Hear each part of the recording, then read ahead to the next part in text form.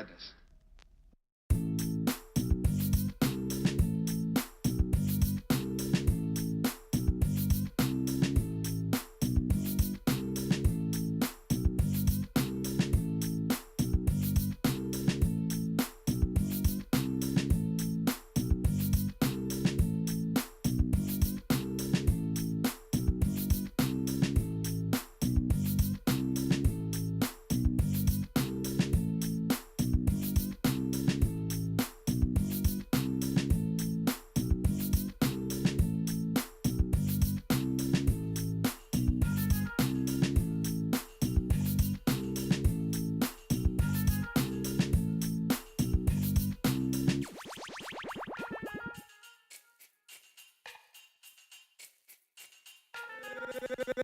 Gangsta Boogie.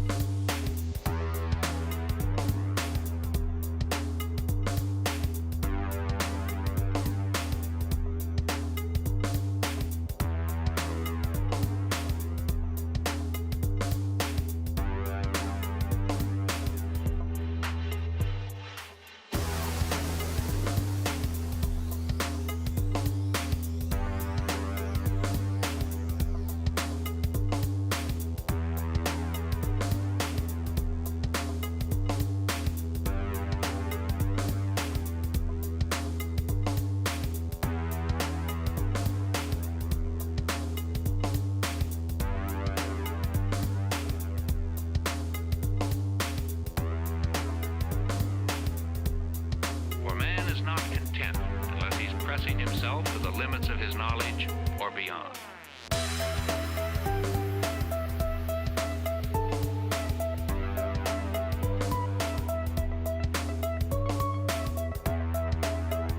Beyond.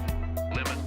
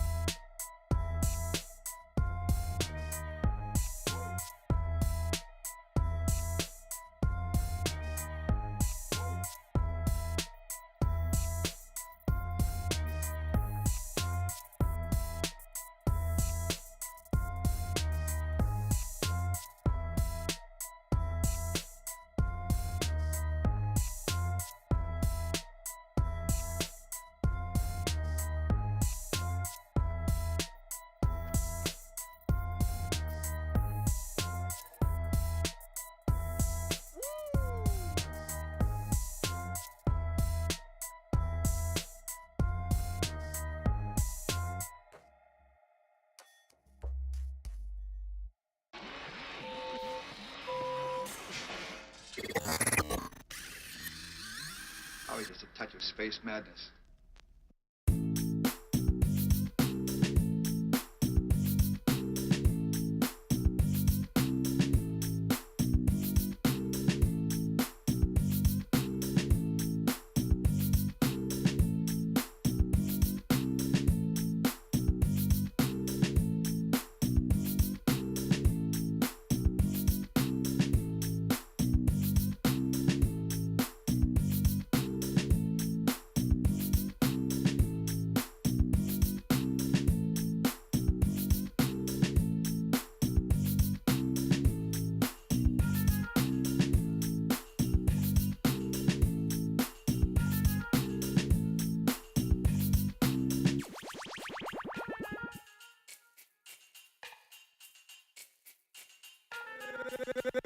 Gangsta boogie.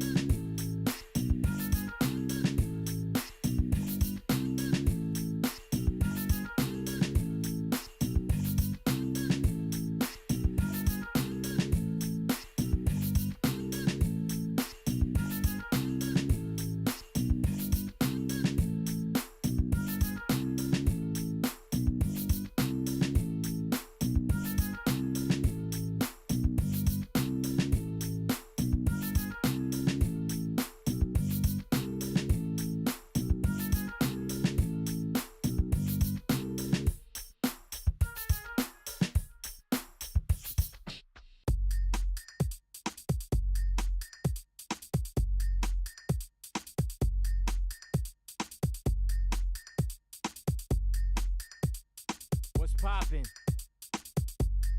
Is what it is.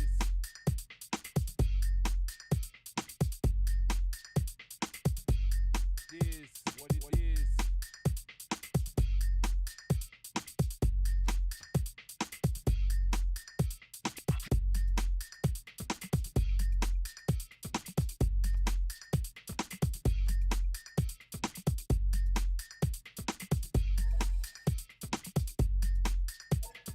Everybody wanna be a damn MC.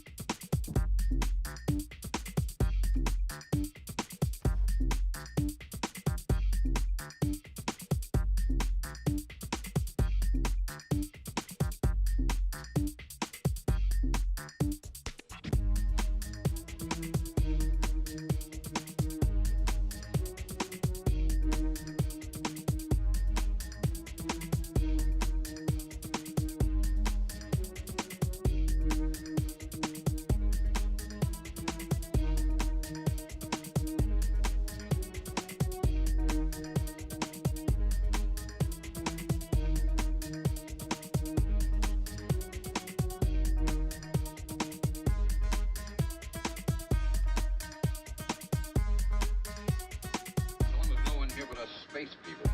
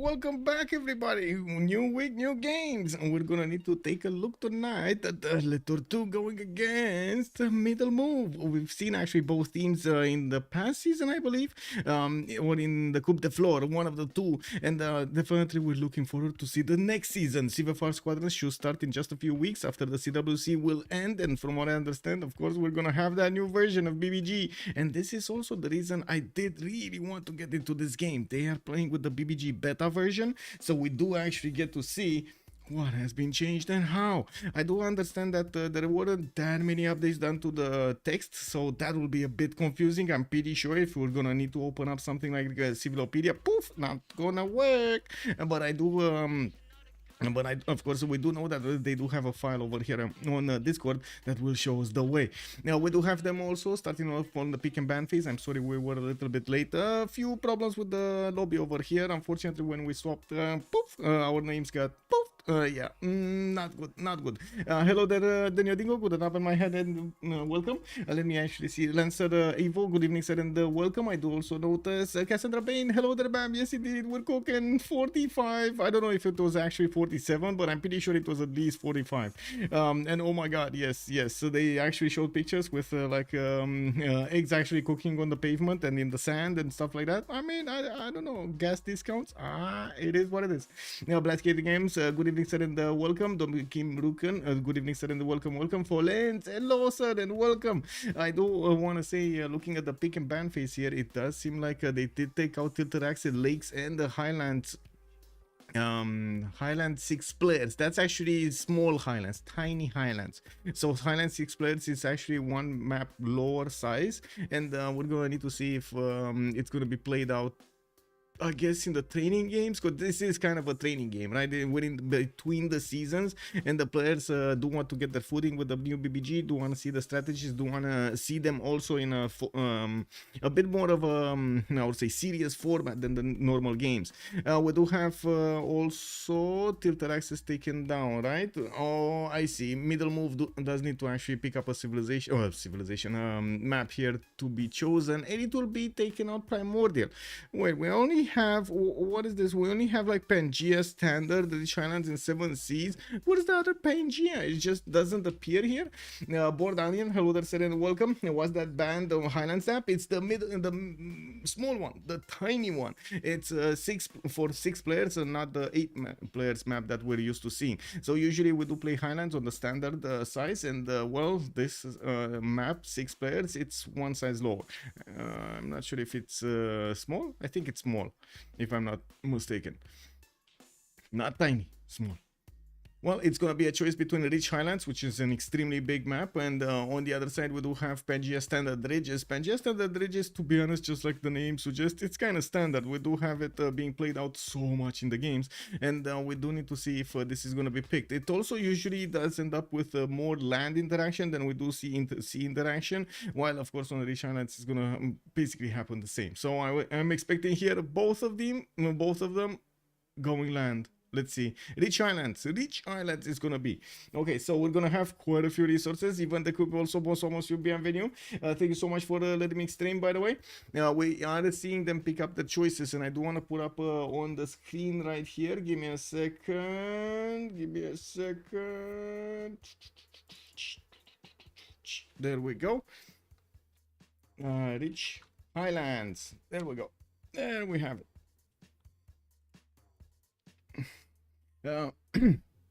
Okay, so since it is Rich Highlands and we are basically, you know, with a new BBG beta, from what I understand, there's quite a bit of a chaotic mess when it comes to the governors and exactly what works best. I'm pretty sure right now there are quite a few strategies that are flying around, because I did read about quite a few of them. Yes, some of them jokes. Oh, you're gonna start with that all the time, or you're gonna go that. Oh, the gold. We're gonna need to take a look at how each of them actually performs, and this is gonna be the biggest question today. How do these strategies differ and perform. We do have Varangian also on the side of Tort Tue being taken out. As you can see, 7 bans on each side, and well, we do have 2 and 2, and then 3 and 3, and then another 2 and 2. I'm pretty sure they're gonna pick up the bans. They're gonna do 5 bans before they're gonna pick up a civilization. We do have them right now, just taking out another one. Soon Dianta Keita is actually gonna be taken out here by middle move. The other Mali gonna be yeah, taken out. Monkey Wazaru, hello there, sir, and welcome. With much pleasure. Also, Ivan the Cube, is this the new mod? Yes, we are playing with the new mod. I should actually put it in the title, right? We're actually playing with BBG 5.9. There we go. There we go. I put it up. There we go. Why Rage Man, good evening, sir, and welcome. Nemesis, hello there, sir, and good evening. Oh yeah, the BBG on BBG is OP. Okay, so CT are also gonna taken out by Tort Tue. On the right side, the middle move is gonna need to make their choice. They still have quite a few civs to go, and it looks like they're taking the good old time, and this is quite normal, especially in the training games. You kind of want to think these through. You want to debate with your teammates so you can see which one would be actually preferred here, or using the common knowledge of the team over there to actually get the result. And we're going to need to see what are they going to take out here.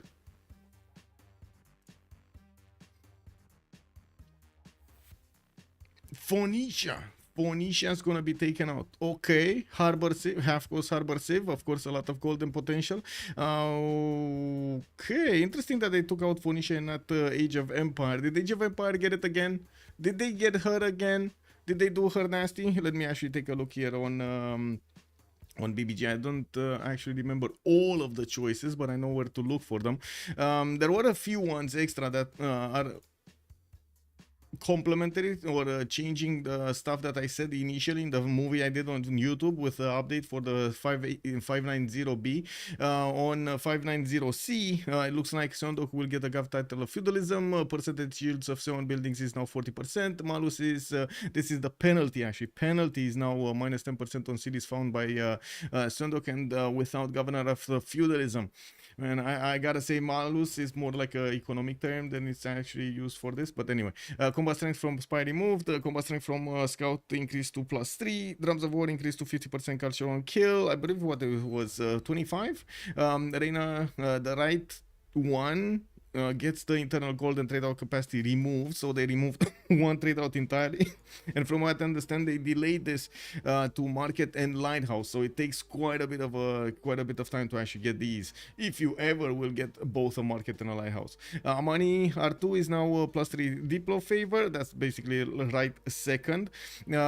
Bug fixes, governor 3 fix, Sage on culture per district when the city has a 7, and theater where it does not promote a move. Okay, and language, some language updates. Okay. Well, let's actually see. Do we have a few more civs? It looks like Tamar has been taken out by middle move. We do have also Coupe and Kanuni being taken out by Tort Tue. While on the right side, we still are waiting for middle to actually make his choice. Age of Empire, this is what I wanted to get. A cities on a continent no longer get a free trade route capacity. This is quite a bummer. My god. Okay, cities settle 10 plus tiles from the capital, get a free melee unit. Once? Oh my. Okay, civilian units escorted by melee naval units gain their movement. This actually makes sense. This is kind of killer of Age of Empire. I'm not sure how often we're gonna see her in the games, but if you know, we can be surprised. We're gonna need to take a look. Usually the players actually take it quite like nasty when you actually take out these tempo boosters that they are used to on the civilizations, because yeah, I mean, that is an extreme tempo booster if you do manage to get it. Now we've seen Age of Empire play without that bonus also, so I wouldn't really take her out of the park just yet. I'm pretty sure she can be played without that, and of course I'm pretty sure BBG team agrees since they took her out. Although Dido definitely makes sense to have a higher slot over here in the priority for the ban phase. And we do have Mali also on the left side, Tort Tue banning it, and I do notice Gaul is also going to be taken out with Ethiopia by the middle move. Well, at least they're thinking, okay, there we go. They actually locked it. They just locked it in. On the side of Tort Tue, let's actually see how things are gonna go. We got Cree being picked up first.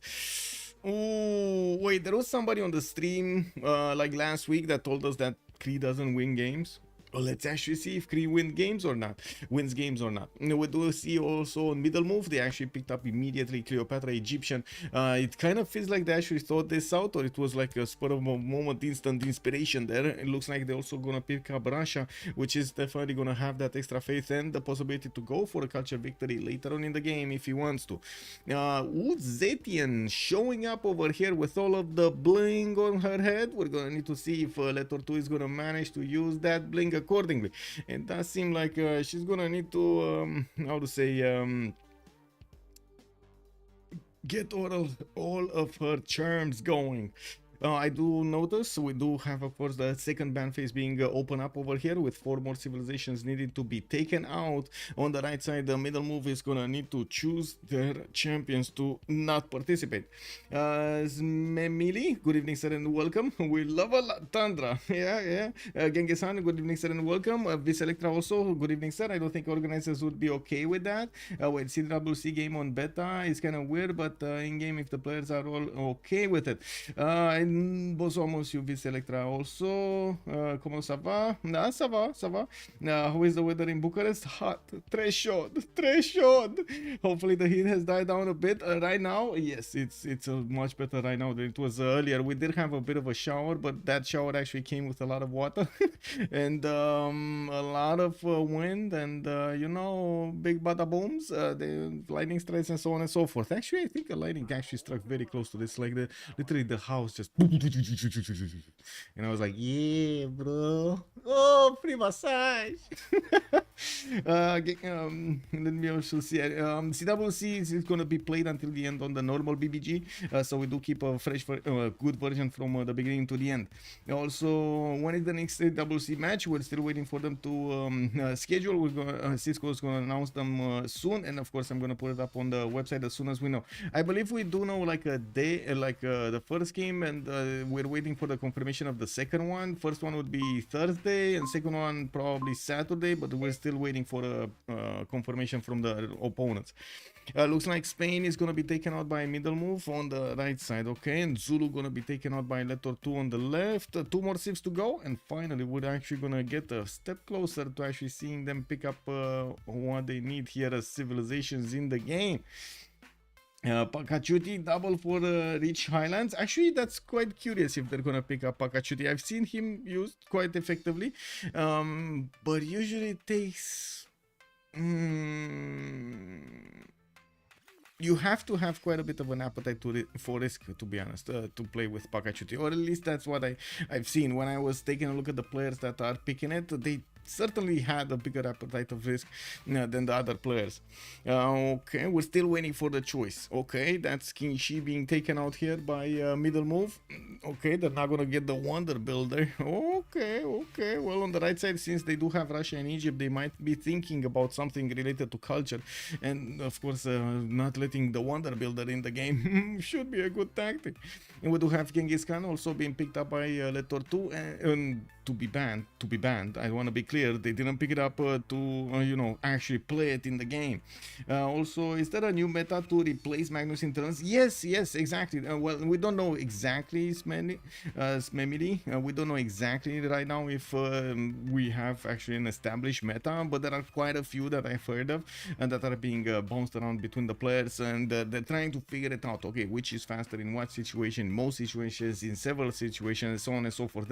There will be a period of a little bit of chaos, I would say, but I guess it's normal. We did have quite a few reports, from what I understand, for BBG to fix, and yeah, I mean, looking at the report channel, I'm not sure if you guys saw this, but in the Discord you have this bug report channel for BBG. Oh man, there were quite a few. Yeah, there were quite a few that were listed just in the past days over here. Just one day ago, like 3 of them. Like, yeah. Anyway, I'm pretty sure they're fixing it. That's why it's the beta, so we can actually have this period of trial and error, basically, so the players to get their feet wet with the new mode, and also do get the first-hand experience with what will change. We do have Age of Steam actually being picked up by Tort Tue. Didn't she also lose her extra production or something? Or was that Australia? Was that just Australia that lost its extra production? Because I saw a lot of bands when it came down to the extra production. Age of Steam, 20% production. Okay, towards IZ Buildings, remove the one production. This is what I was remembering. So they removed the one production and improved strategic tiles. This was quite nice. Cities with a lighthouse get one great engineer point. This is interesting.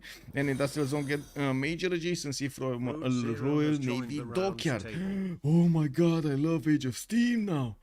Ooh, baby, did you see that? I think she's a bit OP right now, boys. I think she's a bit OP. Ruido, hello there, sir, and thank you so much for the follow. Hello there, me, folks. Good evening.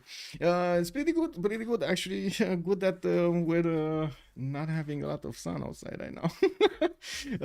Also, Remeroni, are there any autobans or am I blind? There are no autobans, sir. No autobans. They just went through the map choice and then they went through.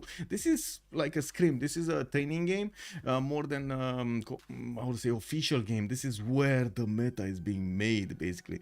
We got well, I'm pretty sure it's a lot of experiments. Don't I would say, don't think that today we're gonna see exactly what's gonna happen in the next 3 months. We do have Theodora being picked up by Tort Tue. On the right side, we do have also Scotland being picked up by Middle Moove.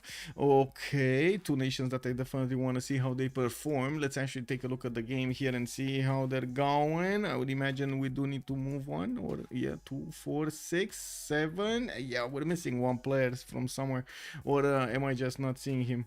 No, I'm pretty sure we're missing one player. Let me actually check 0ms.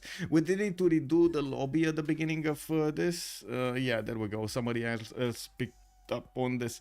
Because when I swapped slots with this with the host, unfortunately I had that bug. He took my name, and well, if we go into the game like this, it's really bugged after.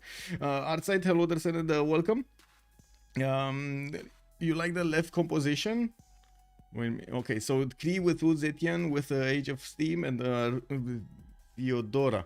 To be honest, I kind of like both, but they do have different tastes. Lothar over here is definitely going to try to figure out if he does have somebody to actually go and pillage. I'm pretty sure that Russia is going to try to get some advantages there from its culture advantage. And, well, Egypt, is he going to have Etemenanki or not? Did they nerf Etemenanki again? Ruido, yes, this is the beta, sir. Triple female-led Civs. Yeah, it is what it is, man. Divisely, good evening, sir, and welcome. As Memily is a good lover. Mami Mook, also good evening, sir. I think that is more fun changes than did with Victoria Age of Steam. Yeah, that is one amazing change on it. We just need to wait over here to get this going. Okay, there we go. We got the last one, and I think we actually need to see the swap happening. Mr. P swap. Okay, we might actually have somebody counterbalancing us. I didn't see anybody else wanting to observe, but maybe they have an extra team member that wants to actually take a look at the game and maybe notice something over there for them. By the way, I just noticed in Dota 2 they actually implemented an option that you can do whenever, if you have Dota Plus, right? You have Dota Plus, you have that subscription. You can actually coach a friend directly. So basically, if he's in a game and you have him connected, you can just watch live directly. We can connect through the game interface to his game and just watch the whole game. That was unbelievable. I was like, wow, no latency, no nothing. I can actually talk to you and tell you like, look, there. This is amazing. What? Oh, wow. Yeah, I gotta say, technology, man. Moving fast. You can talk to him too and use pings on the map. Exactly, right? You can actually write stuff over there.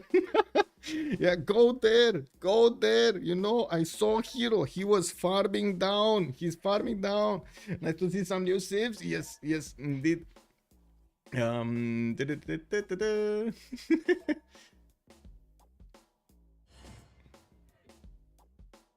Okay, Do we actually do this, or do we do this? I hope we do this, right? And what do we have here? Psyhead Chat is gonna go for Lotaro. We do have Uzetian Jazzy Jazz. It looks like Guy Style on Victoria Age of Steam. It does also seem like Seb is gonna need to pick up his Civilization. We got Russia being picked up by him. Checkmate is gonna go on Poundmaker. Toto 6464 on Cleopatra Egyptian. And I do notice Mr. P still needs to pick up his Civilization here with Florent D. Florent D is gonna have the top slot. What are they gonna prioritize top there? Let me actually take a look over here. So Scotland is Scotland missing, right? No, there we go. So Scotland got picked up once, and we do have Origin of Steam being picked up. Theodora gonna be there. I think Theodora is gonna be here on Guy Style 77. He's gonna be the one playing the Byzantium nation. I really hope Extasia is gonna switch his hello, monsieur. Please switch to server slot. Wait, leader. Actually, I think it's better name, right? Leader than actually slot. Yeah, I think so. Well, the other streamer is not with the spectator. Yes, Bex, that is true. Bom dia. How are you doing?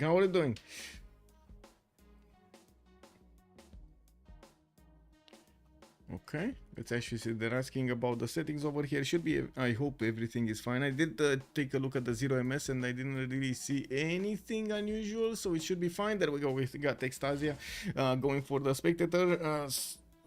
Leader, and now we're gonna need to load in. I do want to put up on the game where I'm pretty sure they do have remap tokens, if I'm not mistaken. One remap token per team, just to know if we should actually put up the remap challenge, right? The prediction. One remap token. Let's go. Man, guys, did you see what's happening with Intel? This is unbelievable what's happening with Intel. I can't believe that they actually found out a lot of the 4900s and 3900s are starting to fail in cascade. What is going on, man? Oh my. Intel, the burning ship. Oh my. Excuse me.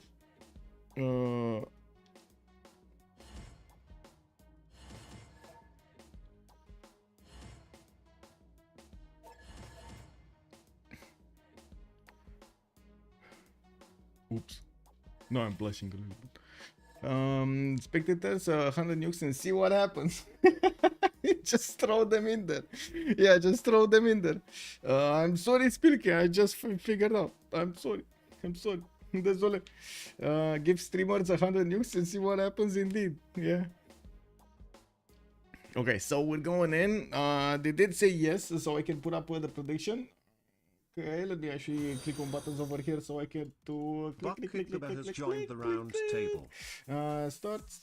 How many remaps? 0, 1, 2, 10 minutes for this, and we get this going.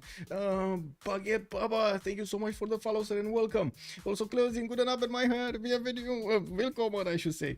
Intel has been increasing the frequency beyond what's reasonable to keep up with AMD, and yet their CPUs are starting to get fried and go bye-bye. Yeah, I don't know what's going on, man, but I do know it's getting to the scary part. In one sense, to be honest, I'm actually very curious about what's going on, because you know I am interested in what the resolution is for this, because I might need a repair, right? Me, Trinda, and all others that are in the community. 19, for example, we have so many i9ers, and not only the 4900s but also the 3900, and we kind of all have problems with them. So what's it gonna be? Is it gonna be another one of those 8700 that they did? You remember that they had that problem with their chips were spying on people, and they had to actually replace them. I've been seeing your videos of full matches and loved your humor input. Thank you so much, sir. Much appreciated, and hope I can deliver also better, bigger, stronger. You know, I hope I keep learning. Woo. Okay, so we got a map. I gotta ask the chat, where are we going? Are we going left or are we going right? Uzi Mafioso, hello there, sir. And yes, indeed, hello, YouTube, Brandon, hello there, sir, and welcome. Also, Ruth, good evening, sir, and welcome. Blackmail, hello, sir. Is this the new patch? Yes, sir. This is only the new patch, BBG 590C, if I'm not mistaken. Also, Brandon, welcome, sir. Welcome. Could you talk about how these Civ traits differ from a vanilla game? Yes, I'm gonna talk about each and every one of them. We just need to take a look at each Civ, and I need a direction here. And it looks like chat is gonna be going right, all the way right, all the way right. There's like no, not even one on the left. Three or more. Good evening, sir. Servus also good evening, sir. We're going right. We're going right. Guy style. Oh, I see. You wanted to see the HF Steam spawn. Oh my god. Okay. Well, I mean, I'm not surprised. I'm not surprised. Chat wanted to see the biggest, the most OP Civ in the game, and yeah, they saw her. It's in the line, and they were like, "Whoa, let's jump." Okay, this is it. Oh, I don't know why I went all the way around the map to actually come back to this, but anyway. We do have Guy Style 77 with his settler, and I do want to point out for chat over here. Give me a second so I can put it up on the screen. Do I have it on the screen? I should have it on the screen. Oh no, I don't. Give me a second. There we go. There we go. So for chat, we do have Age of Steam that did suffer a bit of a change in this version of BBG. 20% production. Now it gets 20% production towards IZ buildings. Removed one production to improve strategic tiles. No more extra production for her. Series with a lighthouse get one engineer point, which is going to be quite important. Industrial zones get major adjacency from Royal Navy dockyards. This is also amazing. I'm pretty sure we might actually see quite a few amazing industrials, for example, with other mountains that she can acquire. And we're going to need to take a look how things will evolve. Also, last I saw Liege not even trying and still winning. Labels, oh my god, yes, labels actually will be quite important, but let me actually figure out exactly who is who, because this is going to be a challenge for me also, not only for you. So give me a second, I'm pretty sure I had this open over here. So Tort Tue has SCRIM. We do have Tort Tue on the right side. Okay, so now we know, that's LTT, and I gotta say it, I find it quite funny that they're short and they're how to say, shortening their abbreviation, or how it's called. It's actually going to be LTT, like the Linus Tech Tips. I was like, wow. It's Tort Tue, not Linus Tech Tips. Okay, it's Tort Tue. Okay, on the left side we do have middle Moove, for short, I guess. We kind of need to put it because this is way too large. This is way too large. It was getting out of the screen. Who doesn't like its M&Ms? Linus, what? I mean, I have no idea.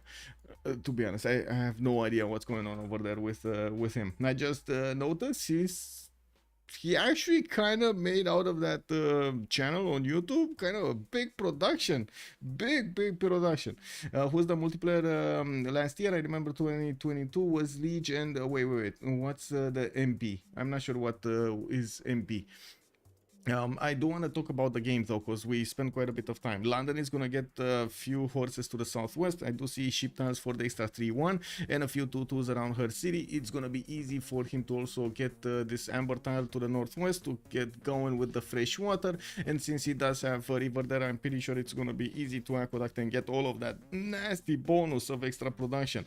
Not a lot of fresh water to the left, and I do notice Shendu is going to be here. This is going to give them an opportunity to trade through the Irish Sea, which is gonna be amazing. This is gonna be amazing. And we do have on Cree. Next up, he's over here, northwest of Uzetian, Mixivuachik.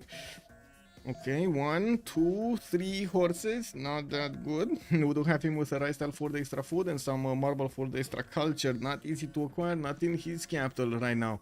And we do have also to the northeast one of these one-tile lakes, and of course I do notice in the south we do have quite a few cities, but again, few problems with the fresh water. He does have his Mickey up, he can counterbalance this quite easily.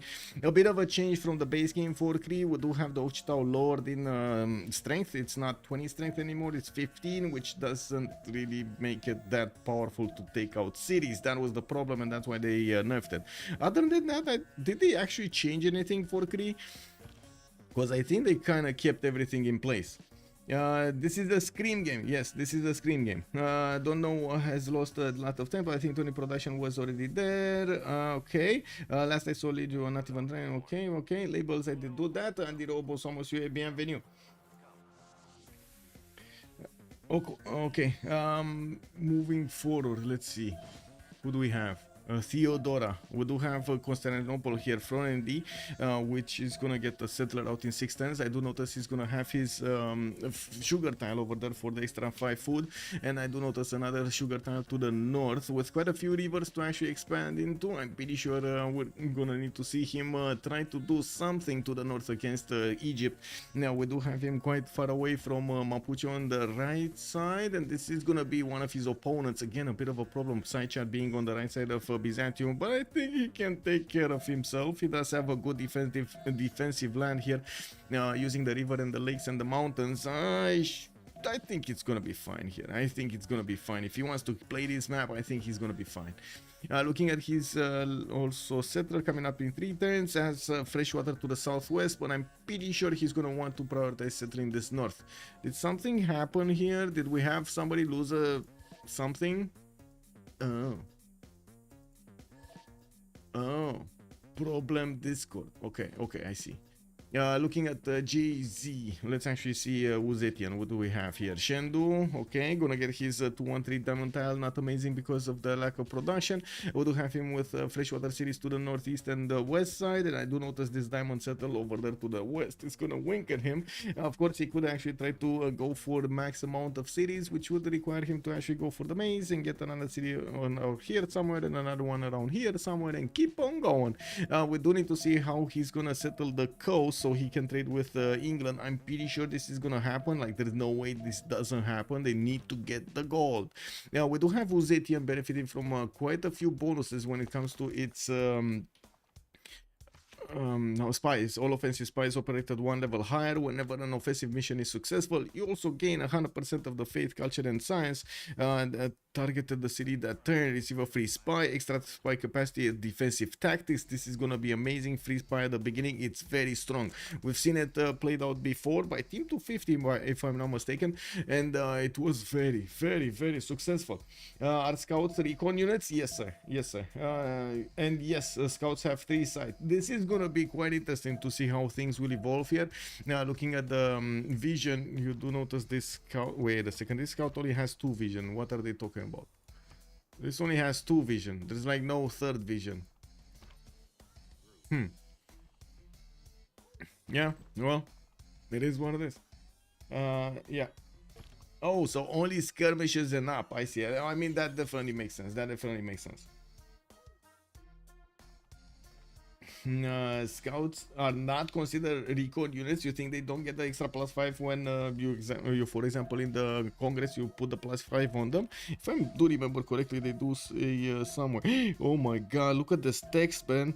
All the boxes, what is this? Oh my god. Guys, I think that is Klingon. Yeah, it definitely looks like Klingon. Yeah, and boxed out like that, definitely, that's machine language right there. Maybe reading is hard. Oh, do you read this? Look, please, I challenge you to read what is going on over here. I challenge you to read that +3 over there. What is he getting over there?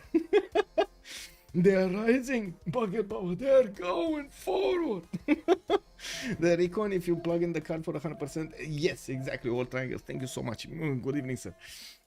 Now moving forward, let's see, Mr. P, Robert the Bruce, what does he have? Sterling, okay, freshwater, southwest, west side, east side, a bit far away to actually get there, and I do notice he's gonna have his scout coming up in 1 turn. I'm pretty sure he's gonna want to settle a city here somewhere, although, to be honest, it's not that good. Where food? I mean, you know, maybe you settle next to some dice tiles, but where food?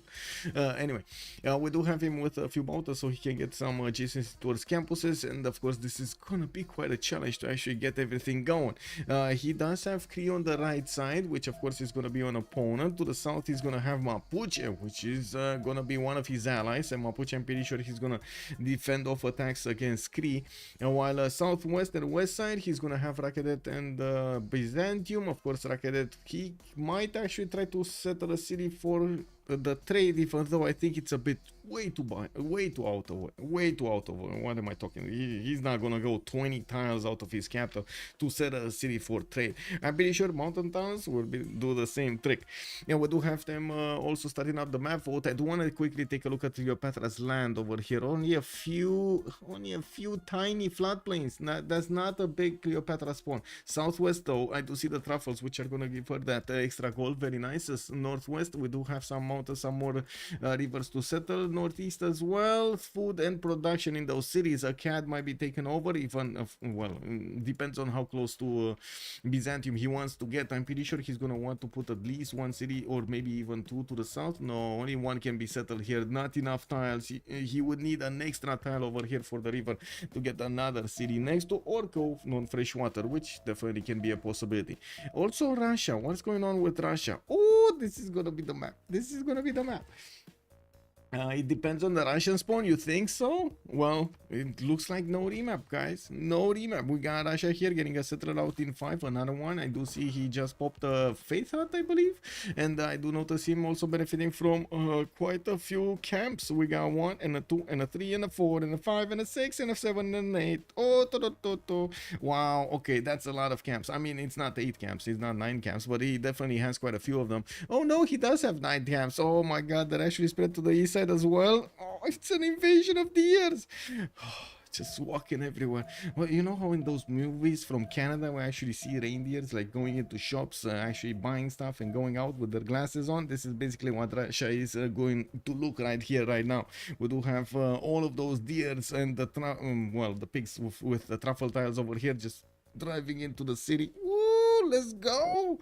Yeah, they're gonna make so much gold. We do need to take a look another time at their spawns so we can actually take a look at also their strategics. We're gonna start with the guy style now with Age of Steam guy style going towards the northwest on the amber tile. I do notice he's gonna pump out a settler in 5, and I do notice he's also gonna have access to a refish tile so he can get the extra food, while he's gonna get 2 tiles of horses to the west side, southwest side. He does have his iron in the second ring, just as the horses are in the second ring. A bit well, I guess it is a bit expensive, but not too expensive. They're not 3 rings now. That would be an upper threshold. That's a bit too expensive. We do have him also getting that 4th population really quickly. Looks like he sped up on that food more than on the production. That's a very fast 4 pop. We do need to take a look at Pound Maker with Chieftain. There we go. Mikiziv watching moving towards the east side with his first settle. I do notice he does have 2 possible cities here. It's a bit of a question mark where he's gonna settle. If he's gonna try to settle here, well, that actually denies him the other settle. He needs to actually move here, which is gonna take so long. 1 and a 2 and a 3 and a 4 and a 5 and a 6 and a 7 and an 8 to actually settle. That's a long time. We do have him, of course, getting another settler out in 4 turns, and looking at the north, he does have Preslav to maybe bully, while he is gonna have some soul mines over there on the shoreline, so he can get some extra food from Kek W. Was that beefed up by something? Man, that was a wild Winnipeg hurricane that just passed through and hit that salt mine. I don't know what it did, but it created more salt. Yeah. Yeah. Well, the strategics, because Iwachik does have both of them in the city center to the north and to the south. I do also notice he's gonna have some T-tiles over here, and of course not having that much of a bonus for his trade routes. Well, I guess it is what it is, you know, you don't always get it. To the southwest he's gonna have another 3, but again no extra 4.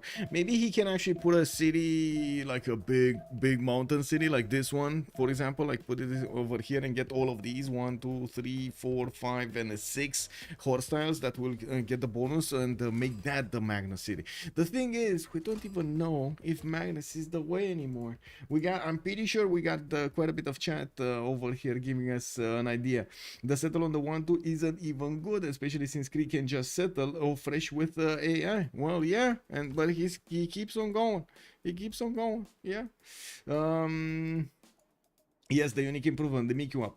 I think that's one of the first things I actually placed. The general. Big strategies. Let's see what kind of governors do you think they're gonna pick first? Do we have? Can we put up predictions over here? Who are they gonna pick up first? Get me finish the last one, and maybe we can get another one going. Let's see. Is it gonna be just the first governor? Let's see. Wait, not a prediction. Let's go for poll. Oh my God! I clicked on view results instead of new poll. Okay, what governor is picked first? Let's start Damani. I don't know what's Western Victor, Magnus, Pingala. We got Moksha. Oh, it's oh my God! I don't put Victor because you know nobody actually starts up with Victor first. Amani, Liang, Magnus, Pingala, or Moksha. I think these are the 6. Right? I don't. Oh my God, Reina! I need to put Reina. I don't think anybody's gonna start up with. Let's see. No Amani, no Amani. Let's choose Reina here. Okay, there we go. Let's put it up. Let's put it up and see what everybody thinks of this. Liang, I did put Liang in, sir. I did put it. Pebbles also good evening, sir. Monkey Wasaru, if he does the 2-1, he took the wrong way. Well, he did go for the 2-1 here, and yes, indeed, he did take out one of the forests. It does seem like his Ochito is moving back to the south, and he does have another settler coming up in 1. Now we're moving forward towards Theodora. Let's actually take a look at Theodora and what is she cooking. We do have Florendi moving towards the north, and I do notice he's gonna get that settler on the sugar tile, easy peasy. He does have an Egyptian scout to worry about, not too much though. Naken did get placed next to those bananas, and I do see a forest fire expanding towards the west side of Byzantium, but I think it just finished. You know, it got exhausted here. Ooh, yeah. Constantinople also getting the holy sites with Thessalonica. I do see horses in the capital city, and I do see his iron is going to be second ring while his horses are going to be first ring. That's a lot easier to accept here to actually get into the city center. A few 2-2s, he can couple the sugar with the 1-3s for the extra production, and I'm pretty sure he has what he needs to go forward. Looking at the next one, let's actually see Uzetian. Uzetian is here. We got Shendu getting a trader out in 3. He's moving that settler towards the west side, while Guangzhou did not get placed over that tobacco tile. He wanted to place it as close as possible, getting the banana and of course getting that horse tile right next to the city center. He does have Coco in the capital for the extra gold, while he's also going to need to upgrade some diamonds here to the southwest of Shendu. And the horses being in the second ring. We do have iron in the second ring as well. That's okay. That's an interesting settler. Where is he going to settle? Because I'm pretty sure he's not a 2-1. He's gonna need to settle somewhere around here, and we're gonna probably see it in 2-10s when we're gonna come back to watch it, because we need to keep on moving. Now we do have Robert the Bruce. Let's see, Robert the Bruce. How many continents, Robert? One big continent, Robert. This is one big continent, Robert. It is what it is. Mr. P gonna get his monuments out in 2-10s, and I do notice he's gonna get another city probably on the copper tile. But again, the same question arises: where food? Where food? Is he gonna actually get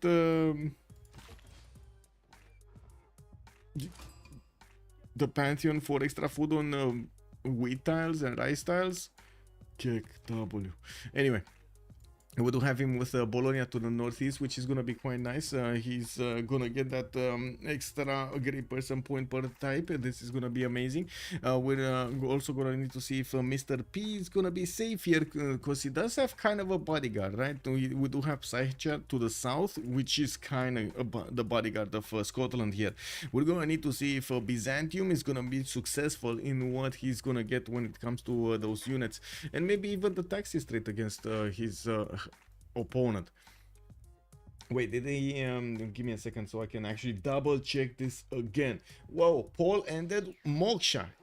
Wow, we got actually 5 viewers telling us Moksha. We got 4 telling us Reina, 2 on Magnus, 0 Liang, 0 Pingala. 0 Liang, 0 Pingala. I do want to double check here on so first of all, Uzetian does get recon units get 1 side, traders and spy get 2 side, and also units 3 tiles from a spy get 2 combat strength, units 3 tiles from a recon unit get combat strength. So that's the mumbo jumbo that we saw earlier, the machine language over there that we couldn't read, the boxes. Gets an Eureka inspiration when finishing a building from Government Plaza or Diplo Quarter. Okay, and I did want to take a look at another one also. This one, hippodromes no longer get culture adjacency. This is one I wanted to see. Hippodromes no longer get culture adjacency.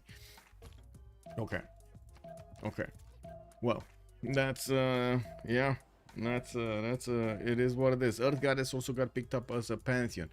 Okay, so let's see. Sterling gonna get his campus out in 3 turns. We do have him starting to improve his luxury resources. Does have his mercury, his salt mines here, and I do notice he's actually well going for the 1-2 non-fresh, but it's coastal, and at least he's gonna get well at least a 2-2 next to him. A bit more food, access to an amber tile, and one of these crabs. Looking at his strategics, he does have forces to the northeast of Sterling, and I do see his iron tile is going to be southwest. I wouldn't be surprised if he's going to try to put a Gavron Plaza around there somewhere, since he's starting to actually put down his campuses next to the mountains. Maybe he's going to want to do some setup going. I do think, wait, he can only place an aqueduct here to the south, right? So he's probably going to want to keep that. He's probably going to want to keep that tile.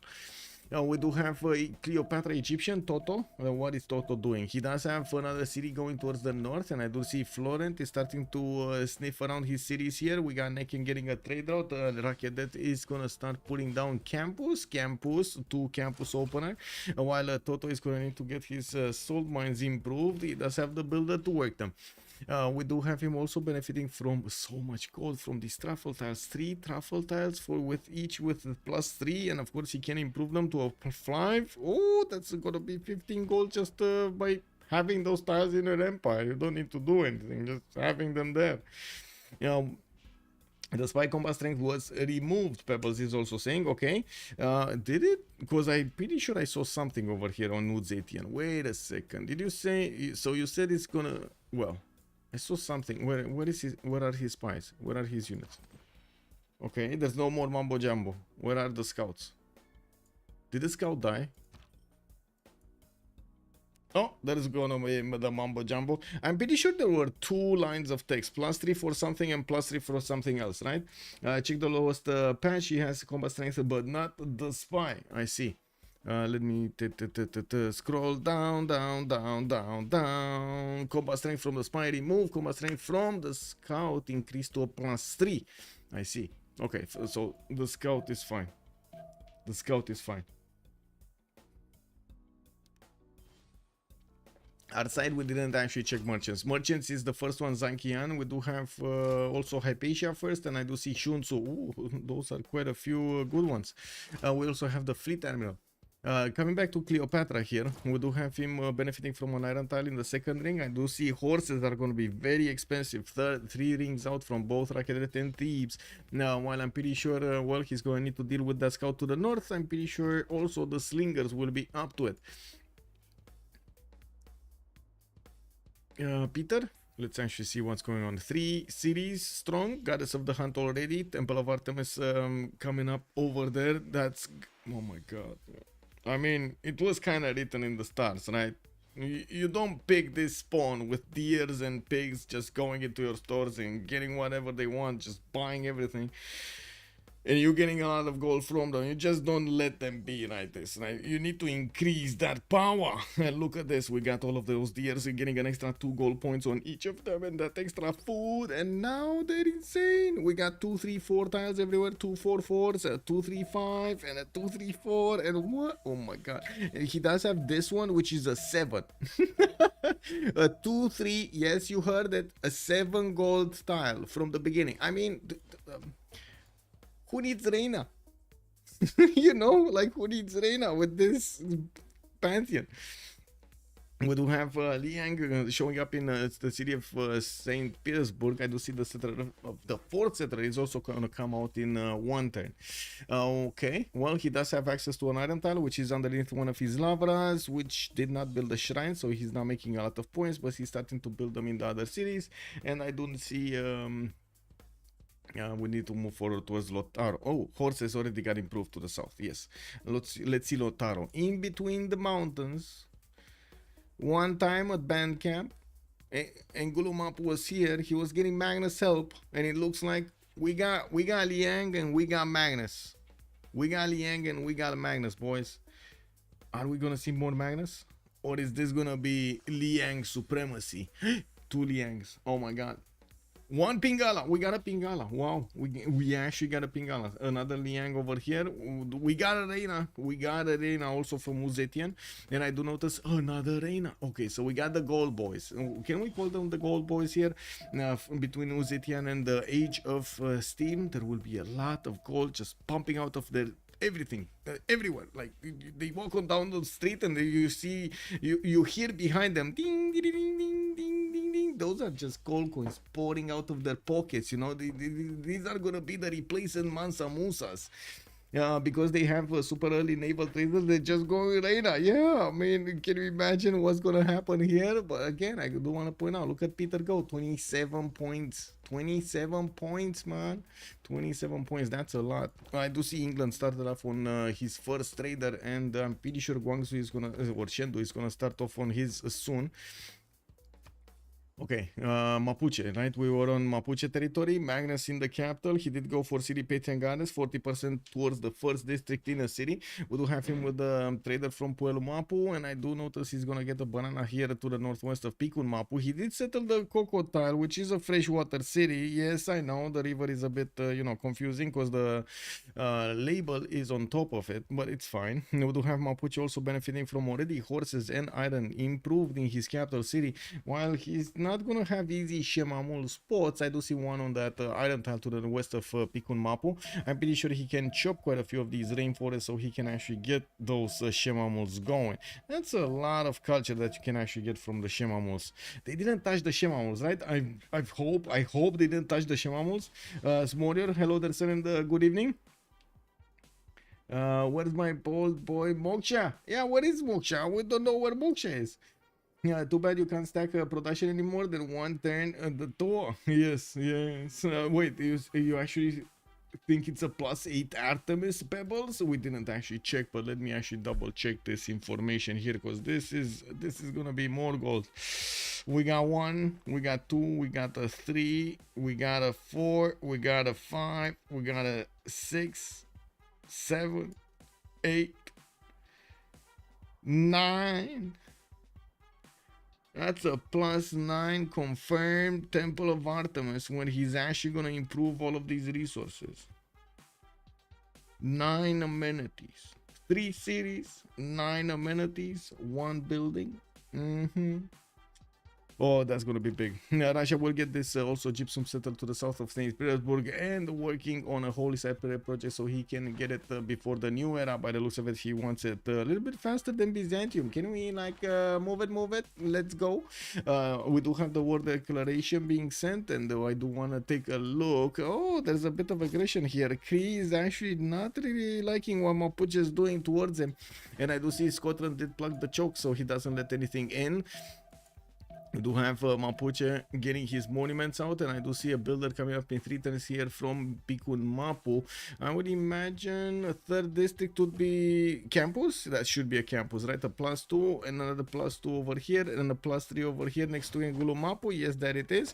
We do have the archers starting to also help him get the defense up against that Okchitao. This Okchitao, well, it's still... oh, it's checkmate. It is checkmate. Oh, I see. Well, we do have it with only 15 strength, so that city center is a bit too tough for him. It's a bit too tough for him. Yeah, he needs more muscles. I'm pretty sure we need to actually send this to, you know, the gym. Now we do have to take a look here on their pantheons. I did notice God of Open Sky on Cree. Looking at Uzetian, I do notice God of War and Plunder. So okay, he's gonna get to open up with commercials, and he's also gonna start to get quite a few of these great merchants. We do have him right now with 2 points a turn, and I'm pretty sure he's gonna be on a 4 point soon. Oh no, not that soon. He's actually gonna get a galley here from Guangzhou, and well, commercial is gonna come out soon from that tile. Did he not discover the land or something? No, he did. He did. Okay, so he just wants Era score. He actually just wants Era score, but wait, he's 18 out of 19. So close, but so far away. So far away. I don't think it's a city parks when he has +9 Artemis. So let's actually take a look. Maybe they want to get the +6 everywhere. Or using Lian 3 to get the culture everywhere.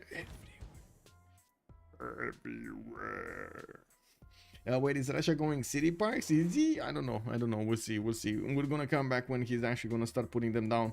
Age of Steam did go for religious settlements. An extra city will be more easily acquired. And of course, I do notice he's starting to get a builder in Birmingham. Okay, that's an investment. He does have access to more horses there, an amber tile and a banana to improve. While he's also gonna need to buy out that iron tile so he can improve that one. He did choose Reina. We are still waiting for that amazingness. Reina to kick in somehow. We do have 19 gold a turn here from Geistyle, but to be honest, he's getting a lot of Royal Navy dockyards anyway, right? We do have Government Plaza also being placed to give one big bonus to this Royal Navy dockyard. And we do need to see when Reina is gonna actually activate properly here. Now, like, look at Peter. He's 29 gold like that. Just a Pantheon, man. Like, he doesn't need anything. What, a commercial? No, are you crazy? Just a Pantheon, bro. You get so much gold. And I will look at him actually pick ties or something. I hope not. I hope he's not gonna pick ties. Don't that was a joke. Joke. Because I'm pretty sure I would have a riot over here. What? He could be bad at the game like me and open city parks. So I mean, to be honest, it's not that bad of a strategy. And right now, I'm looking forward to see what's going on. Camps already gave +2 gold. The truffles have +3 gold, and the camp is +1 gold, and the Pantheon is +1 gold, +2 gold. Isn't it +2 gold, or did they tone it down? He's getting so much GPT because of that. I think it's +2 gold, isn't it? What's his religion? Did he pick one? Oh, both of them picked one. So Russia did go for choral music with lay ministry. Shrines and temples do provide him with the intrinsic faith culture output. And I do see he's also going to get lay ministry for the holy side, giving him the +2 faith, and the theater square getting the +2 culture respectively. Looking at also the other one. Let me put it up. Choral music and crusade. Looks like both of them actually picked up choral music. Ooh, from enemy teams, they picked up choral music. Wow, they actually were in the same screen at the same time. Whoa.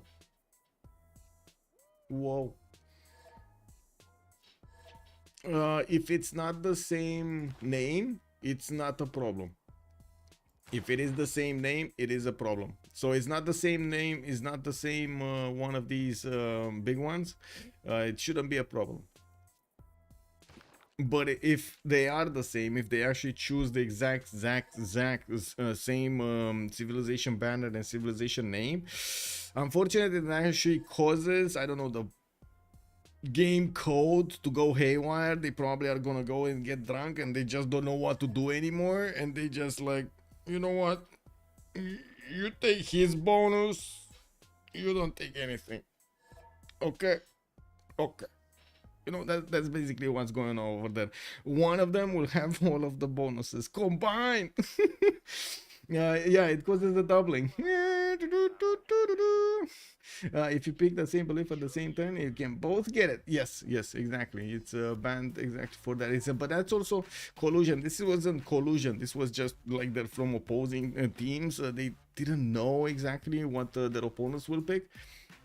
We'll see if they actually want to reload this or not.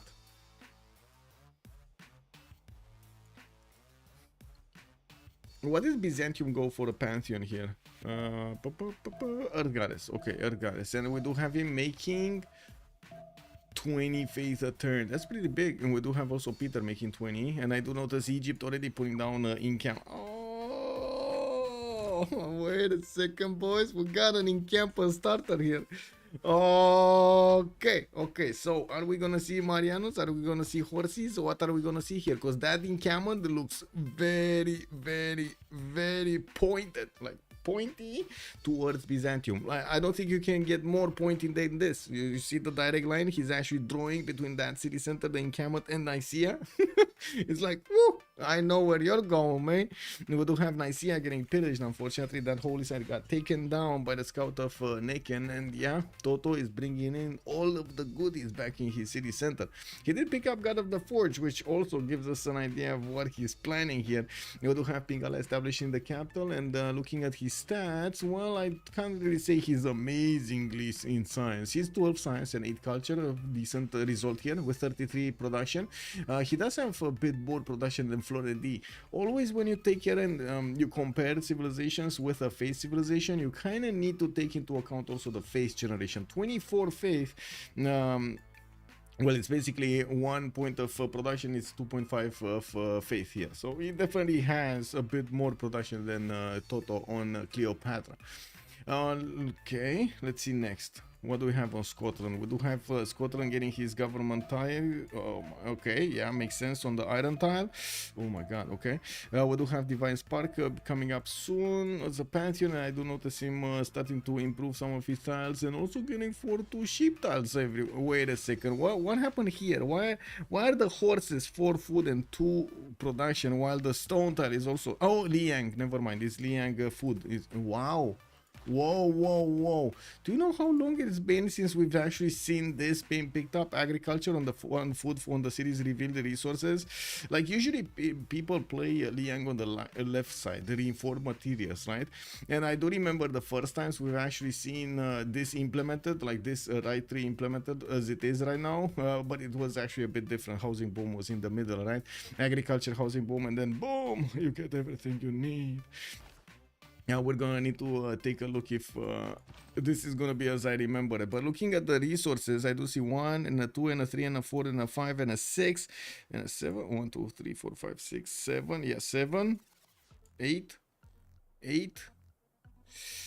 Yeah, that's kind of the limit, or at least the limit I knew of back then. Like, I remember having discussions with a few players, and they were kind of setting a hard limit of you shouldn't open up with Liang if there are less than this amount of resources, like less than 7, 8 resources. You shouldn't open up with Liang. Now it's a bit different, right? All of the other power spikes, power levels of the other civilizations in the game have been changed, so maybe we're actually gonna see a bit and also the governance, not only that. We're gonna see a bit of a different pathway here, maybe even a different threshold. Well, right now, let me be skeptical. This usually does force you to get like one big city, one big productive city. We do have Roxburgh getting Hypatia. Of course, he did manage to acquire it with some projects over there, easy peasy. He's gonna get his libraries and does manage to get 21 science with 17 culture, but while building libraries everywhere and getting Hypatia with the library bonus. That's a lot of science, and that's quickly a lot of science. Is this gonna be industrial zone rush? Well, let's see on Kree. We do have him starting to get his trade routes. I do see 2 of them. I'm not sure what both of them are doing in Mr. Hisipik. He does have Pingala in there in the front line. Wow. Pingala front line, Pingala. Yeah. I mean, he's gonna science the out of them, right? He's gonna science this out. This is MacGyver showing up on the front line. Man, they don't stand a chance. Yeah, they don't know. They don't know, man. Mapuche just doesn't know MacGyver well. I think it's Pingala internals. Okay, it's a SCRIM so everyone can try new strats. Exactly, that's what we're watching. Well, do you think it's good to actually have it on the front line? Yeah, so he did go Pingala here to get the 1, 2, 3 bonus. Well, right now he has 2 bonuses. Okay. And we do have also Warlord's Throne, and you're saying Pingala. It might be Pingala internals actually, with 19 science and 22 culture. Yeah. Governor Plaza with that Warlord's Throne coming up in 5 turns, and another wave of settlers. I do notice they went into the next era, so we're gonna need to take a look at their bonuses here quickly. Just putting out my chats on the left side so we get to see properly. Rasha Zirel already. Also Darsh, good evening, sir. Darsh on YouTube is saying Moksha, best Moksha. Let's see. Do we have Moksha? Not right now. We do have Governor Liang still over here. She doesn't want to move. No, also, why do you say Russia is Zirel, by the way? Victor O, good evening, sir. Woke up too early. Good news. Nice. There's a game to watch. Yeah, Victor O, good evening, sir. Welcome. Also, Total Unimodular, good evening, sir. I've been lurking around your YouTube for a while. I just wanted to let you know that the novice game comment was great. You should do more videos like that on a regular basis. Glad to hear it, sir. I was thinking, debating in my mind, you know, if I should do this or not. Like I guess my biggest fear on this is I don't want to intrude. I want to let the novices actually, you know, get their footing in the door over there in CPL and try to actually have fun with the games and with the setting. And I don't want to feel like I don't want anybody to feel like I'm there, you know, just to how to say, get the lobby going and try to make the stream. I think and I hope it's going to be useful what I do say in those games, and if that's the comment you're making, it seems like it was useful, which yeah, that's a little bit of an extra over there, you know. Plus, check. I had at some point a discussion with Cisco, you know, like I was trying out different things on my channel, and I was thinking to myself, okay, I mean, if this idea works, how do I actually know if this idea works? Like if I put a new thumbnail, how do I know? If I change the versus screen, how do I know this actually is better or not than the previous one? Or if I start to do a choke, or if I do something and then I, you know, like what happens? Well, one of the things, for example, you know how the Civ6 survived, guys? Oh wait, it's not there anymore because we had the streams. Oh my god, let me put it back. You know how the Civ6 survived? You actually asked me back for it because initially I tried that out. I was for a few days, and then I was like, we didn't really have that much interaction on the stream about the Civ6, and I was like, okay, maybe it died down. So, you know, I mean, if the crowd doesn't like it, what am I gonna do? Shove it up their throats? And I'm not gonna do that. I want to have fun on the stream, myself and everybody else, right? So, yeah, that you said it. It's coming back. He has 3 patches over 1 government plaza city. Whoa. Oh, yeah, you're talking about Creed then. I've been playing Deity for a while, and learning the hard way multiplayer is so much more difficult. Yes, sir. Yes, that is so true. The Russia Go Monumentality? Yes. Let's check it out. From the left to the right this time around. Let's take a look at Lotaro. I'm sorry for the rant. I just needed to get it out of my chest. We do have side shot with the horses coming around. That's a fast horse, and I don't see a horse from Cree. Oh, there we go. We got a horse coming out from Cree in 110. Magnus in the capital city, Mapu, no, that's his second city. Moksha establishing in the capital city in Gulu Mapu, with an encampment training project coming up in 1. He did chop this rainforest here. That means still no Shemamuls. Oh my god, still no Shemamuls, man. That just sounds bad. Anyway, now we do have him also going for those internals. Okay, not that much to say about here. Pen brush and voice coordination, 19 science, 20 culture, 40 production, while Cree is only on 34, so he does have a bit more production. I would say negligible, but it is quite a bonus there. We do have Seb also on Peter, 13 science with 25 culture, 27 faith at 10, getting hanging gardens in Solicamps.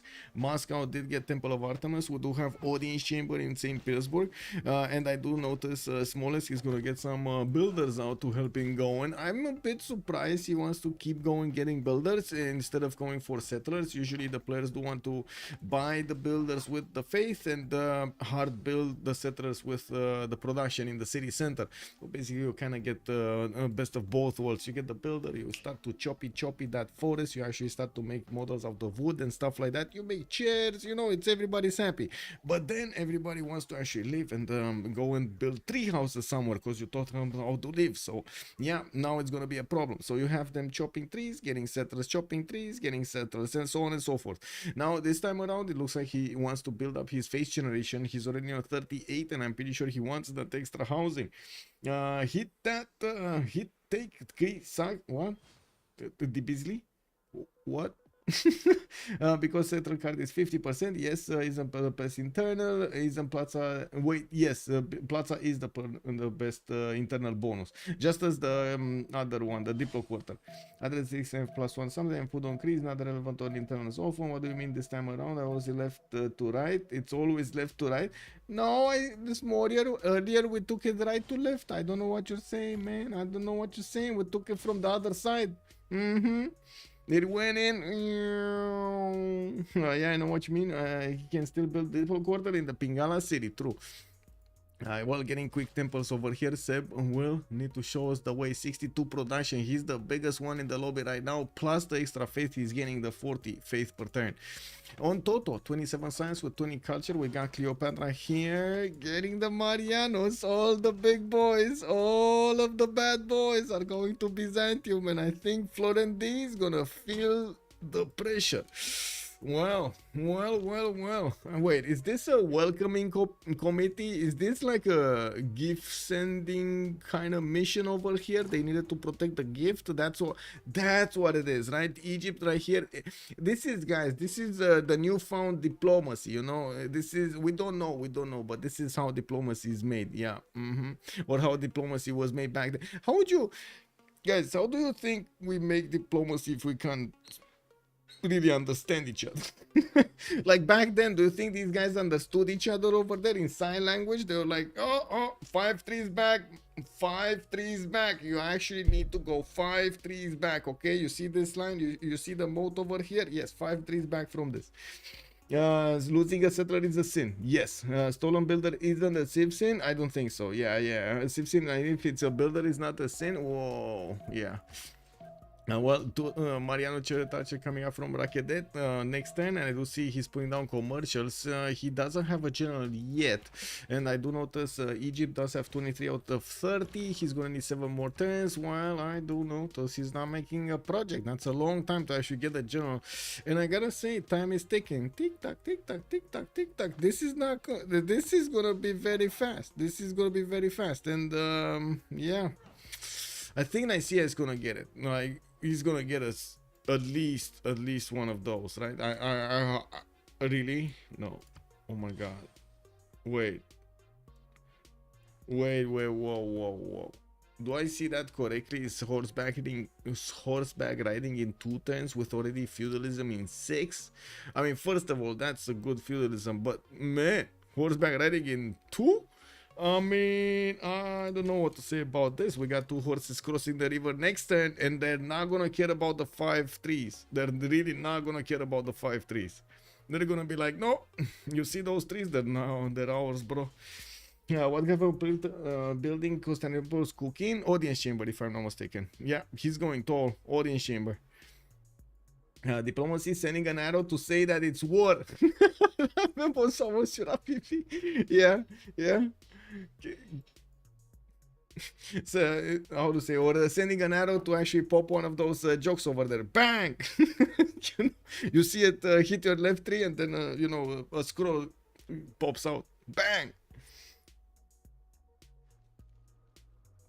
Well, I was actually thinking about the moves here. Like, if he moves his archer to the right side and 1 archer to the left, so he doesn't actually start to get hit by his opponent's archer, he can move both horses next turn across the river. But it's still gonna be one extra turn until that horse is gonna come out.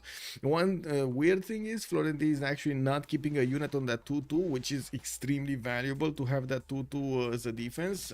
So he doesn't let both horses start to attack into it. The thing is, still, Toto is not going to be able to hit this city 2 times. He can only move here on the holy site and then attack once into Nicaea next turn, while this horse is going to need to move a few more turns, like at least 2 more turns, and this is going to be a bit of an issue here. We do have a swordsman coming in. We got some more Marianos, chariot archers. I mean, like, this is where the bell has rang, right? In Nicaea over here, we got, you know how it is. You've seen Maverick, how to say, the new Top Gun, right? This is basically what the girl did, Maverick's girlfriend, in the bar. Ding ding ding ding ding ding ding ding ding. It's a party. Maverick's paying. This is it. This is a party. Byzantium is paying. Get your beers, boys. Isn't this Giga late for chariot archers? Yes, and I gotta say, it's kind of painful. I mean, have you seen those wheels? They don't actually work well when it comes to hills and stuff like that, and especially crossing rivers into a hill, into a mountain, back into a tobacco tile, and so on. Anyway, now let's move forward and see their stats, because I think we're losing quite a bit of time. Waldo's thrown in 2 turns here at Rakedet. We're gonna come back in a few seconds. Robert the Bros, what is he doing? He has Pen Brush and Voice Golden Age. We got him 45 Science, 25 Culture, getting a wave of settlers. They choose to go for Audience Chamber in the capital city. Does have a 4th city out already, and just, you know, playing around with the scouts in the water. I do also want to mention Byzantium is already 6 cities. Those are 6 cities. And wait, whoa. Toto?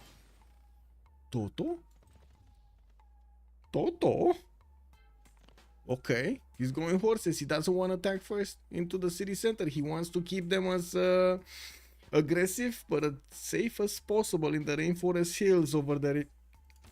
If these archers are gonna attack into the horses, they're not gonna do that much. Okay, well, the general Trum track is on the way. We still don't have a general from Byzantium, but I gotta point out here, we do have the first horses coming up in 2 turns, or, well, I guess with the Monumentality Golden Age, he should be able to actually chop it out next turn. So Nicaea is gonna get at least 1 horse, which is gonna make and put it up to at least 26 defense strength. Well, let's see, Jazzy on Uzetian 4 city strong. We do have him starting to get that goal for his teammates. Oh my god, what is this, man? Woo! 116 gold a turn. Jazzy Jazz, man. Pen Brush and Voice Golden Age. We do have him with the Classical Republic. 44 production only, but 116 gold a turn. Bro. Bro. Yeah, that's I think that's a bit too much, not gonna lie. I think that's a bit too much. Well, they do have 3 trade routes that are going through the water between them, and I do see on the other side we do have also Ancestral Hall coming up from Guy Style. Ooh, wait a second, first moves. What are these doing here? Toto biding his time in the forest. He sees the arrows coming towards him. He pulls back his horse and moves forward his swordsman. Okay, well, yeah, nothing really happened here, did it? Yeah, nothing really happened. He just, yeah. Well, I mean, this happened. He crossed the river, which is kind of good. Okay. Well, still, it is what it is. The Mariano Chertacher needs to get in there. It's quite a bit stronger than the archers. You can see these opposing archers, the Byzantium ones, are not gonna get to shoot back easily. Yeah. Okay, well, next up, Florian D, 14 science with 28 culture. We do have Theodora here fending off for his life. Victor establishing Nicaea, while he does have his first horse joining the fight. We do have Toto actually, yeah, doing quite a bit of damage. Another encampment coming up from Nicaea in 3 turns. I do notice he's getting another wave of horses, and I do also notice a granary. He did buy a builder in the city of Nicaea, and of course he does have quite a few tiles that if he wants to, he can chop. The ones in the front line, though, I would really suggest chopping them. Now we do have him also with 42 faith a turn and 59 production, 6 cities. This is quite big for this moment, and I'm pretty sure if he wants to keep on defending, and if he does manage to defend, he should be on top of Egypt in no time. We do have also checkmate, 19 science, 27 culture, northeast of Mapuche actually pushing in. I do notice Mapuche is gonna get an archer, and wait, no, is that one single horse push here? Is that horse all alone? Oh my god, this is Hercules. Yeah, that's a lonely horse. Basically, he got his own Legolas here next to him, trying to fend off attacks, and then he does have Gandalf here behind him. Yeah. A friend is coming. Yeah, another one. Yeah, they want to join up. He has 7 cities. Wait, 2, 4, 6. Oh, you're right. He actually has 7 cities. I'm sorry, my math is bad tonight. Slacking. Developers love you. Because Reina left is cool. I used to keep placing harbor and commercial in the same city just to abuse Reina left, and realized it wasn't a very good decision. Yeah, true. True. Also, it is nerfed Reina. This is nerfed Reina. Oh my god. I think they need to nerf it again. What is Marion range strength? Yes, 35. Let's see actually what happened here. Okay, so the chop of that encampment went down. We do have the encampment training project also coming around in 5 turns. Byzantium can move one of his horses inside of the city center, and I do notice Egypt still did not move his swordsman next to it. Now we do need to see if this city is gonna survive.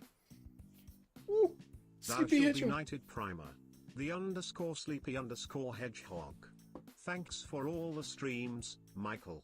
Thank you so much, sir, for the 15 months. Much appreciated, sir. Lance, okay, I think I need to put my chat also on here on YouTube so I can to see what's going on there. I think I missed a few messages. Not too attached to Civ6, but it helps us conversation focus so it works for what you use it for. Yes, sir. Okay, well, it looks like Nicaea is gonna get attacked. The horse on the other side of the river did get it, unfortunately, and I do notice Egypt is gonna have the opportunity to actually cross the river with one of his swordsmen. He could take out easily that archer, shooting it first with the Mariano, and then, whoa, swapping in with the swordsman and taking it down. We do have walls coming up in 4, and yeah, I do notice the Egyptian Mariano Chariot Archer is taking quite a bit of a beating over there on the front line. He needs to do something about this. Well, we do have another horse possible to move forward. He does have 5 movement, and of course, as quickly as the ancient walls go up and the city can heal every turn, this is gonna be a bit of an issue to actually keep on pushing forward. We do need to see if Egypt is gonna manage to get a good attacking line with multiple Marianos behind these swordsmen / horses to actually do damage. Right now, Florendi, I think he's matching the output of his opponent in military capacity, and it does seem like he's gonna be winning this. It looks like he's gonna be keeping Nicaea. I do also notice Greece managing to fend off attacks, even if Mapuche did try to go in with a general. We do have side chat here with also +10 against his opponent. You can see how much damage these horses can do if only they actually find these weak spots in the horses defending. Checkmate, 21 science with 28 culture, pen brush and voice, golden age, 40 production only, going for a Warlord's Throne in 2 turns, also a 4th city towards the north. I do notice, oh wait, a 5th city towards the north because he has a 4th Makfa Sahahikan. We do have monuments coming around, and yes, Aktakakup is gonna get another horse in 2. Magnus established in the capital next turn, while he does have so many of these chops to go for.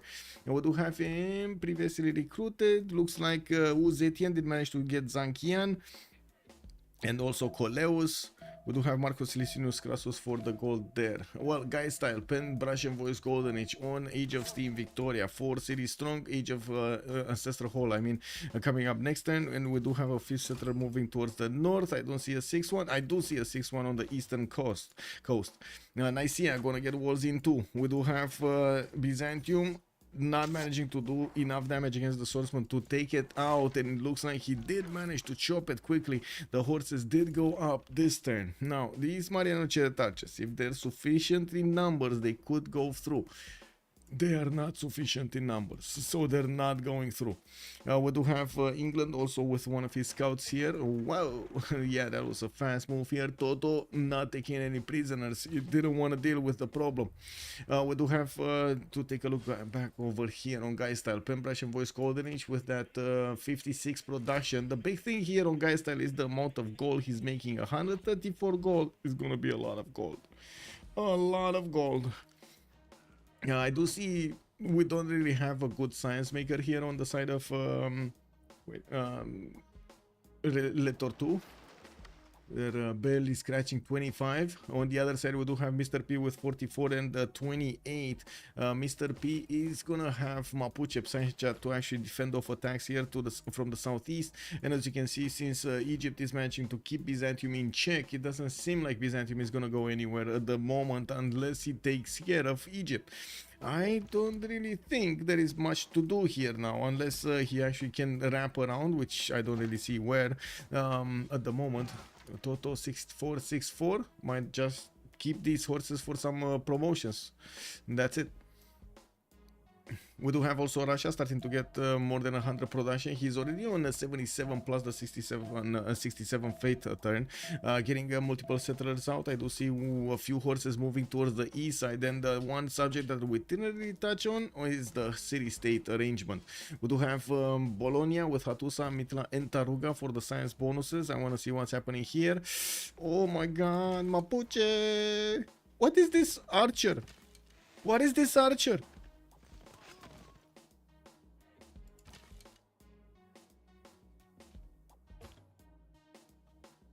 My god, did you see that? Did you see that, Archer? Oh my god, man. Isn't it Balon timing already? Yeah, he's coming quickly, man. He can chop stone next turn. He did, and he got it. Yeah. 35 damage, man. Luxem big. Good evening, sir. Yeah.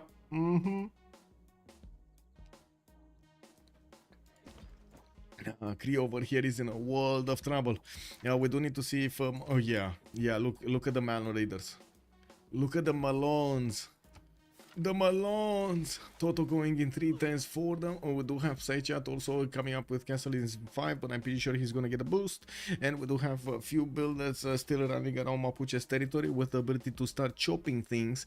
He did put his theater squares in between Picun Mapus, Government Plaza, Holy Campus, and of course the encampment to get a bit of extra adjacency there. With feudalism coming up in 4, I do notice Mr. P from the north, he's starting to get a few settlers out here. Interesting. Okay, is Mr. P gonna go coastal, and are we gonna have some boats in the water? Is he gonna get his feet wet, or is this gonna be that's just teasing? Is this gonna be the teasing Scotland, or are we gonna have him the aggressive Scotland? Uzentium spies are coming in. Archers are so strong, yeah. Where is it coming in? Oh, I see. Starting to steal the tech boost. I see one. Okay. Russia here, amphitheaters, we got Lavras, we got more faith generation. He's gonna get his currency. Did recruit already some writers. Actually, looking at the great people screen, we got him on 6.9, a magical number. Arena of Athens with the merchants, getting 8 on China, 3.5 on Scotland, 3 on Cree. We got England with 1-1, and I do see Egypt on 1. I do also see in the great engineer screen, we do have 3.4 great engineers being made by Age of Steam Victoria, which I'm pretty sure is not really coming out of any of those industrial zones. These are all the Royal Navy dockyards giving him, right? Yeah. We got more settlers coming around on the northwest of Manchester, west side of Manchester here.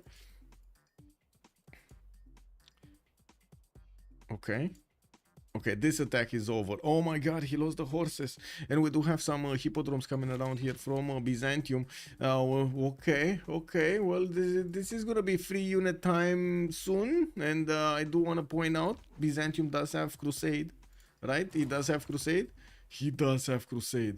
So, I don't know about this series of Toto 64, but he definitely needs to get more army. On the other side, we do have Mapuche managing to get in close up and personal to the city of Mistahisipic. He does have a few horses that could start bonking against the city center, and from what I do notice, he's keeping that encampment intact. Now, we don't have any walls being built. No, they were being built. I don't know what happened to them. I guess he stopped building them. He wanted to get an archer first.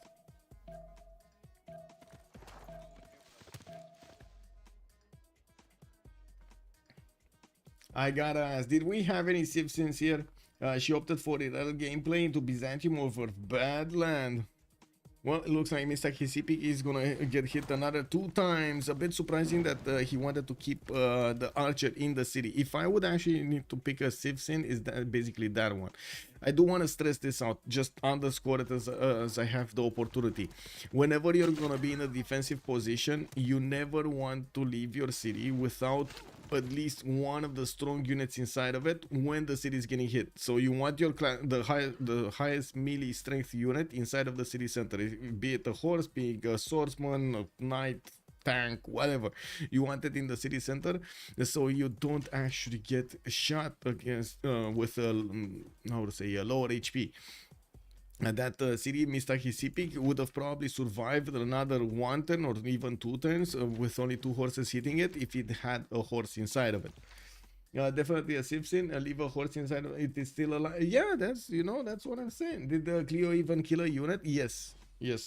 Cleo did take out a few units. I don't know if a lot of them, but actually I do know there weren't that many of them. At least 2 archers died, 1 horse, and that's it.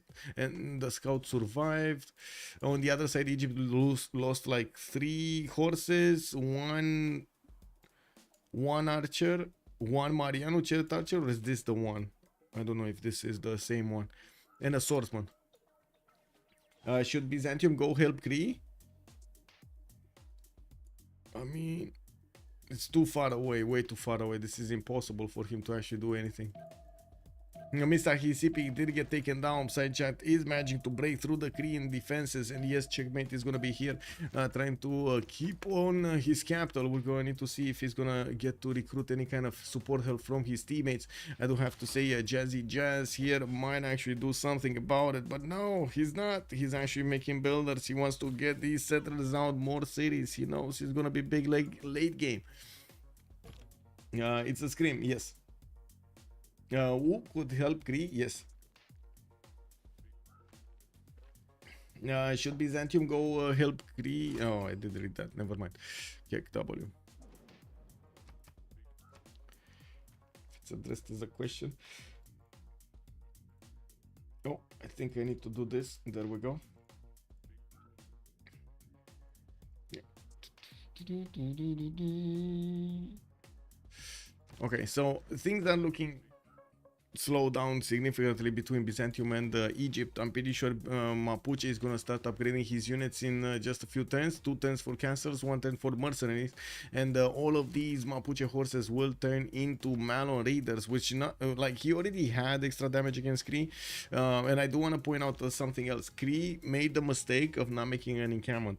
He never did manage to get enough points to actually get the encampment general down, and because he didn't manage to get a general, Mapuche did manage to go against him and take him out. That's an extra +5 that he just freely gave for Mapuche to attack into him with.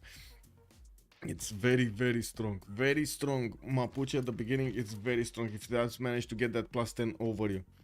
Because of the 5% 5 against the free cities and golden age, heroic age, something. How is Russia sim looking? 6 cities. We do have him starting on his aqueducts. I do see Mois. We got Moai? No, this is the Beatty. Sorry, this is the Beatty, not the Moai.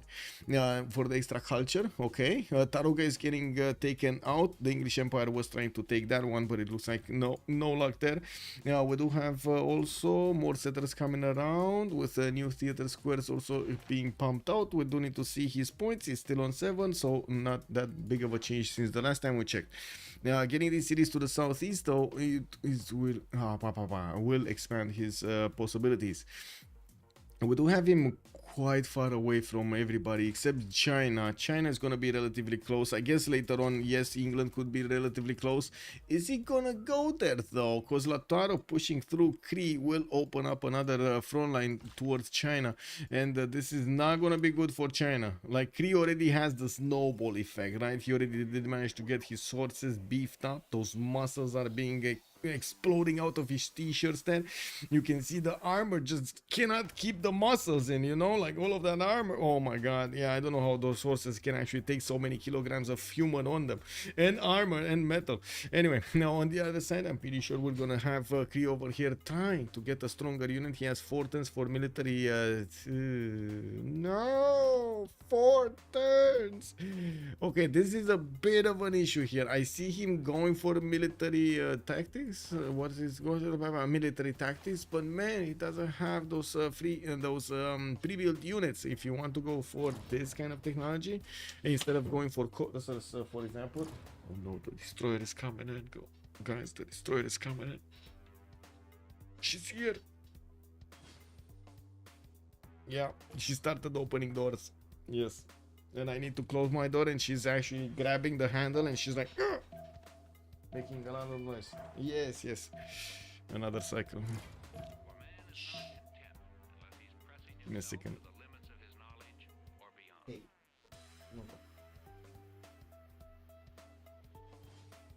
Oh. Yes. Looking at like a culture victory angle for Russia, it might be Magnus nerf and Science nerf make the wars longer. We'll see. I'm not sure if it makes them longer, because we had very quick succession horses, and then you see him getting to mana readers. We're just gonna see them pop right now.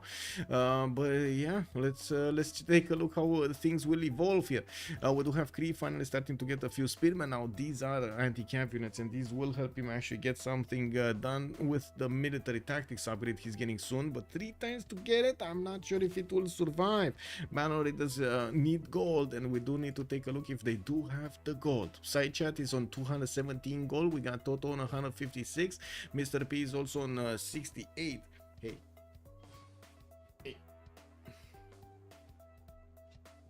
Okay, let me keep cat. Yes. Cat wants what cat wants. Magnus nerf and Science now. Okay, now middle move can trade by the sea from Scotland to Mapuche. Yes, that's gonna be easy, right? Means his CP basically was settled over there for them to go for. Okay, so let's actually take a look. Mr. P is on 77 Science and 35 culture. Looks like Seb also has the best culture in the game with 92. We do have still no Malo Raiders getting upgraded, promoted. Psychat is waiting for them, not going through. Hey.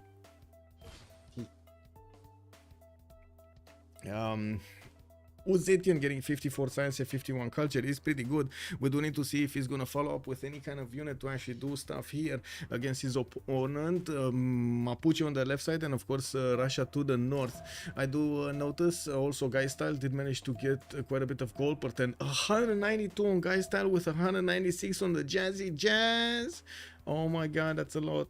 That's a lot. Wait, what happened here? Only 2 of these got upgraded? Did he upgrade without the half cost card or something? What happened here? With Divine Right coming up in 2 turns, let's see if these 2 Mana Raiders are gonna manage to use the general effectively to start chewing through the units of Kree that are defending. Yes, we will have at least 1 or 2 pikemen. I'm pretty sure the Mana Raiders are gonna be quick on their hoofs to get into these borders and try to get into those tiles, take the princesses from the traders. And yet you get to fascism with earlier units? Yes, wait, you actually get to fascism with earlier units? Hey, what are you doing here? Okay, there we go.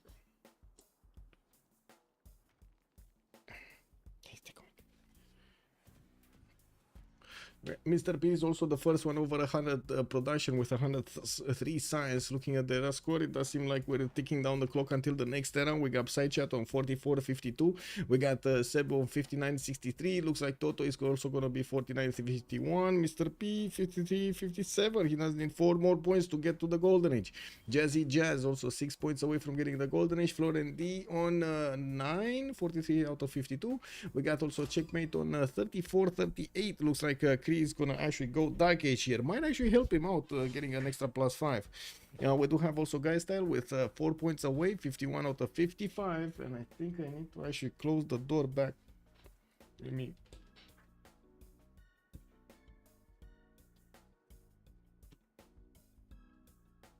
Yeah. You see, basically the destroyer got the cuddles and that's it. She wanted to leave. Kick W. That was it, you know. Yeah. And yet you okay, did you see this? Give me a sec.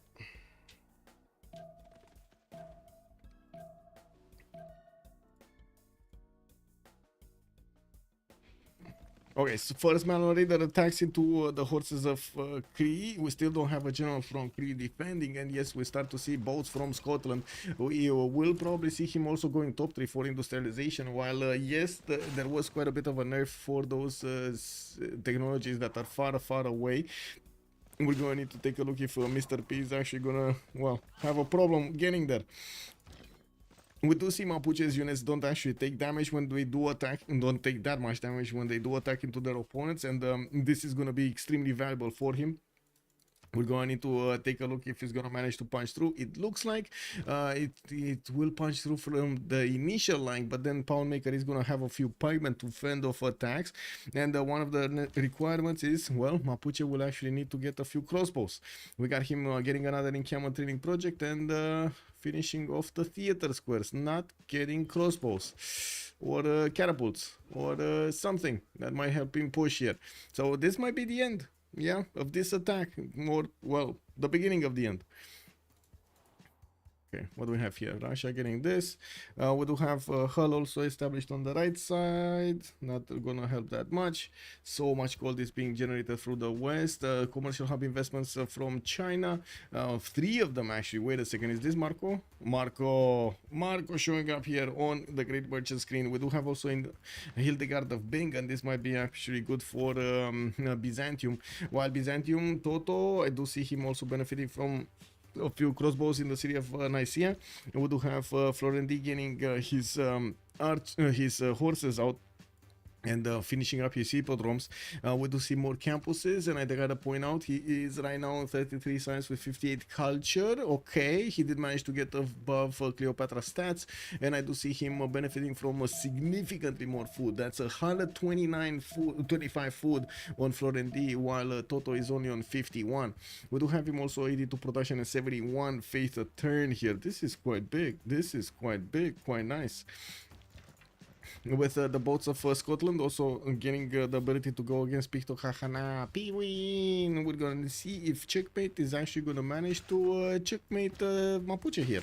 It looks like at first glance he's going to have a problem doing so. Kree is starting to lose units left, right and center.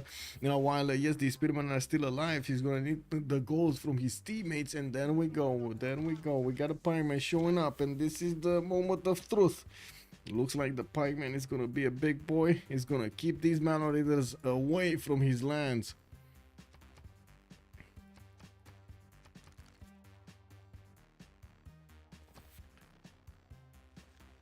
Will Byzantium miss a golden? Is he? Florendi needs 3 more points. Is he gonna miss a golden? He just got a hippodrome. Is he getting something else? He's getting a boat from Kherson. He's gonna need 1 more. Wait, is this the last turn? No, second to last. Okay. Nothing here, nothing here, nothing here, nothing here, nothing here. No, or maybe a city state. Maybe he's gonna manage to seize a city state, levy a city state. Does he have a city state?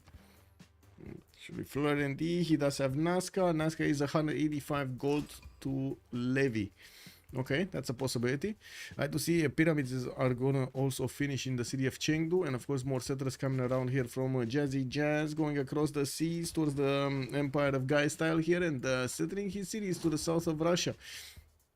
While Russia did manage to start off his production towards Mahabodhi Temple, we do have a few aqueducts coming around, finished earlier. I'm pretty sure we're gonna see those industrial zones soon enough here and getting the bonuses.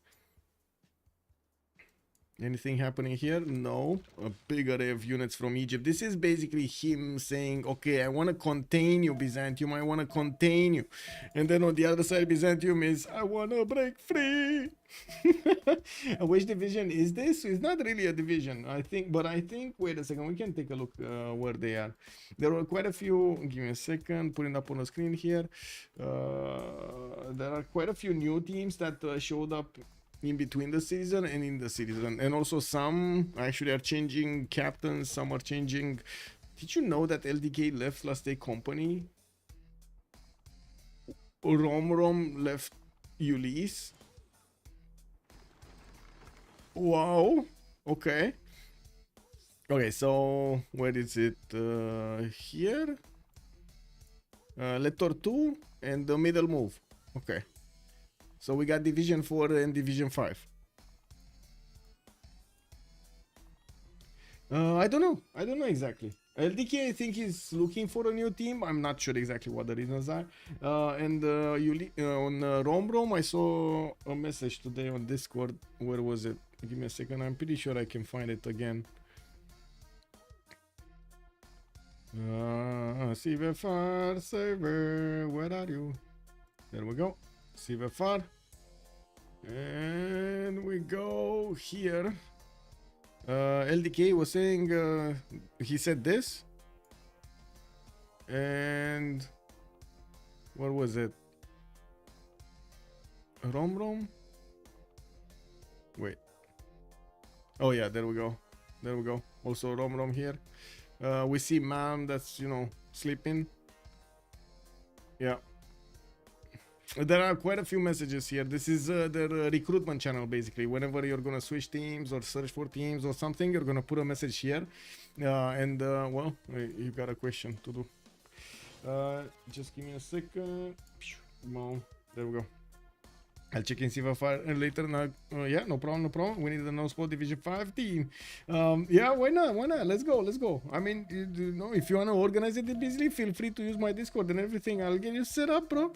Oh boy, hope it wasn't some in-team drama. I hope so. Yeah, I hope so. I hope not that. Are we doing predictions on today's game? Let's actually do a prediction. Yeah, let's do a prediction. Let's get this going because it looks like we got some peace here. I don't think there's gonna be peace here, but yeah, Psy Chat is gonna look for ways to go against his opponent. We got also 2 turns until 1 turn. I mean, a few minutes, 2 minutes until we're gonna get the next World Congress, the first World Congress. Yeah, let's put up the prediction, then pause, then everything. Who will win? We got on one side middle Moove, and on the other side we do have Tort Tue. There we go. Let's put it for 30 minutes. I want BlazeCap to use his knowledge on my team. I see, I see. Yeah. One of the novice teamers team can call it a CWC Little League. Yes. Okay. Looks like Kree did manage to get into the trader line, and this is gonna be a problem if he's gonna start eating traders from Kree. I'm pretty sure Kree's not gonna like it. There are still a few units that Kree should take care of, especially these horses in the jungle, in the forest. Although I do notice if push comes to shove, Kree pikeman can counterattack here. He still doesn't have a general. Well, I don't see him carrying. And of course he does have quite a few more units that he could upgrade from. We also have a few Scottish galleys coming in. Cartography and mercenaries next turn, so he's gonna get his two caravels next to Aberdeen and Harrington. Bit surprising that he's only choosing 2. Don't they have a bit more gold? They have not a lot of gold per turn. Like, the difference between them is insane when it comes to the gold per turn. We do have more production, significant more production on Peter, 142 with 73. Mr. P is also going to be 131 production with 145 cents and 30 culture. But then the gold on the other side is so big, 400 gold a turn here. This is insane. Anyway, I guess it came at the price, so you see the production difference between them. You just can play for 4 hours at a time. Yeah, makes sense. Sometimes it's hard to actually yes, I can coach, no problem. Mapuche lost +5 strength because Kree is in a dark age. Yes, that's also true. Give me a second so I can synchronize over here my moves.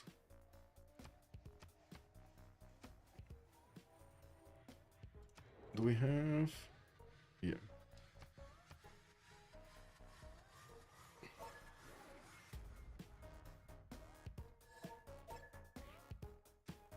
We got Confucianist in this.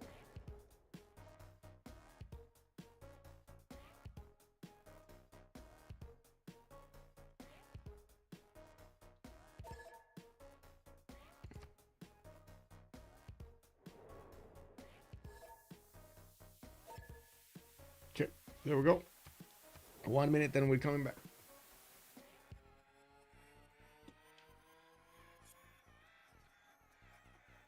Yeah, boy. No.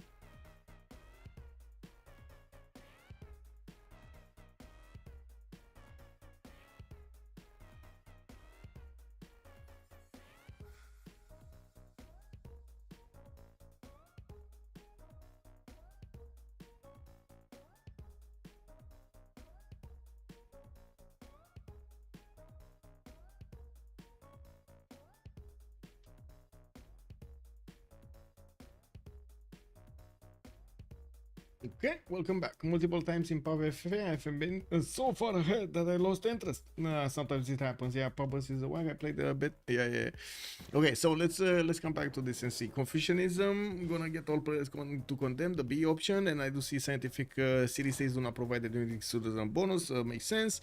And while we do have Peter getting the 2 Diplo points. Now we got Mr. P also with printing coming up next turn, and Mercenaries. While he did manage to get the upgrades, I think he actually finished Mercenaries. Right, he did get these 2 caravels upgraded. Pito, Hahana, Pinwin will be the target. And I do notice Mapuche is starting to move to the east side into China's territory. This is gonna be a problem for Jazzy Jazz, who is in a Pen Russian Voice Golden Age. I do see Seb Pen Russian Voice Golden Age this time around. He did jump up to 164 culture and gaining 42 tourism a turn. You do have him with a spy coming up in 5 turns, and I do see a few industrial zones coming up from his cities. So we were expecting this. Grandmaster Chapel also in 2 turns from St. Petersburg, while he definitely needs a lot more science to come up with that culture, to, you know, mix with that culture. 93 faith a turn is good, and I'm pretty sure with new liveras and shrines and temples, he's gonna get more. Now we do have Toto 33, 36 and 35. Toto is in a Pen Russian Voice Golden Age 4 series strong, and we do have him still fighting off in the south Byzantium. I do have to say Byzantium does look like he has the lead here. Now we do have a bit of a difference. Oh, I'm sorry, that's not a bit of a difference. That's a huge difference in production. 63 versus 110. Oh my god, man. Oh my god. Mapuche is normal age. Yes, sir. Mapuche is normal age. That is correct. That's why I just moved over him, because there was no bonus to actually talk about. We do have also Mr. P with a free inquiry golden age this time, 146 and 30. We do need to see him start to put down a few theater squares, and I do see this +5 in Roxport just finished. That definitely this empire definitely requires a bit more culture to work with.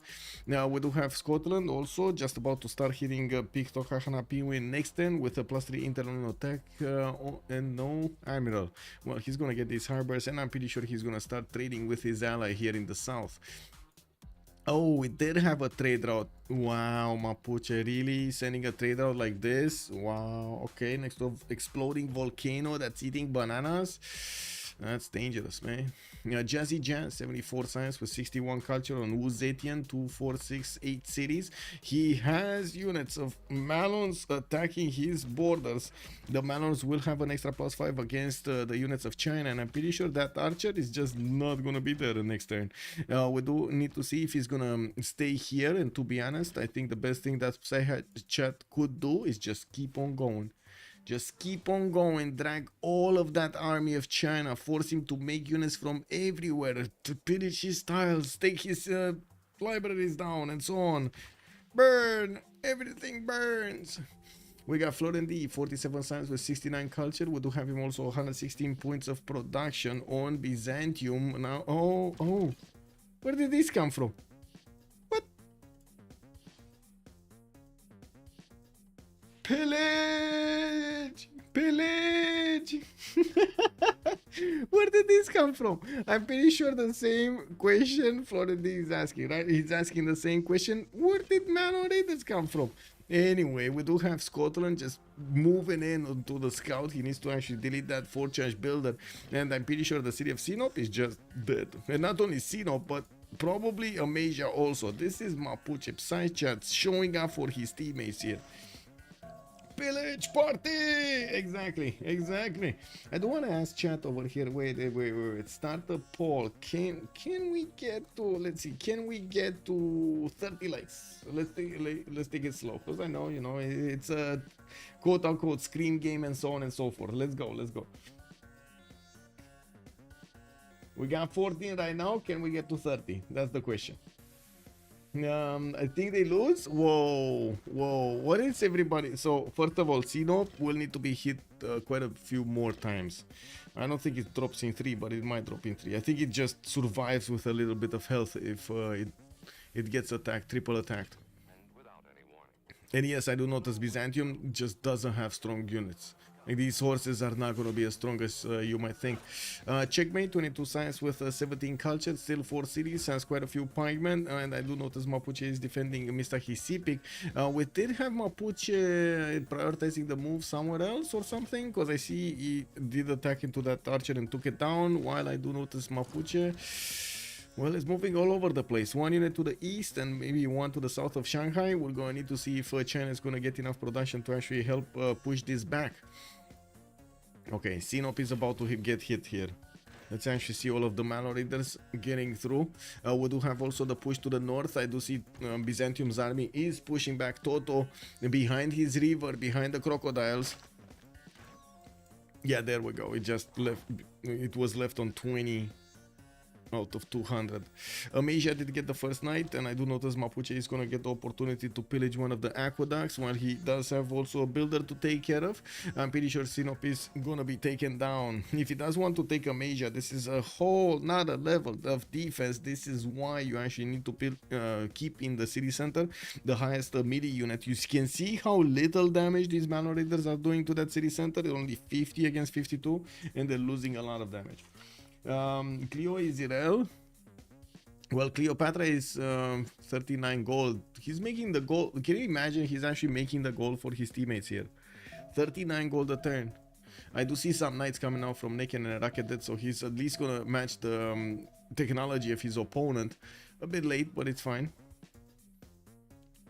Guy style also 142 science with 44 culture. We do have Victoria Age of Steam here, getting 2, 4, 6, 8 cities, 9 cities to work. Mitla maybe even taking over. I do see England is sending a few horses there. We do have also Mausoleum Al Harikarnasu being built in London. 2 turns to finish with multiple industrial zones coming down. Oh, look at that, +5. He still didn't use the aqueducts though to increase the adjacency. Kicked. Anyway, one city got taken down. Mapuche did pillage this one to the south, and I would imagine he's gonna wanna keep on moving. Okay, he's moving forward, not south. Interesting. I guess that knight is very scary, huh? Yeah, very scary. There's another mine that you can pillage. Side chat. Left. You can go left. Anyway, it is what it is. Intelligence agency also coming around next turn from side chat, finishing up his Diplo quarter while he's getting spied on in the city of Puel Mapu. That's a level 2 spy from China here. Looking at the cities of Russia, we do have Mahabori Temple in 2 turns coming around from Moscow, and yes, Russia did manage to get the first Diplo points with another 2 from Mahabori Temple. He's gonna start targeting the Diplo. 4 out of 20 at the moment, can easily get to 6 out of 20, maybe even get Statue of Liberty in the Black Sea. Why not? You know, like if it's there, just get a harbor out, chop it quickly. Chop it like it's hot, chop it like it's hot. If the statue is in the house, what you gonna do? Chop it like it's hot. Doesn't matter how far they are. If they send a few courses from 20 tiles away, it can still damage you if you have 0 units. Yes, that's the problem, right? The thing with the 0 units. I do have to point out, Byzantium really wanted to check his north. Usually what the players do in this case is leave a unit where it has like maximum visibility. So for example, like on this 1-3 tile, if he only had a unit here, he would have seen them coming in from a decent distance, from enough distance, so he can actually specialize his cities into building units, training units, so he can actually defend this. He could have done it. The babies, yes, oh my god, so much cat hair, cat hair. Cat hair.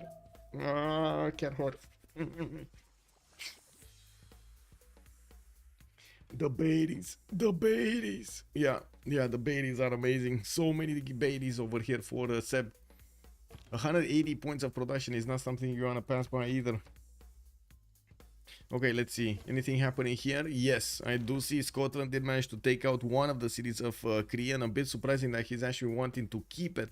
We do have it rebelling in 19 turns. Well, okay, that's a long time. And of course, yes, the Korea units will try to get it back. I guess, you know, that is some free soaking of damage.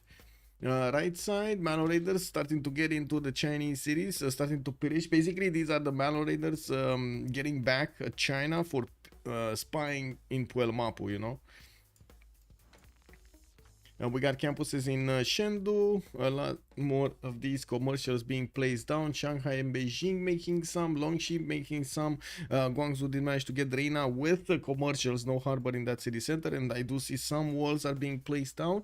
I can imagine he can actually snake these walls a little bit to the southwest over here to keep on going to the west side here and just wrap around his mighty empire and keep on going to the north if he wants to. Now with the Mapuche units starting to get onto the mines, this is gonna be dangerous for China to let him be. I'm pretty sure he wants to take care of that as soon as possible. That is still a strong unit. Mr. P, let's see what is he doing, because it looks like he did start off nicely. He's starting to put down industrial zones. I do see Forbidden City from Berksburg and getting more commercials out. Is that a +4? That should be a +4, right? +6 in there. Whoa, +6. Okay, that's a big commercial. That is a big commercial. We got some barracks coming out from Sterling, and yes, he's not that close to his opponents here to the southwest. He's gonna have Byzantium to take care of later on in the game. We do have Geistal also to the south of Russia with Zetian, and they're gonna need to find a solution against Russia. I'm pretty sure they're gonna just couple their power together and try to pull off a Captain Planet against Russia. Now, if they can pull it off in two, we're gonna need to see. I mean, you know, still a lot to work here. We got Seb finishing up that Mahabali temple and getting Pingala in the city of Tversun in 2 turns. Yeah, this is the least impactful first pick I saw in a while. Okay, like look, Mapuche sent 3 mana readers, and now who has to build like 6 pikemen? Yeah, exactly. That's the whole reason of the mana readers, right? And the same can be said about Byzantium here. He needed to actually, first of all, stop the attack on Egypt and reposition, rebuild quite a few units and send them to the east side, while Mapuche is just getting out of there with all of his mana raiders intact. Lol. Okay. Well, that happened. +3 intel on opponent's movements also from Mapuche. I don't think he has a spine. I'm pretty sure he was just getting intelligence agency, so he didn't have time to move yet. Okay, let's see, anything happening here? Not really. We do still have 1 single crossbow in the offensive line. These crossbows could definitely choose to the pikemen if they're gonna be sufficient in numbers. You would need at least like 3-4 to take down a single pikeman in a wave of shots, in 1 wave of shots. Should be knights plus crossbow instead, and the malords can be dealt with less investment. Exactly. This could definitely, you know, impactful. Get 2 cities, gets 2 cities kick. Yeah, he gave 2 cities. Yeah. The encampment. I gotta say, there's really no choice. If you're fighting against the Mapuche next to you and you see him going for a general, there is no choice to ignore the general. There is no choice. You need to get it. There's unfortunately no option. This is one of the things that actually, to be honest, was the reason they introduced, I think that it was the reason they introduced a few more generals. Back before, imagine this, we were playing 6v6s, right? There were only 3 generals, that's it. 3 generals. We were 6v6 in the games. And we were rushing it like madman. Like I cannot stress this enough. We were chopping, getting our builders ready on the forest as soon as we put down that encampment. We were chop, get it. And it wasn't unlikely. It wasn't how to say, unheard of to actually see 3, 4, 5, 6 getting the same points in the same turn. That's just how it was. Just how it was. The same with religions, man. Oh man, in FFAs, by turn 30 you didn't have any more religions left. All of them were picked. Rip the Cree capital. I don't see the Cree capital actually. Well, I mean, I do see the quadrims are coming around, but it's gonna take a while until they actually get into battleships. Battleships are probably gonna break this. This is a bit too far away. Like it's 3 tiles, Mixi watching from the coast, so he can't shoot with frigates even if he wanted to. Yeah, we do have Mapuche managing to get to Wuhan, and I do see him starting to cross the river, but he's gonna get into the range of these pikemen, and these pikemen just don't fool around, man. They have their red pants on, and it looks like it's danger. I do notice Mapuche is also managing to get to the trader line of China, which is gonna be extremely impactful. Not to oh my god, he's getting every one of these princesses, man. My god, look at this, man. Look at this going. He's gonna get everything here.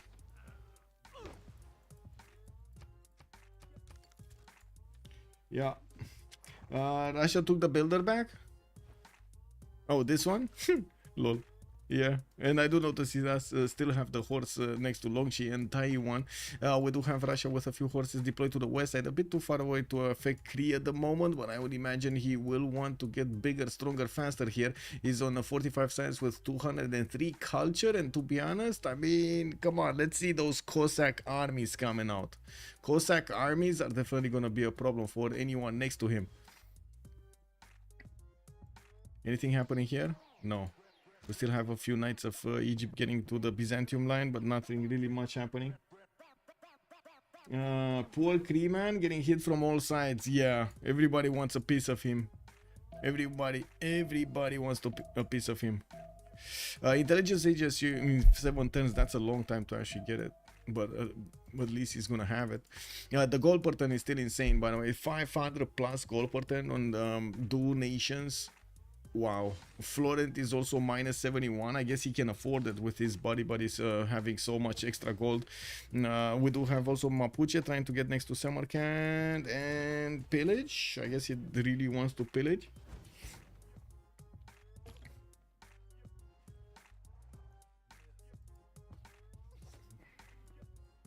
Ooh, Manor Raider did get taken down. All of the traders are safe. Okay, so Jazzy Jazz did manage to take care of that problem. Kree also starting to put a line of defense towards the south, plugging up the choke so it doesn't let new units pass that defensive position.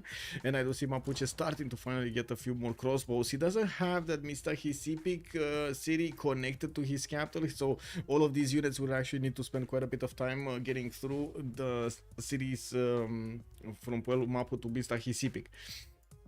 On Kree, we do have universities started up, art museums with new amphitheaters also in St. Petersburg. I do notice Seb is going to start improving all of the new cities on the right side, while of course the Faith Generation is coming in. He did finish Grandmaster Chapel in his Gavaron Plaza with 114 Faith a turn. He will afford to buy quite a few units. Now going in for the grief, we do have Russia sending a few of these horses. Not very strong units, they're fast maneuverable, but if they get hit they kind of die, so he needs to get in there, pillage, and then GTFO out of there as quickly as possible. On the sides of England, he's kind of trying to outsim Mr. P. While Mr. P is on 183 science, we do have 162 guy style here on Age of Steam, while a few courses are coming out of Age of Steam's Empire. I do see some knights also coming around. He's probably thinking he's gonna get hit from somewhere or something. Okay. We do see have him also starting to build up his library count and getting his industrial zones with the workshops inside of them. Okay, on the other side, Scotland is gonna try to get the Forbidden City, which is gonna be amazing. We do have an industrial zone being placed down to the southwest of Dumfries, only a +3. The production difference between them will be quite big, I would imagine. 163 production right now on Mr. P, while Guy Style is on 211 already. Yeah, that's what I'm talking about. Production on Guy Style is gonna be just through the roof, while by the looks of it, the setup of Scotland is not gonna give him what he wants. I'm very surprised we don't see Colosseum here. I'm very surprised we don't see Colosseum. With a 14 pop city, I am extremely surprised we don't see Colosseum. But he's still on +6. Yeah, he's not +6 in the other cities. He would have been +6 in all. Who got terracotta? Did anybody get terracotta? Not here. Not here. Not here. Here? No, not here. Do we have China? No. No, I don't think anybody got terracotta. Maybe Colo isn't that good if your cities are that spread. Yeah, for sure. But at least a few of them. I mean, I'm pretty sure he could have had these, right? And I'm pretty sure he can settle another city to the south somewhere. Yeah. So at least 5 cities. 5 cities? 5 city Colo? Come on. Even 6 cities if he wants to get one on the sugar tiles. But yeah, he needs to get into the how to say, into the mud over there, trying to put cities in non-freshwater positions. Where is this Great Wall going? This is everywhere. Yeah, it's going into the water. He's separating the trade routes, man. That's what he's doing. He's separating the trade routes. You see, he's making the protection.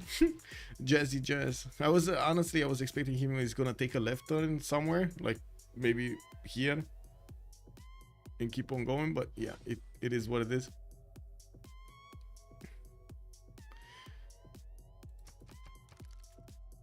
Okay, so with quite a few new campuses coming in, universities, he's going to need to deploy those units back to the north, where Russia is sending a few griefers of his own.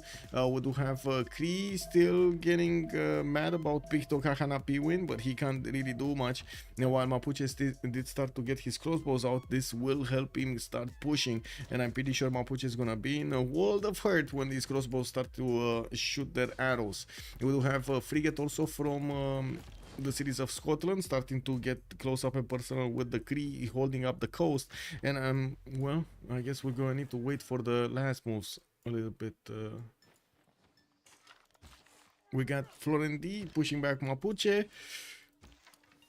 Florendi is also gonna have Toto to the north with a few of these units. I wouldn't really say Toto has a big army at the moment, but neither is Theodora kind of big here. It's 60 science with 77 culture, 122 production and 97 faith is giving us an idea of how his empire can handle threats, and I'm pretty sure they can handle threats. It's quite. I do also notice Egypt did manage to put at least another city down, which is going to be nice, although still that problem with not that big of a production number. 77 production on Toto, only 77 production. And while Guy Style did manage to get to 254, Seb is 205, and I would imagine if you do take into account the 124, is still not enough to get to Guy Style's 254. And I do also want to mention Mr. P did not get over 200 yet. He's only on 178. He's starting to build up his workshops, and yes, he started to get a few trebuchets, moving them to the east side here. Is he looking to put them in the water and actually get them behind Miki Sivuacic? That's going to be a Poggers move. I really like that move. Baxter, yes, this is BBG beta, yes. Good evening, sir. Also a big fan of Who's Etienne, but my spies always get caught. No, yeah, that's a problem. Royce Snover, good evening, sir, and welcome. Is the Great Wall even good anymore? That's a good question. Let's actually take a look at where was it? Here. Sometimes are good, 1, 2, yeah, 3, yeah, 4, 5, yeah, come on, it's not that bad. 119 cents with 103 culture here, 322 gold at 10 with 193 production on Uzetian. When safety settler from Cree, not right now. I don't see it on the map. He's not here. He's on a good track to make a certain shape with that wall. What? Oh. I see. You are clearly talking about the question mark, right? He wants to get a question mark going. You are clearly talking about the question mark, right?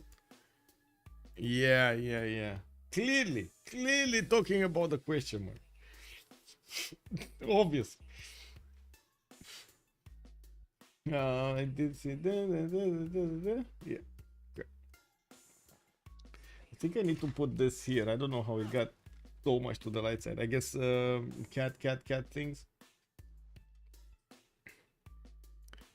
Okay, we got some lighthouses coming around here from China, and I do notice the horses of Russia did manage to get into his border. They're gonna pillage at least another mine and that campus over here to the northwest. I'm certain this swordsman is not gonna have enough damage to go against the horse directly. With the extra gold they're gonna make, they're gonna manage to invest into other upgrades. Even though, to be honest, I don't think they have that much to upgrade right now. I do also notice we do have. Still not enough culture on Robert. Like I feel like that's really not enough culture. What is Robert doing and why is he not getting enough culture? Pikeman, he did put down his golf courses. He's still on +3, +6. He changed the +6 from Roxburgh from Sterling. Unfortunately, that's it. He grew up and lost it. Military engineer coming up from Sterling, and I do notice lighthouses also on the right side. While he did manage to make another frigate, it looks like the Cree units did get pushed out from the coast. Now I'm certain that Mapuche will need to actually start moving his units towards his opponent if he actually wants to chew through them. Stirrups in one turn. We do have Seb also getting mercenaries next turn. He does have a lot of faith per turn, so he's gonna start buying units if he wants to. The problem is the economy here. They don't really have international trade routes unless you take into account these like between Mapuche and Scotland, and this one is not gonna give them a lot of gold. They did not manage to get the setup going with Egypt, but they do have some traders going around through the city of Dundee here. It's not the double gold. It's not the gold from the internationals on the water, though. That's not it. While on the other side, we got so much gold per turn. Like, look at all of these traders. They're everywhere. Everywhere. 2, 4, 6, 8, 10, 12 traders. 13, 14 traders. My nose is itching like a madman. Oh, my God. On the outside. Anyway, intelligence agency in 3 turns here from Chengdu. We do have China moving out his pikemen and pushing out also his opponent. China did manage to get a skirmisher going, and I guess now we can see if he does have 3 tiles. Where is it? Where is it? We're gonna need to see when he's gonna start moving, right? Looking at this game compared to 5.8, there seems to be significantly fewer units.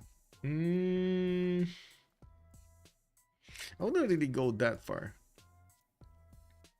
I do have to say the Russian expansion of culture was amazing, but I think it was really because of the Beatties. He did get so much culture out of it.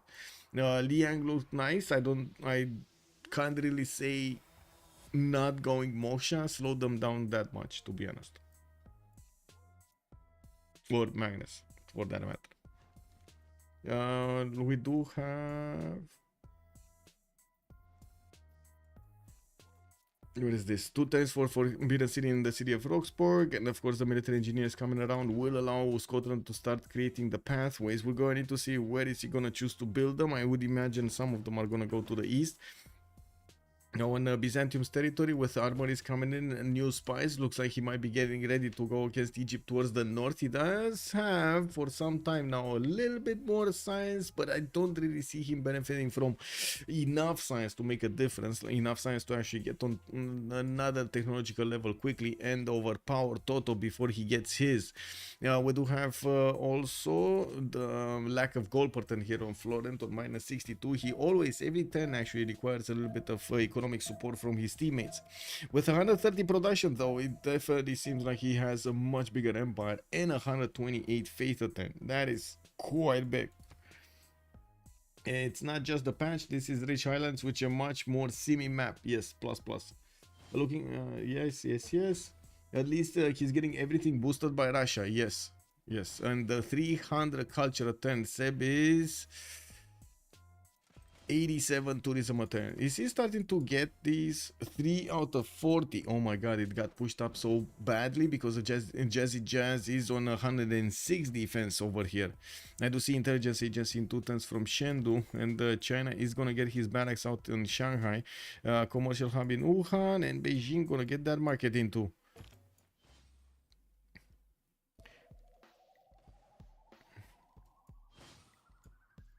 Gotta say, I was expecting a bit more spy action here. Did we just not see them? From Uzetian? Even this spy left. There's no more spider. Where did he plug it in? Is it oh, I see, it's in Kazan. Okay, so he's gonna want a diplo against his opponent. Yeah, the diplo visibility over his opponent.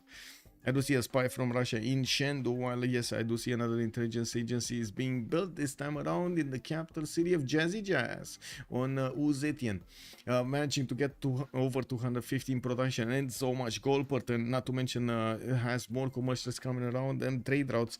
I would imagine Uzetian here is gonna need a lot more science and culture to be on the same level of his opponents. We do have Guy Style with 264. He's boosting up the culture tree, while Jazzy Jazz is the science tree, I mean, while Jazzy Jazz is gonna boost up the culture tree. With a few courses coming in from England, looks like he did try to take out Midla earlier, but unfortunately, well, we did have Psychat putting enough envoys in there to keep it alive. We do have campus research projects coming out from Guy Style. Also, looks like Scotland is gonna try to get Newton with a few projects, quite a few projects coming out from Mapuche. Let's see, Scotland. Scotland getting a project? No, he's not getting a project. Wait, Scotland, are you not taking this seriously? He's on 25 points at... Wait, is he actually on 25 points at 10, or is that fake points? Is that like project points? Chat, are these 25 points at 10 from Scotland? Is he that big? Oh my god, he is actually that big. He just needs one more turn and that's it. He's gonna get it passively. Isaac Newton is gonna be a Scottish citizen. See what, matey? Which does matter because that means it'll be harder for them to afford upgrades. Yes, massive gold per turn difference, I would say. This is gonna be a bigger and bigger issue. To be honest, we did have Russia that usually is a gold gobbler. This time around, he actually made a lot of gold with Goddess of the Hunt. And while usually Cleopatra is also getting quite a bit of gold, couldn't really develop the way he wanted with commercials at the beginning. He went for campuses here and got enough size. Now he's going for a few more commercials. Has a few coming out, but still just, you know, struggling with 60 gold a turn.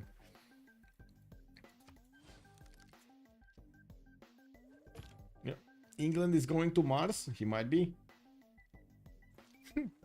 He might be. With that production, he can go anywhere he wants. Let's actually see what he did here. +6 industrial zone with another +10 industrial zone. Okay. I do see Birmingham is also here to the west side. Where Aqueduct? Where Aqueduct? Anyway. Now, campus research projects coming out from Hull and Leeds. I'm a bit surprised about Scotland. He's not making projects because this is the moment, yeah, there we go, where you have the next one.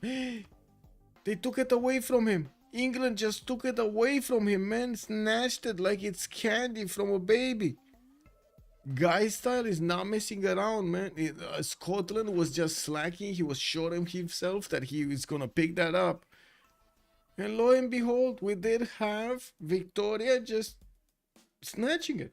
Yeah, I don't know what she did, but it looks like she charmed Newton. In the city-state screen, we do have Bologna being kept by Mr. P. I do see Toto is also keeping Hattusa on the same team, while Mitala is being held by Psychat. That's also the same team. So, wait a second, they have all of the science ones?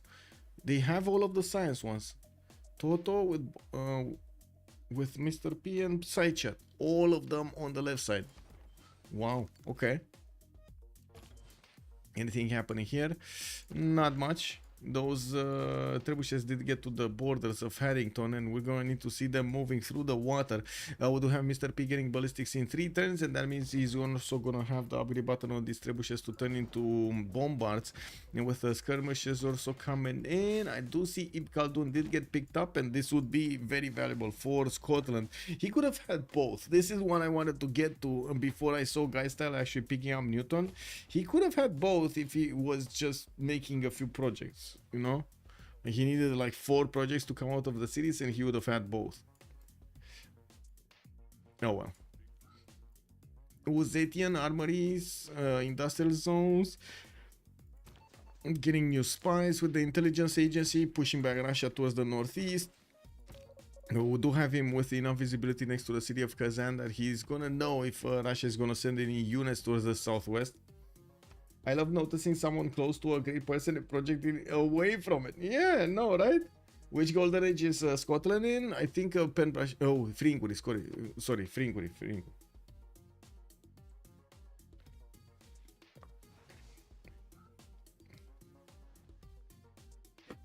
Can Russia still get tithe? What did he get? He got Defender of the Faith with a cathedral, lay ministry, and choral music. So I would say the answer to that is no. Yeah, seems like it's a hard no. Now we got 3 out of 44 domestics. We're going to need to see if Russia is going to manage to quickly jump up his jumpstart his tourism. He's on 127 right now, and the rate he's jumping up, it seems like he might actually have the opportunity to do some cultural damage here. Jazzy Jazz is going to lose his Pen Russian Voice Golden Age, and I do notice he didn't really get theater squares, did he? Like, that culture is mostly the defense of these walls. He's gonna need to prepare to do something against Russia, otherwise Russia is just gonna passively get the culture victory before they can get to him. But of course we're gonna need to see when he's gonna get there. In the tech side, he's going for metal casting, mercantilism. He does have 228 points of production, a good enough science. Yeah. Says the chest roll. Okay. Kindness wins.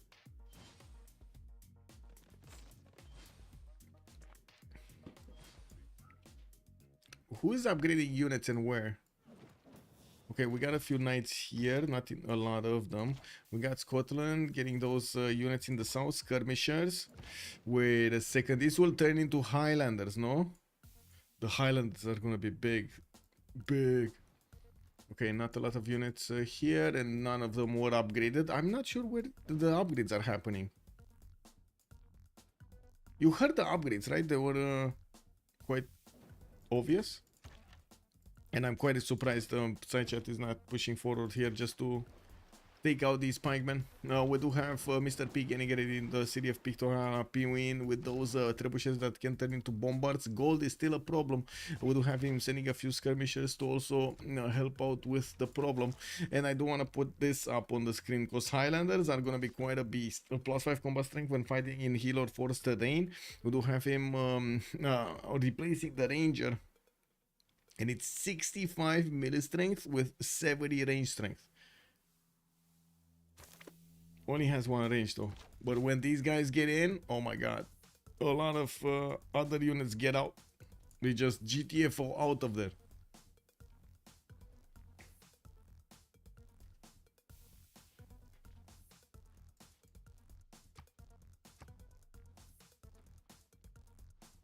Okay, finally intelligence agency coming out from Scotland next turn near the city of Rakedet. We do have markets in Abydos and campuses in Thebes that need to build. Yeah, that's a building campus, that's not a repaired campus. I do see Scotland did manage to get to pike shots and is fending off attacks there, and I don't see Byzantium pushing forward, even though he could just, you know, step forward one more tile and start shooting with those crossbows, getting some free experience points and also taking out some of the health of his opponent's units. Yeah, we do have quite a few units from Mr. P coming around, and of course he's gonna get more theater squares so he can couple that culture with his science. He's gonna lose quite a bit of science from his free inquiry golden age falling off. 232 science is a lot of science. So will Guy Style. Guy Style here getting Hueteocal in the south. That's only one amenity adjacency. I do see factories are coming in from his cities, and Frigate in the city of Bristol helping him out defend. He did put down Kilvakisivani from the city center, or is that from Manchester? That should be from Manchester, no? Yeah, that is from Manchester. Okay, in the north, I was thinking maybe Russia is gonna pull off Cossack attack. He's 2 turns away from getting military science, and usually when somebody actually wants to get a Cossack attack, he starts pre-building a few of these coursers/horsers or something from his cities. Well, in this case, he's not building any, so unless he has a lot of faith banked up that he could use to buy them out straight, which I only see he can buy out maybe 2 next turn. I don't think this is happening. It's real fun until you go bankrupt. Yes, true.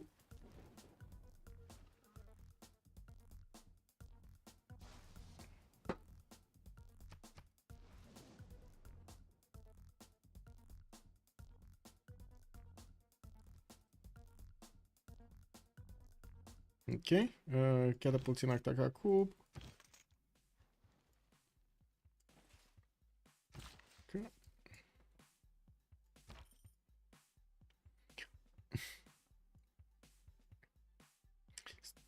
Still no movement from Mapuche. Is he building something? He's getting another settler here from Picun Mapu. I'm a bit surprised. I mean, on one side, I'm not surprised that he needed to build quite a few units. On the other side, I am a bit surprised that he didn't actually settle a few more cities, like at least 1 or 2 more cities. Well, it is what it is. He did pillage all of the units of all of the tiles of Samarkand and got quite a few bonus points from them. Now, I don't think he's gonna have a chance to go another time against Theodora. With 92 science and 87 culture, Theodora is on gunpowder next turn, and alignment also coming out next turn. Getting a few more campuses and finishing his universities in these cities is gonna be important for Byzantium science. He's gonna pop over 100 science. Yeah, only a few more turns until the next turn, and I do note that side chat would just need 3 more points to get his golden age. Seb is gonna need 7, and I do see him starting to get a few campus research projects. Gonna finish Saint Basil before the next era. While I do notice the other squares in Arcalan are coming around very slowly. He did manage to take Taruga earlier, and you can see he's still improving it. Now we do have Toto going Dark Age, Mr. P going Dark Age, Jazzy Jazz 67 out of 77, Florendi 63.79, Checkmate 43.50, and Guy Style is gonna be 6 points out from getting a Golden Age. Factories coming in, University, Suetokar in 3 turns. I think we don't have time for that. He's putting down another campus in Leeds and did finish up a lot of industrial zones. Now industrial zones points, England is on 16. I do see Scotland is only on 5, and Russia, even Russia has more points of engineers. Wow. Next one is the 50% towards research labs. Dimitri Mendeleev scientists to get picked up.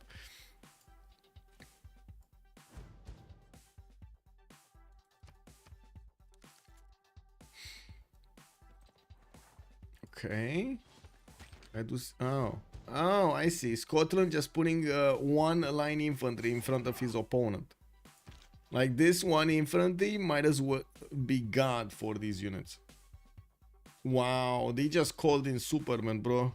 Oh no, this is the Superman gang. Wow. How was that guy called? The general? The general? When England do that, what is that? What's that?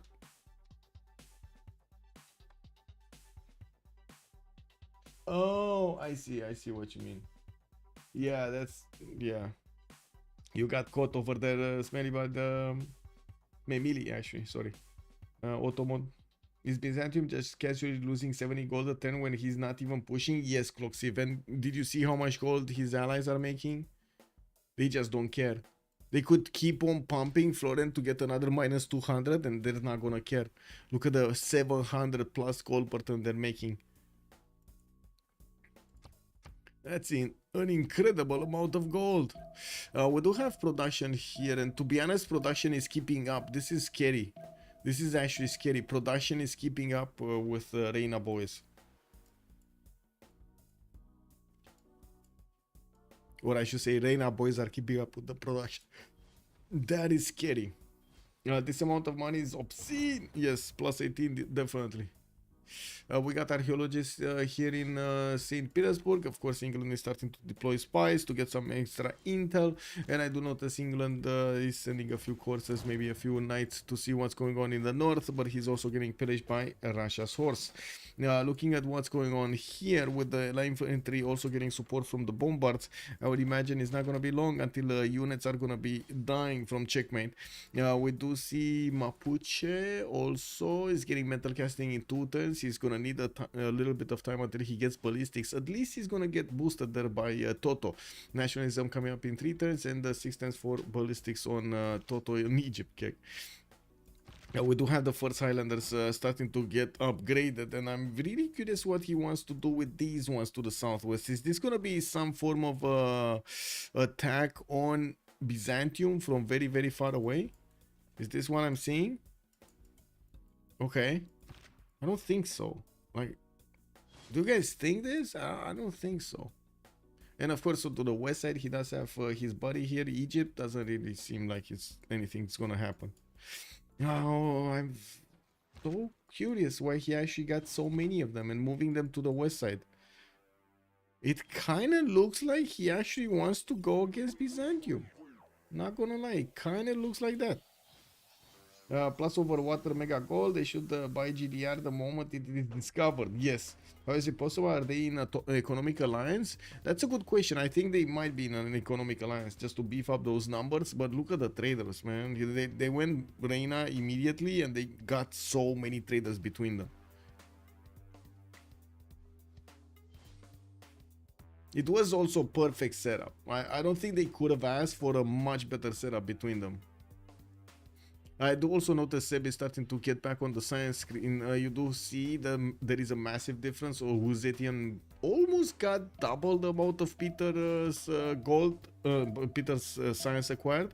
And yes, I do see Russia is going to manage to get a few more industrial zones down and does have more production than Jazzy Jazz has, not to mention a lot more faith per turn.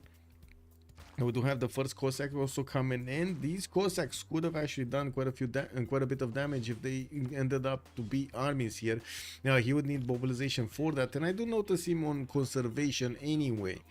We do also need to see how quickly he can actually get to, and if he will start getting that Statue of Liberty. Remember, Russia did manage to get to roll the first points. And I do see him 7 out of 53 for the first 4 points of Diplo. And I see him 7 out of 53 for the Culture Victory. We're also going to have just a few more seconds here until we're going to see the next World Congress. Golden, dark, and a golden. Side chat, reform the coinage, repeater, monumentality, golden age. Okay, gold is not with them. Jazzy just nothing. Guy style is, we don't know yet. Oh my god, wait, he has 357 golden before reform the coinage. Chat.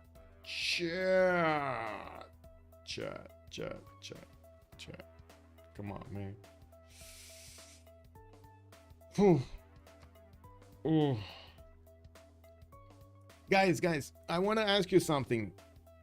How is your country dealing with plastic bottles and recycling? Can you like give me a short sentence? How is your country dealing with this? Just think about it, and we're gonna talk about it after the pause or something. Cause man, I'm not sure if you saw my Discord, but there's some insane numbers there. How much of a benefit does yielding that much gold create each turn? You sell it. Okay, I see. So basically, you sell it to us, right? Third world countries. Yay! Oh, that's why it's appearing everywhere, and they're making us pay for it.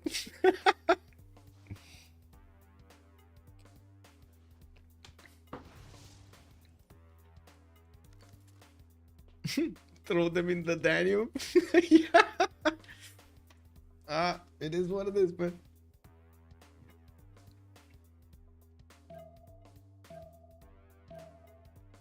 I tried to figure out or find out in the news cycle where it was. But anyway, I'm gonna talk about it next because it's gonna need to be connected. Give me a second. I just need to finish this.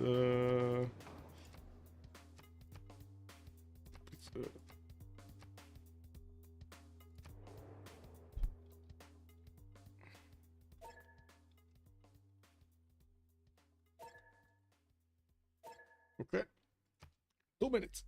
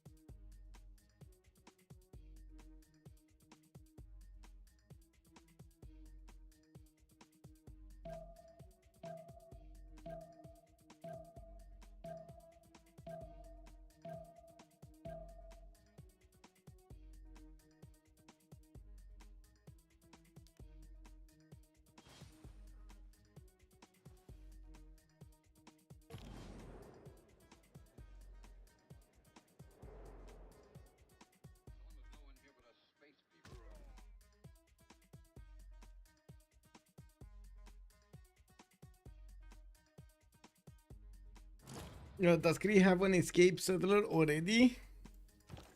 I don't think so. I don't think he got one. No, he does not. He does have quite a few crossbows, but I mean, this is not gonna matter. This line infantry is just gonna chew through whatever he wants. Not to mention these bombards should be tough enough, tough as nails to actually handle the pikeman attack. These frigates are also gonna get some free shots there. We still don't have Mapuche moving.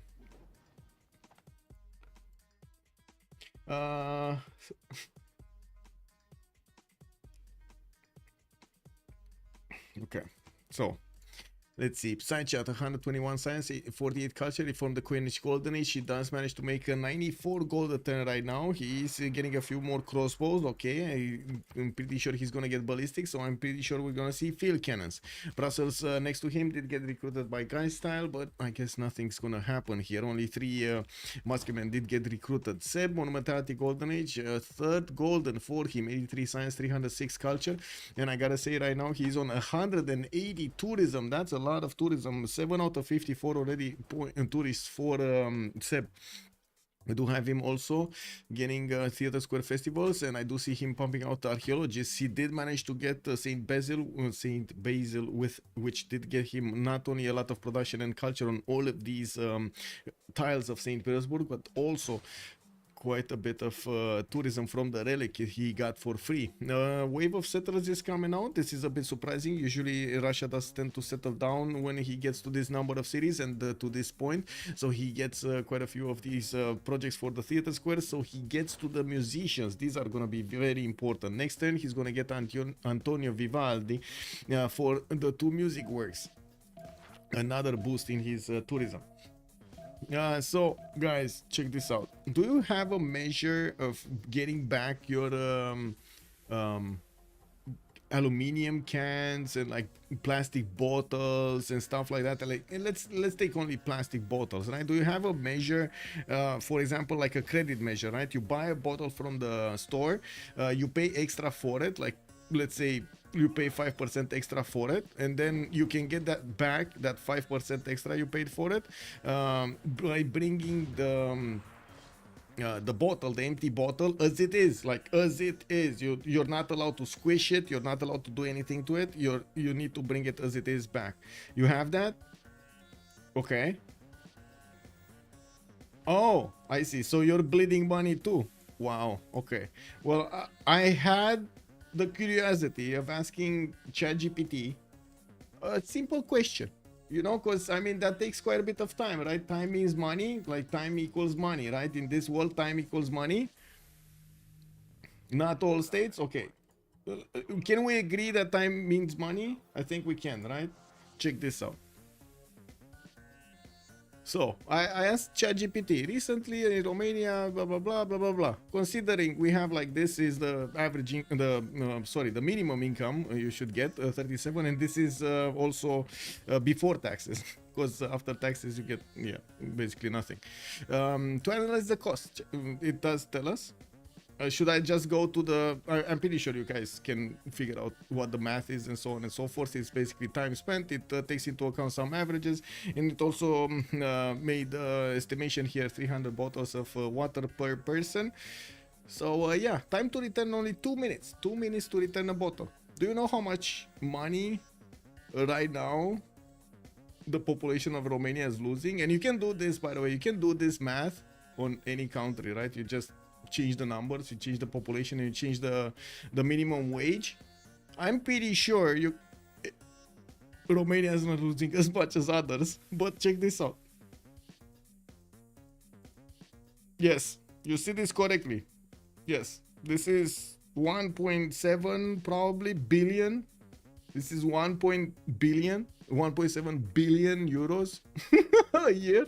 1.7 billion euros a year, guys. Just from this.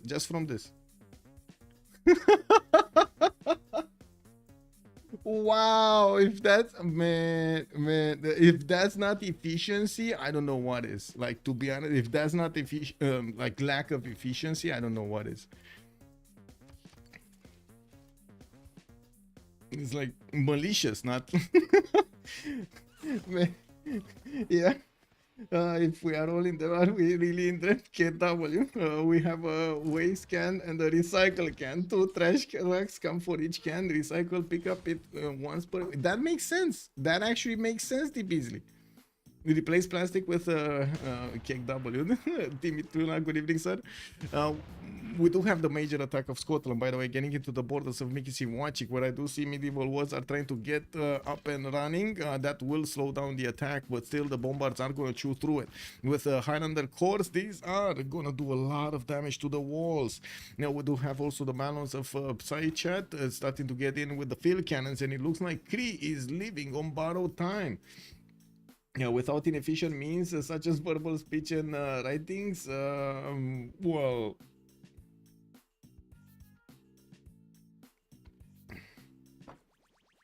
wait, if governments were as good as making our lives better as they are at figuring out ways to introduce new taxes without calling them taxes, we would live in paradise. Morian has a good point there, yes. Oh, man. But this is, yeah, I don't know. This is starting to get from that boundary of maybe, you know, somebody actually didn't have the curiosity of actually doing the math to like extreme disrespect to the people. Like this is I don't know if you can get more disrespectful like than this, to be. I guess you can, right? Like shoving a camera in front of his front yard or something. You know, yeah, more disrespect, more. Oh my god, man. Anyway, we do have England actually with a few courses getting next to the borders of Toto to the west side. And I do notice Guy Style is going to get in there. We do have the encampment training projects coming out from Egypt to try to get a new general. But to be honest, it does seem like he's going to get quite pillaged here. Even might lose a city like Akhenaten. I could definitely see that city going down to the 3 corsairs. And they are opposing teams, right? Yeah, they are opposing teams. We got Toto on one side, Guy Style on the other. There is a Scottish Highlander that is fending off attacks here. And yes, I do notice the corsairs of Guy Style are just going for the pillages since they do have the Highlander next to. Well, this guy is gonna solve the problem. Mr. P's Highlander is way stronger than the Corsairs, and so many more Highlanders are coming in. It looks like they are looking to finish the job on Byzantium. If these guys get close, Byzantium, well, will have a serious issue on his hands. With the Kree capital also about to be under attack, looks like Kree did manage to get to Muskeman technology. I mean, I gotta point out, he kind of played with his food, right? If only we were all connected via the morphogenetic field and could I don't think that's necessary, Blazecan. I honestly don't think it's necessary, but I'm pretty sure some people will try to sell us on that. I'm pretty sure. I mean, I saw the speech of who was that guy, famous guy that went, oh my god, what is it?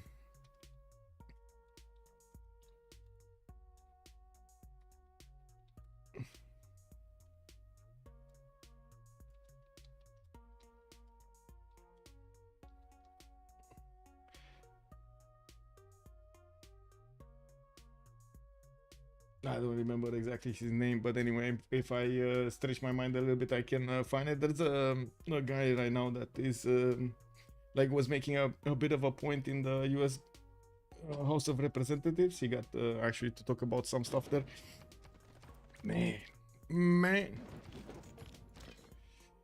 Anyway, I think it's Jordan Peterson, I think. Yeah. Just watch his speech from It's a modern not this. No. The one in the House of Representatives or the Congress, the American Congress. Wow.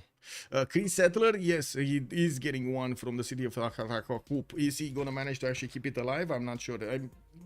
Yes, he will. The Highlander core just doesn't do enough damage against the Mickey Watchik's walls. You do see that those walls are 73 defense strength and also 150 fortification. The bombard needs to get in to actually chew through the walls. And I do see Scotland, well, doesn't have a general for these bombards to move and shoot. And we do have also Scotland getting towards research labs, getting economics in 4 and civil engineering in 1. Now, I was expecting actually Seb to get that Statue of Liberty. I'm not that sure yet. He's building harbor in the city of Astrakhan, where he still has 2 chops and that's it. Yeah, 2 more chops and that's it.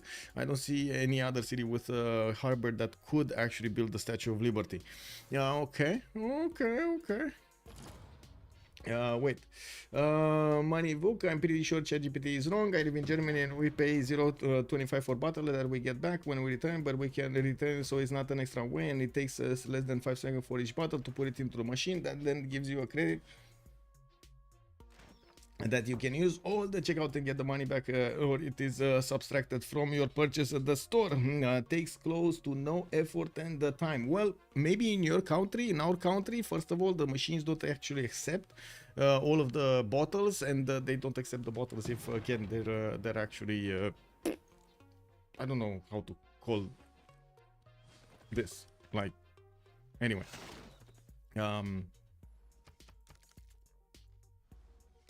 No, they're not deflated. Pressed on or something if they're not intact. And yes, probably. But all of the time spent and everything, it definitely doesn't feel like anything is coming out of this. Like anything. I think the only measure that could actually stop plastic, because plastic, like you get plastic from everywhere, bottles and so on, is literally just banning plastic bottles. That's it. I don't think there's any other measure that is even coming close to that. Even coming close. Like everything else is just money wasted. Looking at this, we got some Renaissance walls coming in. Looks like China is starting to build cuirassiers and deploying them towards the northeast. Looks like he might be a bit afraid of what Russia might be doing against him, or not. I do see there is a Russian heavy chariot in the city of Kazan getting a Lavra, and I'm pretty sure China is aware there aren't that many big armies there. And with his infrastructure starting to get big, I do see the encampments are coming, starting to come out from most of his cities. I'm pretty sure Jazzy is preparing his empire to go full into Russia here. The thing is, Seb right now, well, he doesn't really have that much, I'll say, that much tourism. Tourists. He's on 13 out of 61.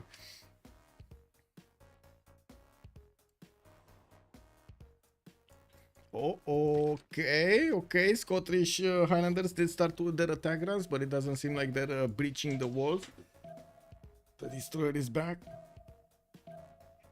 Hey, Athena? Hai, vino. Oh my god, she's back to actually give me some more head. Vino. Vino. Yes. Hairy. You're very hairy. Well, I do see another musket is going to come out next, and not that it matters that much. We still have Kree trying to get his settler out of there, and I do notice Galley is coming out from Akvasaka Hikan. We do have Kree escorting that with a pikeman, and it looks like it's going to survive, actually. He's going to survive a few more turns so he can get to safety. Hey, nu mă ții câte dau afară. Tell me if you actually hear the cat a bit too loud. Will Russia get flight in a couple of turns? Let's see. No. Banking in 1, mobilization in 2, no flight. We do have him actually with archaeologists starting to get a bit more of that tourism going, a bit more of those works. He does have settlers moving towards the west side, and I do see the Chinese army is getting ready in the city of Taiwan for the bonking. Let us hear the kitty. That's the start of the show. Modo is calling us. I mean, I'm letting you hear it.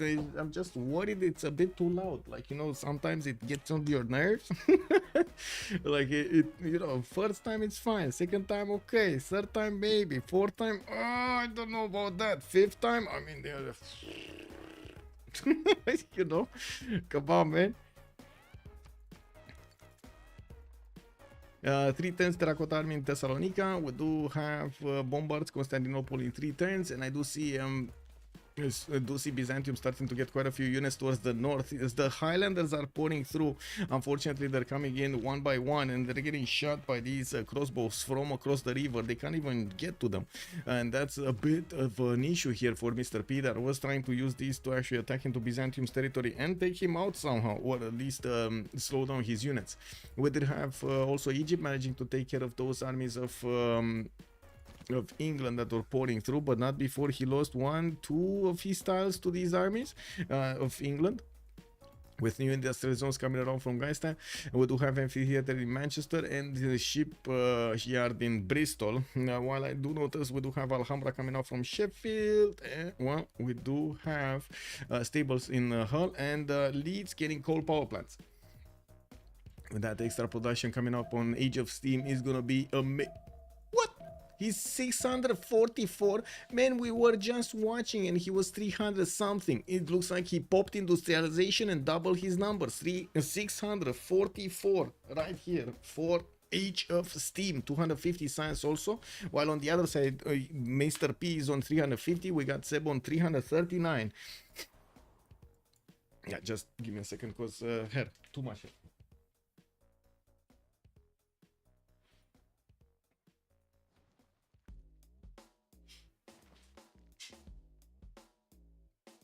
Man, hair flying everywhere. Okay. A few more cuirassiers coming in from China, and I do see spies coming up from Chengdu. I do see also Great Zimbabwe is going to finish in the city of Xi'an for some extra trade routes. And I do see Kree is actually getting 2 of his settlers out. They're moving eastward, and yes, I do notice that Russia is sending a few units toward the west. Maybe he's going to catch them in the act of starting to move out of harm's way. I do also notice Scotland, whoa, did lose his line infantry to the Kree unit. We do have the walls going down by half, and I think he's missing a bombard. I think he also lost a bombard here on the way. With new Highlanders coming in, it doesn't seem like at the moment the production of Scotland is going to keep up. Good evening, sir, and welcome. Why is the state defaulting them? Where does they get money to fill the gap from? What I mean, where do they get the money? They just got the money from us. They don't care.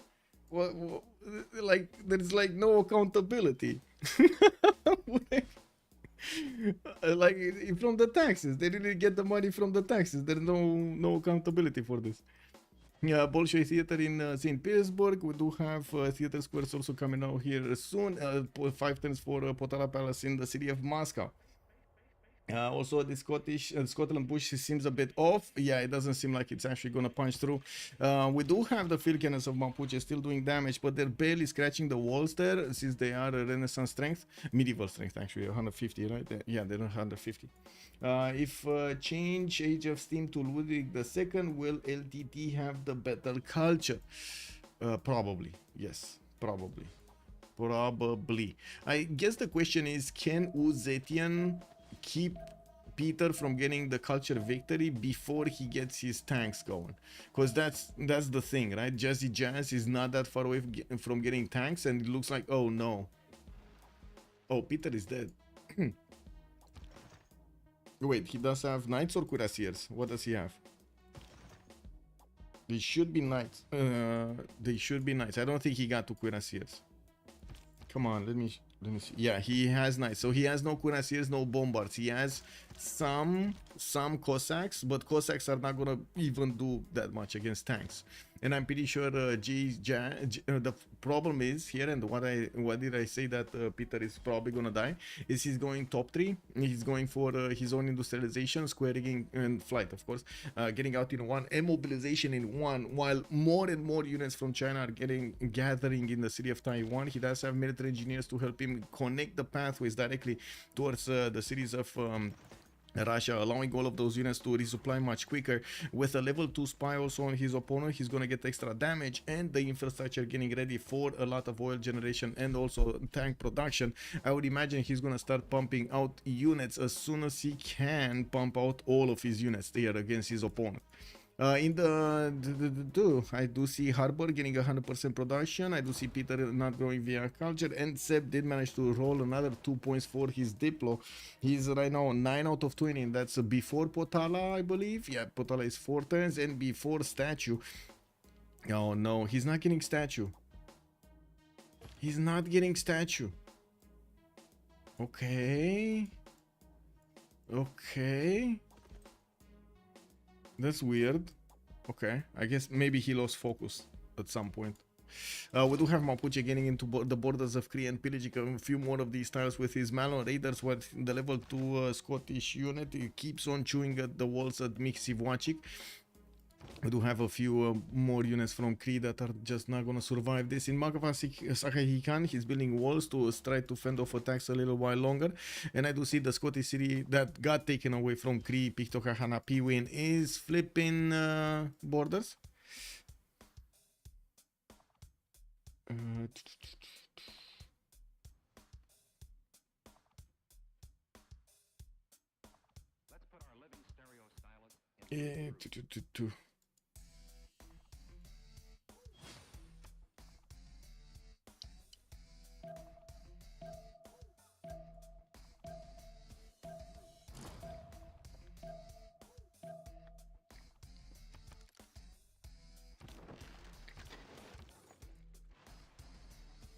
Well, I do see London is trying to build Potala Palace, and wait a second, he's actually gonna finish Colosseum here. This should have been on, oh my god, this should have been on Scotland. Like if Scotland, oh, he's not gonna get to even catch, to be close to Kai style. 264 science and 96 culture with 718 points of production right now. The Robert the Bruce, unless you're talking about the culture, in every other aspect the guy style is managing to win on his empire. You do have 590 points of gold per turn from guy style. I do see Jazzy Jazz is also 457. They're gonna have the gold that they need to upgrade all of the units of China here to go against Russia. And you do see Kree is also coming from the west side with a few units. No, that is funny. Russia is oblivious to the fact that his opponent is starting to build an army next to him. This is gonna hurt. This is gonna hurt really badly. We do have also Crazy Zimbabwe still coming out in 6 turns, and I do see Cuirassiers are not getting cored up yet, or at least I don't see him hard building cores yet. Now we do have Jazzy Jazz, Opera, and okay, I'm pretty sure he has nationalism because I saw him coring up these units on the front line. Anyway, military academy is coming out of his cities here. Maybe that's the problem. He doesn't have military academy. Oh yeah, there we go. He doesn't have it. He doesn't have it. He doesn't have it. So only these ones on the west side build the military academies. Okay, not even all of them. This one still has scaffolding. Oh, that's actually an armory. That's not even a military academy, because the military academy is this one, like the big one, and this is the armory, and this is the barracks. We do have Cavs walking in from Mapuche into the borders of Mixiv watching. Not strong enough to do damage against the city center with walls, but definitely strong enough to fend off attacks here for quite a while. And also pillage a few more tiles. Mapuche did have his way with the Cree lands for a long time in the game. Is this Potala gonna be snatched? It's same turn. Do we have... Who's the first one? Guy style. He's the first time. Yeah, it looks like Age of Steam might actually snatch this. If he does manage to keep it, he's gonna snatch it. Do we have anything in the Grey People? 1 diplo point. Okay, England looks like he's gonna be on the prime position to take this. Egypt might actually take John Spilsbury if nobody's gonna project it out from him. China didn't get to the modern generals. I see the first one is Napoleon Bonaparte, and I don't think he did manage to get that going. Kree going to set up a reservation. Yeah. What was the sin? Not getting a general in the front of Mapuche. Like, Mapuche lost a city, he never got a general.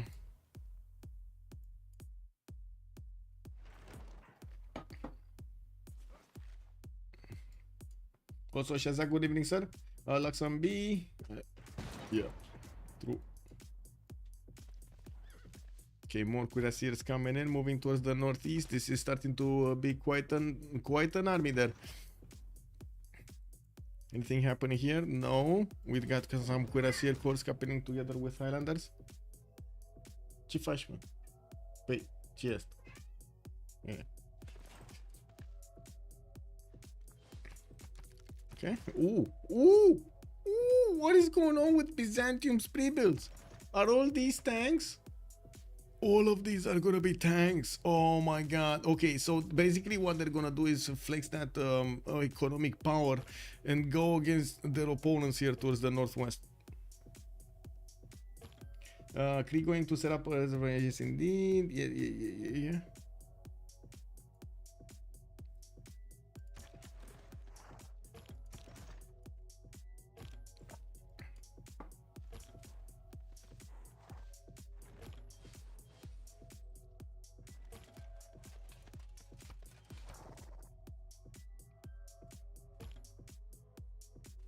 Okay, finally new bombers from Mapuche going into Chris town of Mixivuacic, and I do so notice we do have Scotland taking out that free city again. Mapuche bringing new camps will allow him to keep on going, and I do see, of course, Cree doesn't really have the technology to defend off that many more attacks, but he does have, wait a second, oh, that's Lotaro actually. Yeah, he doesn't. Mapuche is only on 36 science and 33 culture, moves out with his units to keep them alive, and I do see Russia is having a Cossack war next to Tambov, and that he just settled. He does still not know about this South China and what is he doing here. We do have cuirassiers coming out from all of the cities of China, and of course they're gonna group up together in the city of Taiwan to get promoted into tanks. Now I do see Jesse is gonna get his steel out next turn. He just needs combustion afterwards. As you can see, he already has some oil as a tradable strategic, so basically that's it. We do have 246 tourism at 10-4 Peter, and without the rogue pants at the moment it doesn't seem like he's gonna acquire enough tourists. He's 17 out of 70 points. That's way too far away from getting the victory in the next few turns. 6 turning Cossacks is not gonna cut it. Yeah, this is not gonna work. 6 turning Cossacks in the face of like multiple tanks is not gonna cut it. And the oh my god, he's only scientific victory. Yeah, I don't see how Russia right now can survive, but I guess we'll see. Chad, do you think he's gonna survive here? Did anyone ever make terracotta? I think so, but I don't know exactly what it is. Okay, let me double check. I think I saw it somewhere, but I don't remember where. I'm pretty sure I glanced over it. Here, maybe? Yeah, here. There we go. This is Thessalonica in Byzantium's territory. So basically all of these heavy chariots that he got do have the first promotion on them. Big comeback. Huge. Like some big cannot. What? Hey, what? Pita chip. Ce faci comod?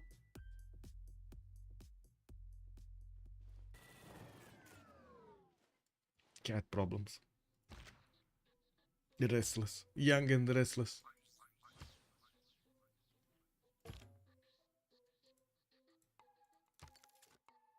Okay. Scotland finally gonna finish his coal power plants. Unfortunately, doesn't have nearly enough production as Guy style. He's on 280 science with 150 culture and 450 production, while on Age of Steam we do have 800 points of production. I do see also he's 4 turning Statue of Liberty from the city of Manchester, and also 5 turning Venetian Arsenal. I didn't see Statue of Liberty being placed anywhere, even though there is a possibility here for Astrakhan to place it next to that harbor. He's not doing it. There's another harbor in Smolensk. Oh, wait a second, that's a lake. Okay, double, that's a lake. No, that's a sea. Oh, no, that's a lake. Never mind. It's spelled out like a sea, but anyway. So Smolensk gonna get another harbor out here in 4 turns. 1 second more here.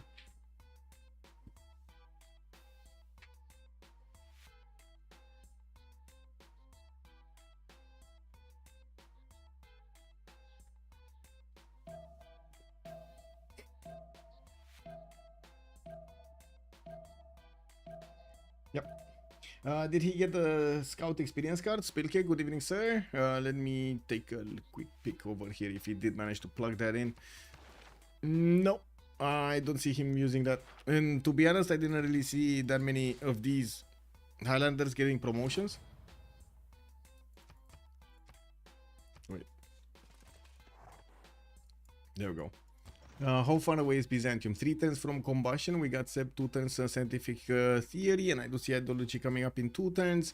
We do have Jazzy Jazz needing to get going to improve also Theodora, to boost Theodora 2 tanks much faster, while Upside Chat is gonna be 6 turns from refining. I do see kind of nobody's gonna get to tanks before they're gonna get those tanks to them. Like before Russia is gonna get attacked by China, he's not gonna get tanks, and I'm pretty sure we won't see Egypt managing to get to tanks either. His military science next turn, and he would need rifling, he would need steel, he would need refining, and then combustion. That would be a bit too long out of the way. Scotland does have John Dark moving around here, and the big question is, can Uzetian actually recruit Napoleon? We got Gustavus Adolphus. This is the industrial one. This is for the cuirassier, but not for the tanks. Stronger one? No? Where is it? Napoleon. And I do see China on 35 points. So he's gonna get it in 2 turns. Or buy it next turn. One of the two. This Russia is so clumped. I do see some national parks here coming around.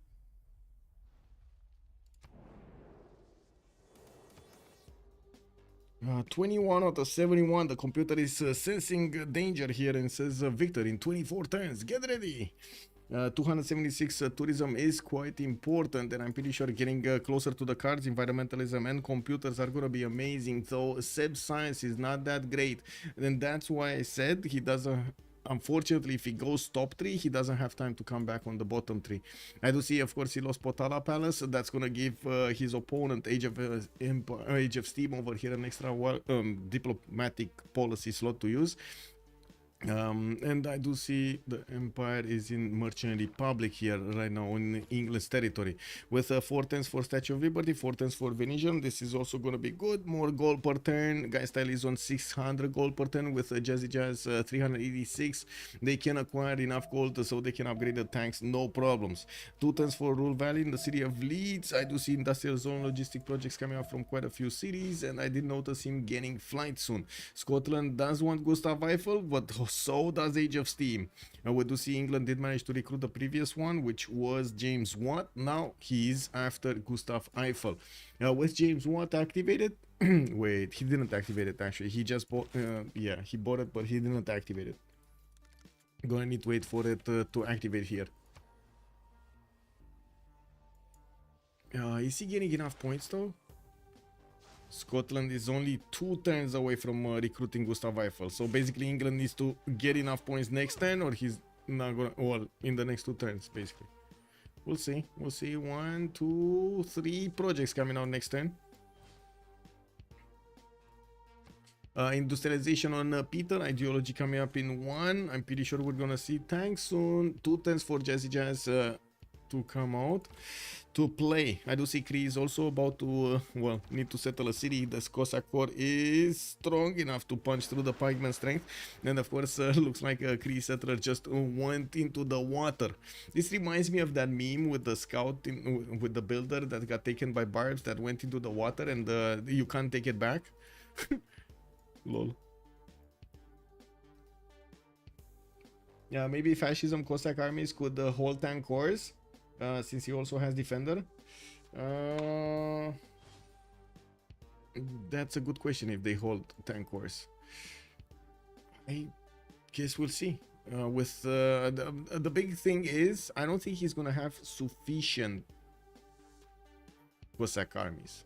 Like he's barely building these, and he doesn't have 300, 400 faith a turn to keep on buying them every turn. So yeah.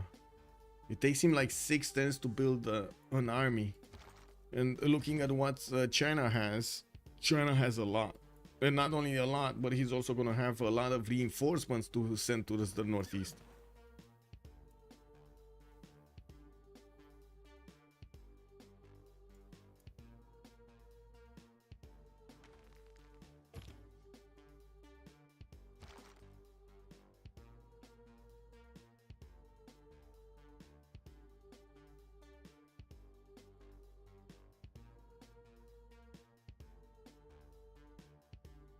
Banks in Dumfries and Air. Looks like Scotland is looking to build to get more gold, while Toto is on 141. I'm pretty sure it's a problem because, well, Cleopatra is gonna get attacked by Byzantium, and with so many units that will get upgraded here, it does seem like Byzantium is gonna be well equipped to take out Egypt.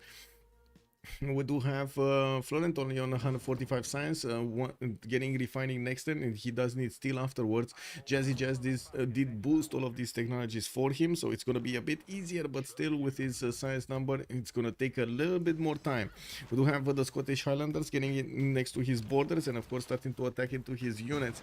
Some of the Highlanders are dying on the way, while we do have Byzantium managing to do quite a few counterattacks with his own field cannons.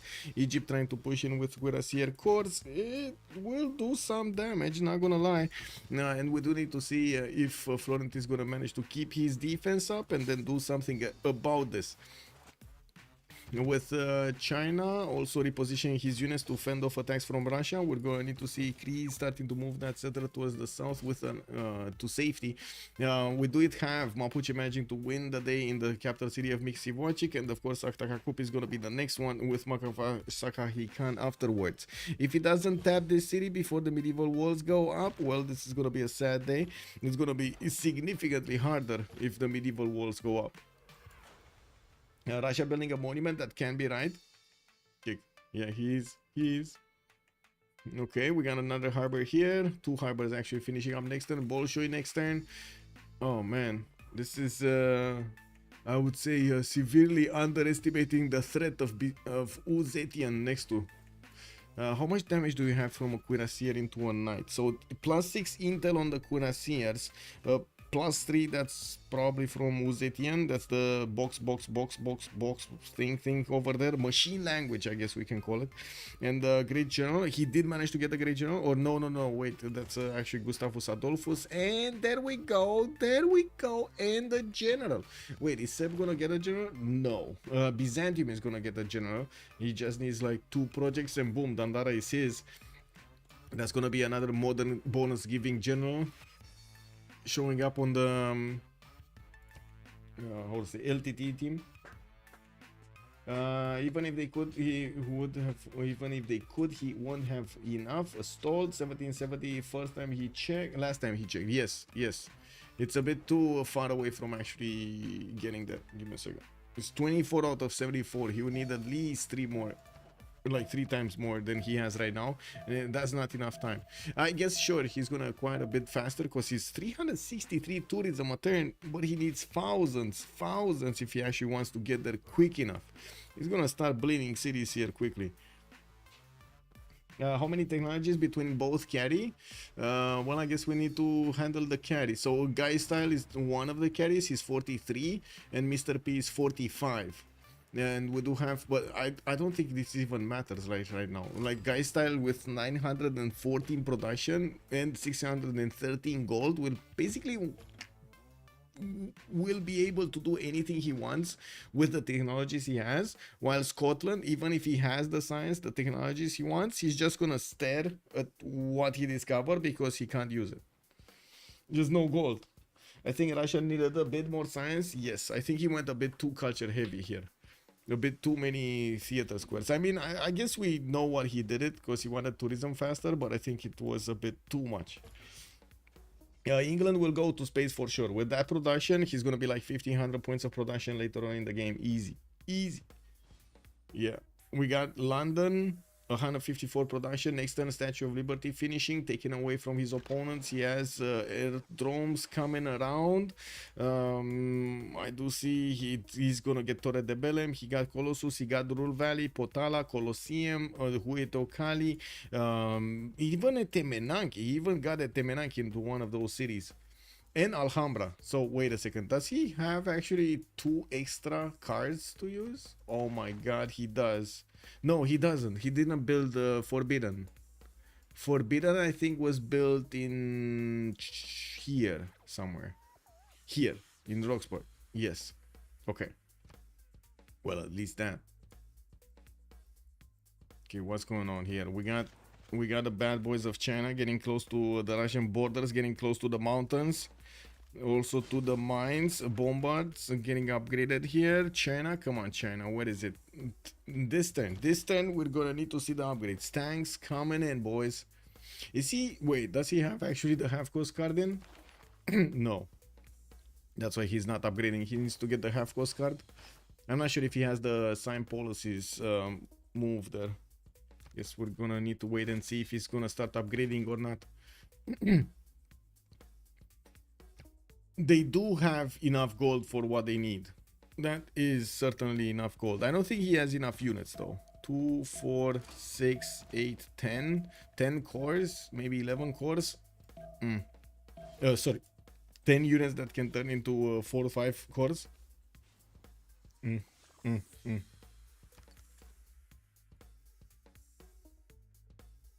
Well, tank wars are definitely getting hard built here in the Chinese series that did manage to get Forbidden City. I see also the units of Mapuche are working on that city of Ahtakakup, and I do see they kind of ignore the medieval walls going up in Malfasi Sahahikan, so well, that's gonna be a harder city to attack. You can actually see, if you zoom into the city, you can see the stage of the wall and also the level of the wall. You can see if it's ancient, it's gonna look like, oh, this is medieval also. How did they let it? No, it's not. Okay, so it half built. I see. It only half built. Okay. He should just buy card change. Yeah, true. Did he upgrade? No. Yes, I agree. Time is of the essence. And if he does manage to get this going right now, this is gonna be big. If not, this might be a problem. I do see Seb is still going for scientific theory in 2 turns, and Cold War coming up in 3 turns. Is there a tank somewhere? No. There is one Cossack army. And I guess he could get maybe another one by the time those tanks get in. Because if they're getting delayed so much, I mean, I guess next turn Uzetian is gonna get it, right? Next turn he has urbanization. Mapuche doing anything? Okay. Byzantium did manage to fight off the Highlanders, by the way. Looks like Scotland could not do that much damage against the Byzantium defense. And yes, Byzantium did upgrade a few cuirassiers to help fend off these attacks. The cuirassiers can double tap these Highlanders quite easily, so definitely advantage for them. From the north, Egypt did show up with a few of his own units. It does not look like he was successful.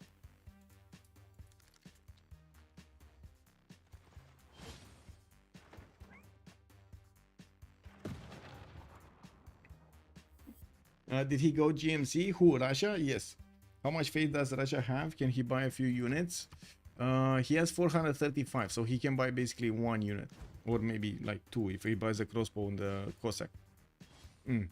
With the next turn, actually. Okay, tanks, artillery is getting upgraded, and we can see the damage now. No tank core though. Okay, so tanks, normal tanks are just as strong as the Russian Cossack armies on a hill and in a forest. Yes.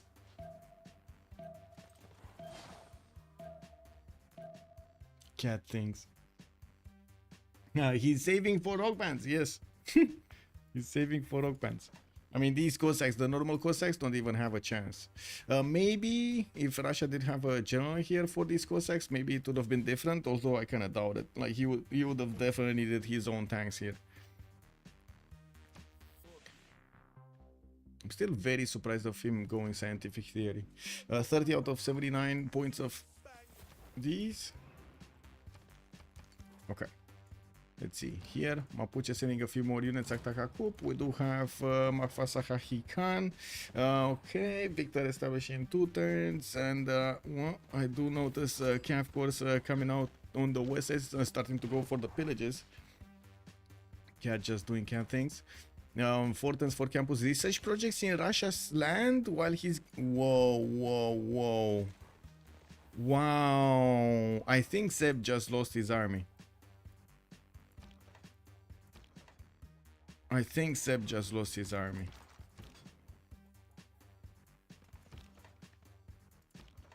Oh, wow. Like, oh my god, look at this Cossack army, guys. Cossack army is 91 defense. He even has fascism. And these tanks of China are two-shotting it. He went out of the forest, no way to defend anymore. And his other units are getting one-shotted, almost. Yeah, I don't think this is survivable. Anyway, we do have China getting the artillery. So Seb is going back on military engineering, and you can imagine if he's on military engineering, how much time it will take him to get to steel walls. And we do have China also hard building these tank cores and moving them to the front line, building new encampments in the cities that he didn't build some, and getting that economy going between him and his ally.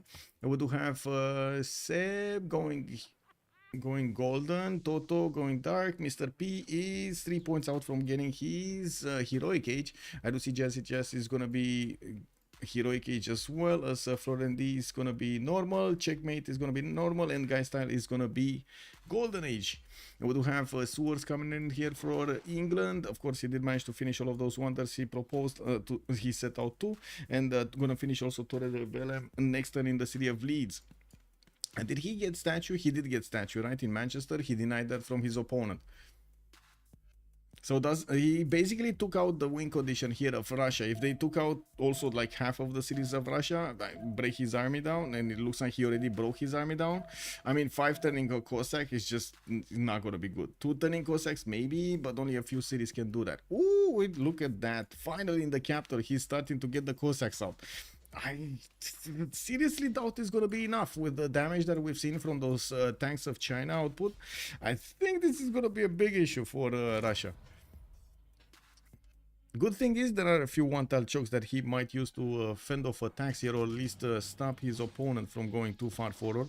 Even though I do see the tank is just gonna get that one tile and there's nothing they can do against it.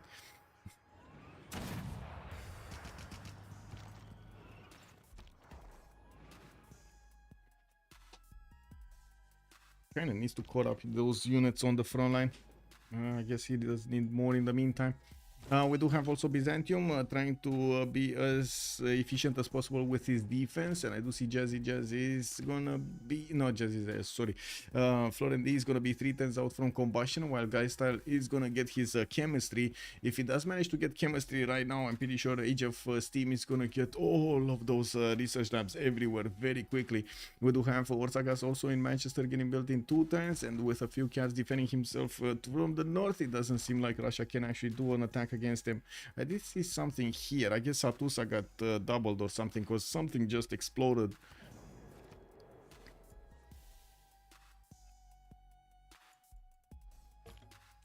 Pebbles, why is he so far forward?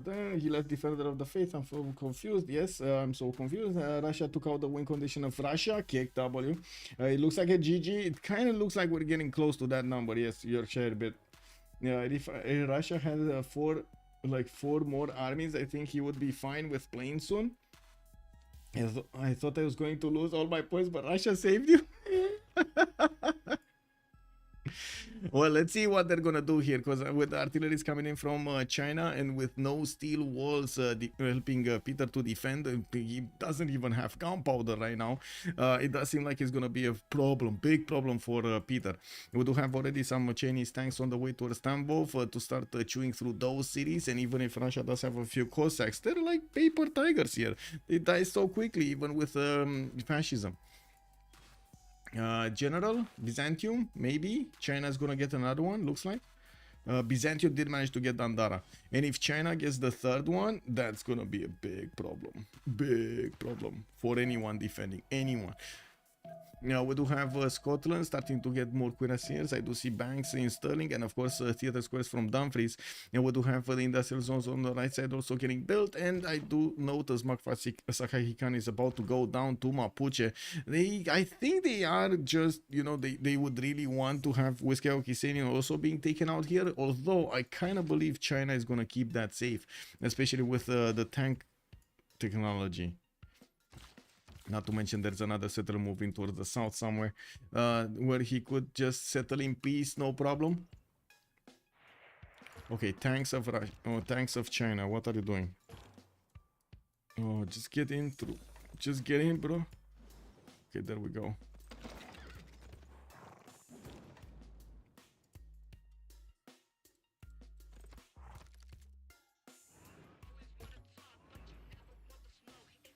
Who wins Congress? Maybe they can scam of, well, I mean, if they have that option in the Congress, that's the problem, right? Maybe.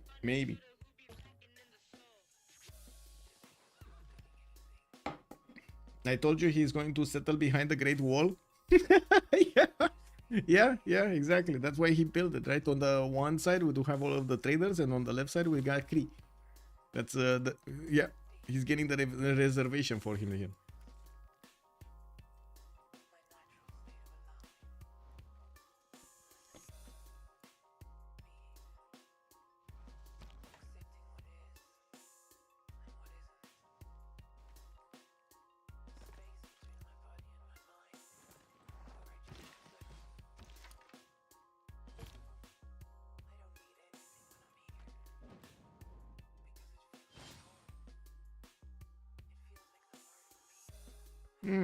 Okay. Well, Mapuche did manage to finish off that last city center, and I do see Scotland moving towards the south, even though those Highlanders have no chance with China's tanks. Oh, they do. They do have a chance with China's tanks. Kick W. Now we're going to need to see if they're actually going to do something here against Wiskayokissin, which is at the moment the last standing city of Cree. We do have also to take a look here. Okay, Byzantium starting to move his cuirassiers forward. That will allow him to upgrade a little bit closer to the front line, and of course make it a little bit faster to go and take out Egypt. Egypt on the other side, he's getting his own refining in one turn. It does seem like Theodora did manage to get the advantage here. Since Theodora does already have steel walls and he's 2 turns away from combustion, you do see that Egypt is going to have an issue. Also, Egypt is not going to have a general by the looks of it. China will get the second one. England still has quite a few points per turn, and I don't see Egypt making enough great general points to get one of his generals here. Chris, so easy to just bop here? Yeah. Yeah, I mean, one helicopter, it will do the job.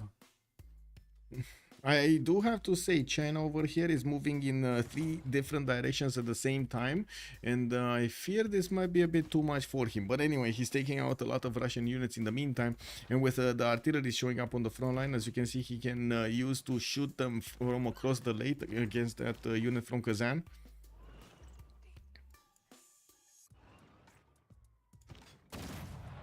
Well, doesn't look like Tambov is gonna go down.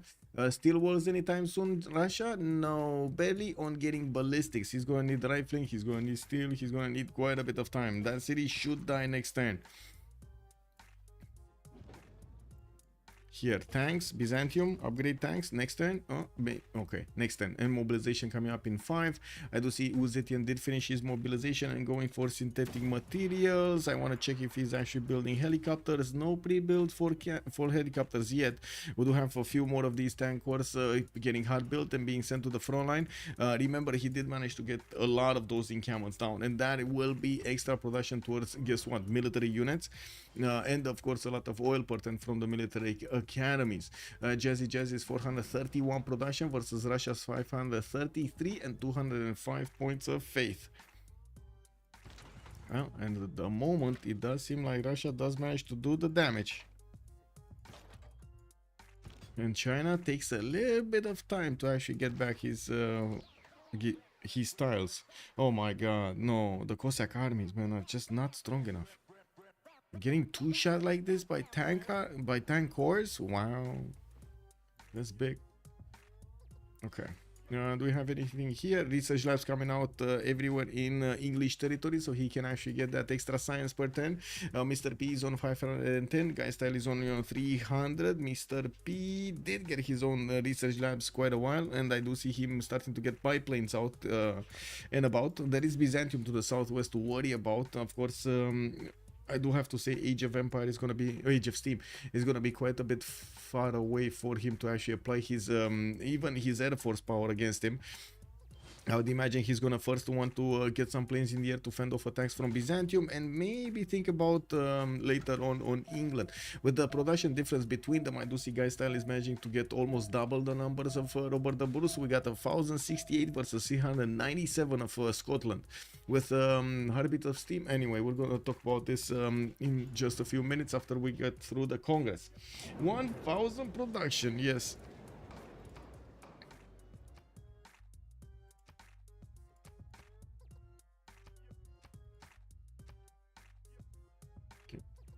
Oh, actually not digital. Let's go for autocs.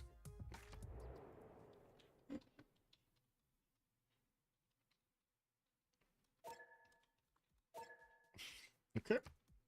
2 minutes.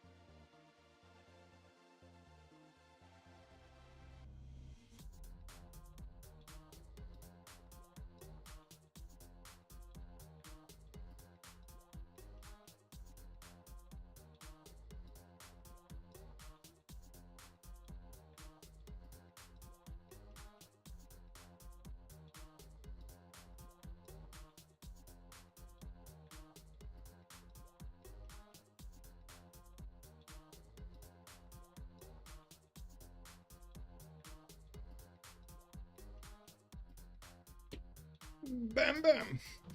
1, 2, 3. Hello there, sir. Why it feels like stream is on 2 times? Whoa, whoa, whoa, whoa, double the time.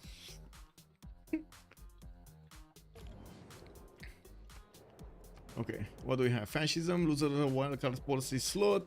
We do have Marshals. Okay, option A, getting more.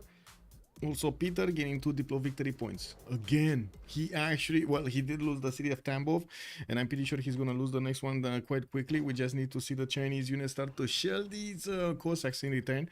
On the right side, it does seem like the Chinese army is starting to get towards Olonets and maybe also Arkhangelsk, actually. I would imagine Olonets is just gonna be much easier to actually take out than the other ones. Now, with another tank move towards the city of Kazan. Whoa, he can one-shot that city center? Almost one-shot the city center. When steel walls, Peter is barely getting ballistics next turn, so no steel walls for him for quite some time. These cities are just gonna be taken out, and slowly the Empire of Russia is losing the production centers. I do see also Mapuche starting to move towards Uzetian from the west side with a few Scottish units in tow. On the other side, we do have Byzantium still not upgrading his tanks, so he does need the gold, and I'm pretty sure he will have the opportunity. We do have Jazz getting the gold, Geistal also getting the gold, and there is still more than 1,000 together here.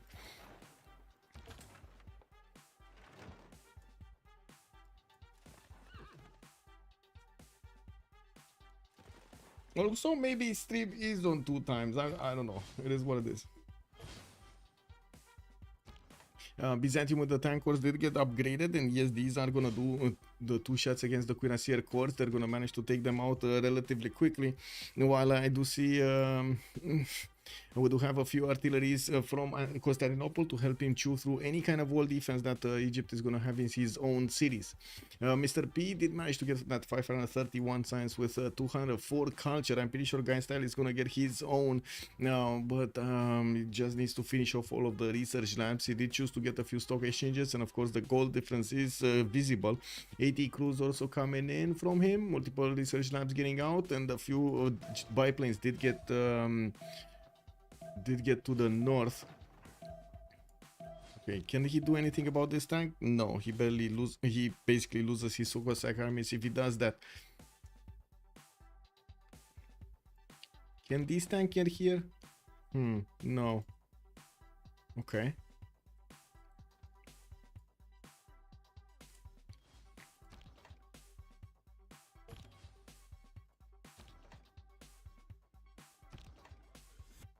Well, that's unfortunate. Yeah, that's one. Whoa! City stayed alive on 4 HP garrison. We do have the Chinese tanks starting to wrap in from the west side, and I would imagine Olonets is also going to be targeted over here. I'm pretty sure 2 tanks will finish the job on that city center. With Cossack Corps also finishing off attacks in Arkhangelsk. Those ancient walls are going to go through. I don't think it's going to be a problem for the tanks to chew through ancient walls, but I do think it might be stalled out because of this Cossack Corps in the choke point. Russia is on 336 tourism. Looks like he's still gathering these tourists, 35 out of 88. Now we do have Byzantium starting to move towards Egypt's territory, and I think the gold problems are becoming extremely real here. Cleopatra does have 1100 gold in the bank, but he's barely getting steel in 2 turns, and by the time he's gonna get tanks, he's not gonna have an army to upgrade from. He does have a few more cuirassiers coming out of his cities, getting hard built 2 turn, 3 turn, 1 turn. Also, as you can see, there are significant Byzantium units here. I don't see Byzantium benefiting from more than +2 combat strength from the Taxi Strait, which, yeah, I mean, could have definitely been helped out by England here if you would have gotten a religion. I think this would have been a must-have, actually. Whenever you... wait a second, that's... yeah, he could have gotten one here. Could have gotten one in Sunderland. Wait, he got Machu Picchu? Machu Picchu, Chichen Itza? He got Chichen Itza somewhere? Because I saw... Yeah, he did. Lol, Chichen Itza. Huh. I saw the extra culture on these rainforest tiles, and I was like, what? Anyway. England has a religion in Manchester. Went still for Russia. He's barely on ballistic, sir. So he needs rifling. He needs combustion and or steel. Well, probably will need rifling and steel. So 2 techs, 2 full techs away. Yeah. Wait, England has a religion in Manchester? Is that his religion? So wait, he never actually. So that means we don't have an apostle. Oh, Byzantium didn't actually send an apostle to take out the religion. Yeah, you're right. England does have a religion, Zen meditation. Good catch, good catch. All we needed to do is actually have Byzantium's apostle go to that city center to convert it. Okay, well, it looks like these Egyptian units are made out of paper compared to the tanks. The tanks just go through them like they're nothing. Okay, that's a unit down. We're probably gonna see that encampment being bonked.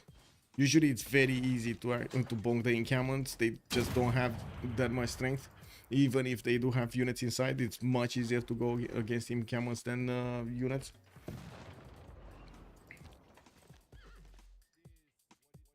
Okay, multiple spies also getting into the Scottish cities. I do see also planes getting into fighters. Scotland on the right side cannot really flex his military power against China, nor can he actually do anything about the Age of Steam, with multiple tank corps also finishing up and tank army starting to finish up. Whoa. Kree, what are you doing here, man? Oh, I see. He's actually settling in the middle of the island. Okay. Another 2 cities have been taken out from Russia, and he's down to 2, 4, 6, 8, 10 at the moment. 11 actually with Volhynia. That's another city that's probably gonna fall here in the south. We do have Seb needing to actually choose to go towards steel, and of course he does upgrade a few cuirassiers here. Not really the best unit that you can do against the tanks, but at least they're gonna be stronger, a little bit stronger. It does look like the attack is going to slow down significantly, but I think the damage has been done. Peter did lose a lot of science, and yes, he's on 500 culture, but come on, let's be real. Is he going to get a culture victory right now? Doesn't look like it, especially with Byzantium pushing so hard into Egypt. They kind of lost Kree though. Can they bring this back entirely? Newbie one, thank you so much for the follow, sir, and welcome. 1097 and Middle Move don't have tanks. No. The Chinese special ops. Yeah, I think Byzantium here is definitely gonna carve a line through Egyptian territory. We should see a settler, there we go, being built in Thebes, where there is a level 2 spy also deployed. We still don't see that apostle moving to the west side. Maybe I didn't catch him, but I don't think he's moving to the west side.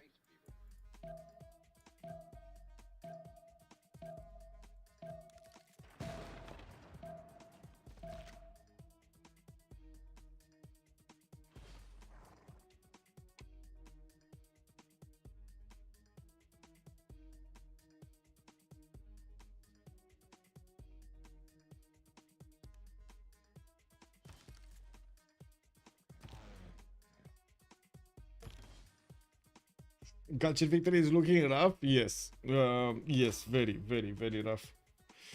I don't know if culture victory is able to be to happen here. It can happen here anyway.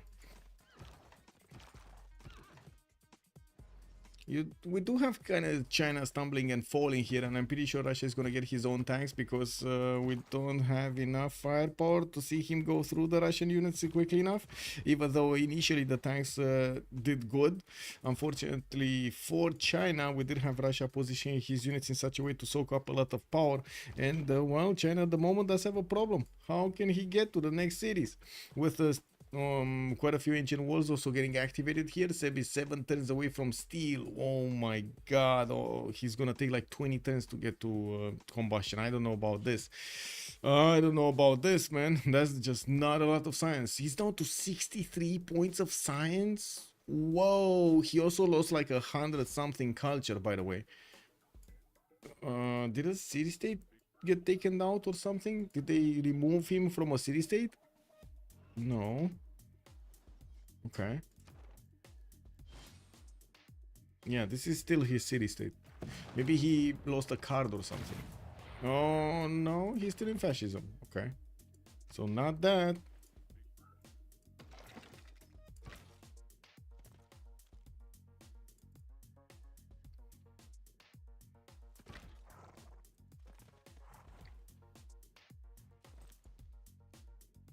Okay, so Byzantium managing to get into the borders of Neken with multiple tanks, cuirassiers, field cannon corps, and some artilleries, starting to actually get through there.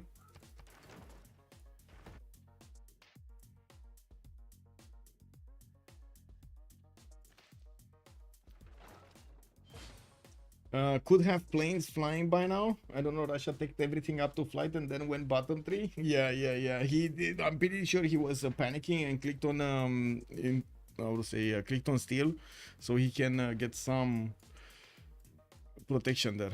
But yeah, you're right. It looks like if he would have gotten to flight, maybe he would have gotten a few biplanes out. I'm not that convinced he would have gotten to advanced flight actually. That actually, with 100 science, that takes a long time. Not even counting that he dropped down to, 63.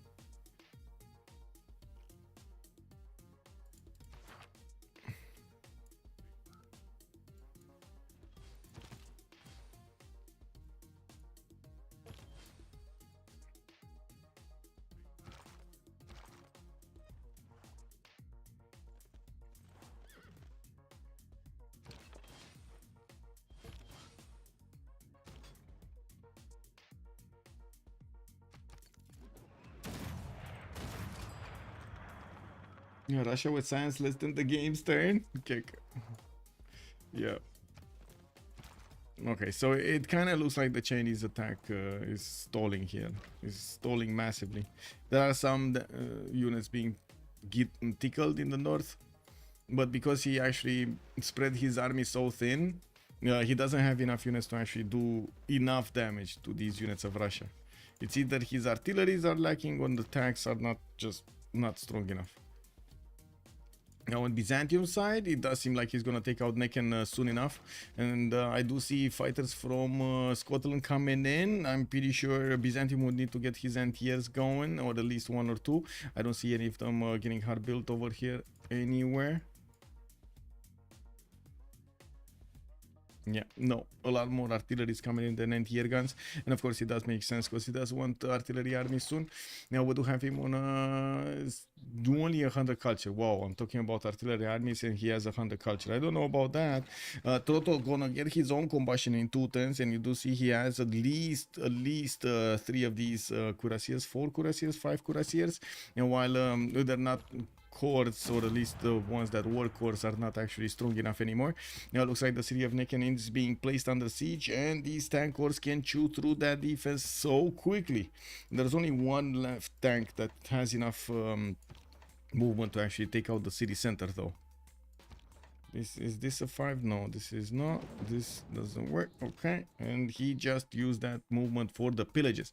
I do have to point out a lot of the times the players choose to not take the city if they have the ability to actually take out all of the tiles, to pillage all of the tiles around, and this might be just that case. He wants to get as much of a return from this as possible.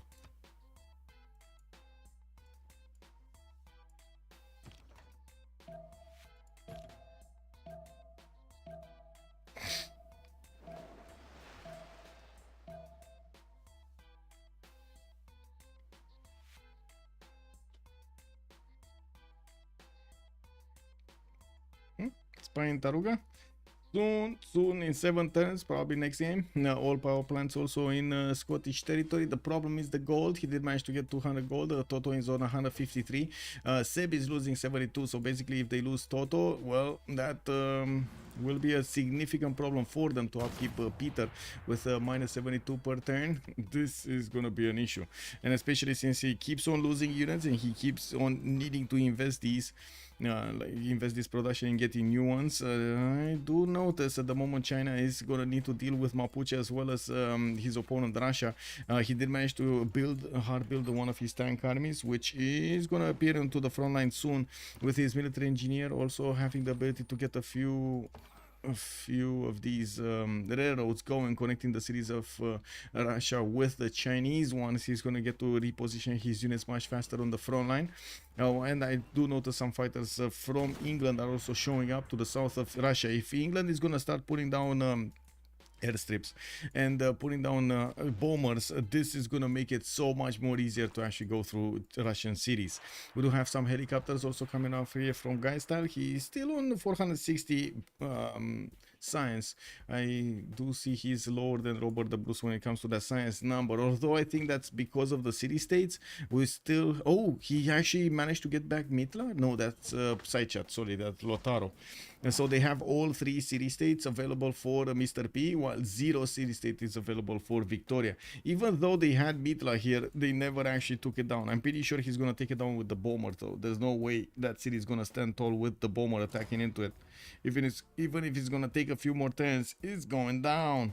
One turning great lighthouse from Manchester. What happened here? Fascism loses a wildcard policy slot. That's a big bummer. March this, and Seb did get the 2 Diplo victory points in the Diplo screen. We do have Seb with 13 out of 20. If only he would have built Statue of Liberty. Yeah, if only he would have gotten there. Anyway. First city falls from Egypt, and we do see on the Byzantium army getting next to Rakedet soon.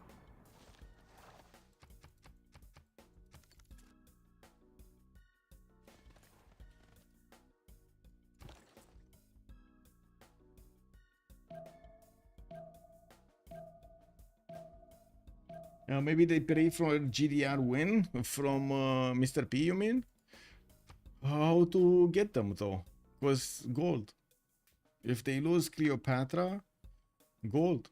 I mean, they're not gonna have enough on Lotaro or Seb to actually get this going.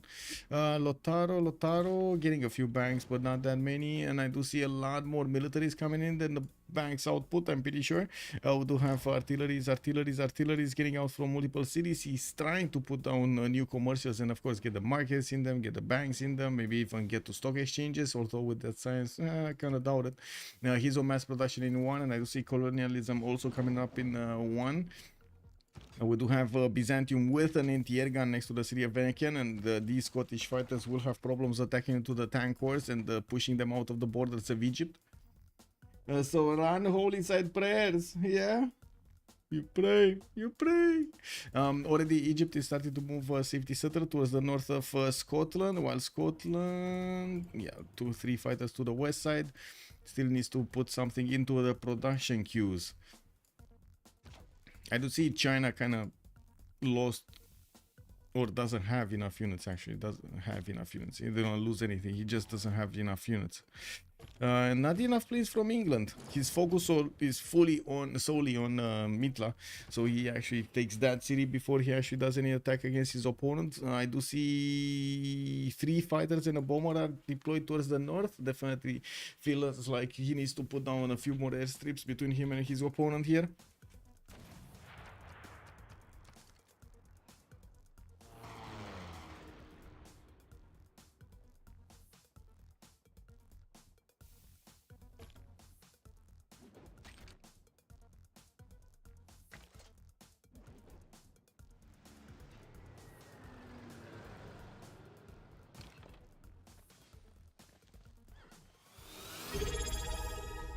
Hey, Kitchen, thank you so much for the prime, sir. Thou shalt be knighted primer. XDKHN. Keep the good times going. Cheers. Let's go. Okay, well, we do have China here with the tankers getting next to Argalansk, and yes, the artillery, Arkhangelsk actually, artilleries are going to need to start moving closer. We do have also the tanks crossing the river. What happened here? Where did he get a little bit of an advantage? Tankers do have the charge promotion, general bonus, flanking, intel. He dropped down 1 intel point actually. He went from +6 to +3. Okay, well, I guess it was just a weak unit or double tapped. In the city of Tver also starting to lose his forward units, defending off attacks. The Cuirassier Corps is going to be targeted. There's another one to the north, and of course the Cossack armies are there to try to fend off attacks. Byzantium going for the next cities of Egypt, while Egypt is getting shipbuilding. Oh, he did get steel walls. At least he got steel walls. That's good. Also, Egypt getting a mobilization in 6. Looks like Byzantium will have enough artillery to take out the Egyptian cities. It's just a matter of time. We do have some promotions here that Florent really needs to get going, and I think he doesn't have like a first move or something. Does seem like Mr. P is punishing him with that. Okay, well, we do have a few Scottish units here next to China. Now, Mr. P also going for nukes, nuclear fission coming up in 2 times. Saichat gonna get his industrialization, while Seb is gonna finally get his steel walls next turn. That's gonna slow down quite a bit the Chinese army, but not that much. I'm pretty sure when England is gonna get his bombers out in the range of the cities of Russia, I'm certain these Russian cities are gonna fall very quickly. Very quickly, but it's a matter of numbers here, and I'm also sure that England should actually go for stealth bombers next. If he actually wants to go this route, he's going for plastic, so I would imagine stealth bombers and helicopters are going to come out soon, since we do have a wave of calves from multiple cities coming out from England, and a few more bombers. There we go, yeah. England putting a city to connect with Byzantium, and I do see quite a few more tanks coming out from Byzantium as the city of Rakedet is being placed under siege, and Florent is starting to get quite a few pillages out of this city center.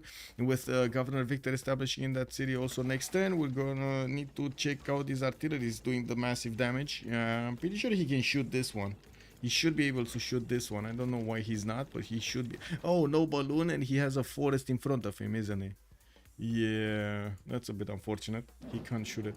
Kick. Where balloon, bro? Where balloon? Wow, quite a few spies from England, by the way, in the main cities of Scotland, and we do have also a Chinese level 3 spy in the city of Ayr. We do have broadcast centers also coming out from Scotland, looking at Seb's 500 cultural turn. We do have him also on a 658 tourism. The computer tells us it's 44 out of 109 points.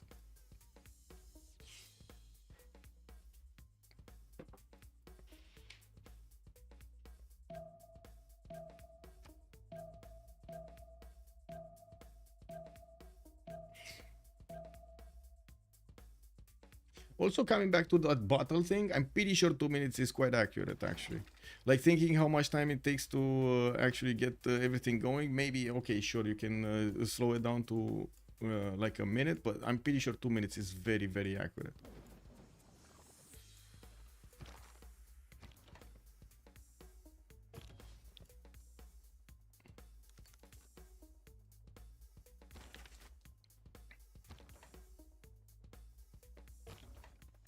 Should neutralize government and sabotage production. What is he doing? Waiting assignment, I think he just moved them.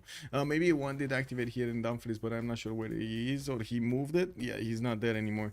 Anyway, now let's see. Byzantium gonna get Racket dead. He should have enough firepower with these tanks to take that city down and keep on moving forward. Maybe he's gonna want to take a few more pillages. He does have his tracks on some of these tiles. No, there we go. He took out the capital city of Rakedet.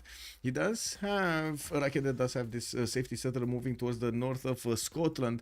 But of course, again, without that extra economy, this is gonna be hell on earth for Robert the Bruce to actually upkeep everything. He's down to 83 gold a turn, and Toto, the one getting attacked, he's making the most gold in the game right now for them. For middle move. Yes, this game is with Beta BBG. Yes, sir. Classic woman, just griefing Scotland with that level 3 spy. Yeah.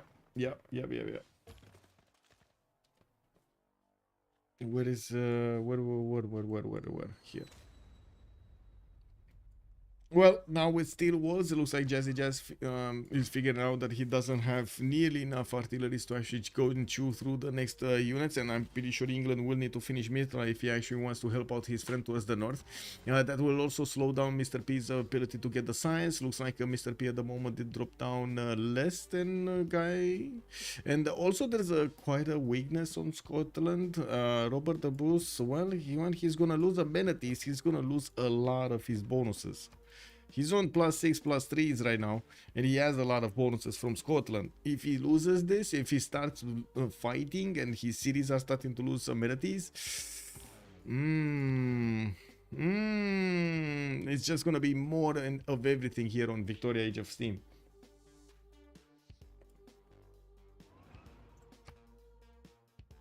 With some English bombers, Russia dies anyway. Yeah, I agree. It's just a matter of getting the bombers on the front line. And I think that's why he has this military engineer here to the north of Mitla. He's probably going to want to put an airstrip, reposition the bombers, and start attacking the cities of Russia. One of the things that needs to happen, he needs to get the jet bombers before they're actually getting deployed so he can keep upgrading them. Otherwise, they're going to need to move back, upgrade, move back, and so on. It's just move forward. I mean, it's just a bit too much. And I think he's just getting a massive wave of them and starting to slowly reposition them towards the north.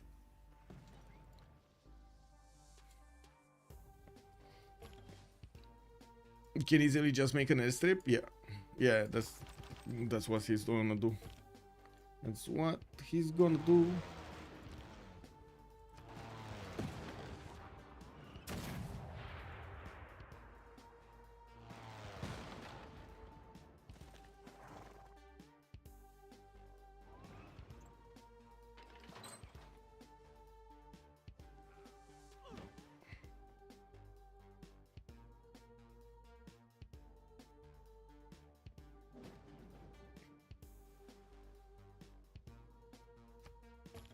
So many fighters coming out from Scotland to fend off attacks here. They do damage. They can definitely take out quite a few of the Byzantium units if they catch them out of position. And with Egypt actually upgrading his own tanks, he did beef up his garrison defense strength in all of his cities. Definitely important to slow down the offense of his opponent of Theodora. But with anti-air guns also defending these units, it does seem like he's going to be punishing for the Scottish fighters to attack directly into the tanks. So they're just not doing it. Now we do have artilleries, the first ones from Florian D getting close up and personal to thieves. I don't know why he moved them back, but it looks like he did. Maybe it was a misclick, to be honest, by how it looked like. Okay, anything happening here? Looks like Arkhangelsk actually is going to be taken out next turn. We do have Russia still trying to take out one of the tanks of China to the south of Yaroslav. And looking at what's going on, well, it does seem like they keep on chewing through the Russian cities with no end in sight.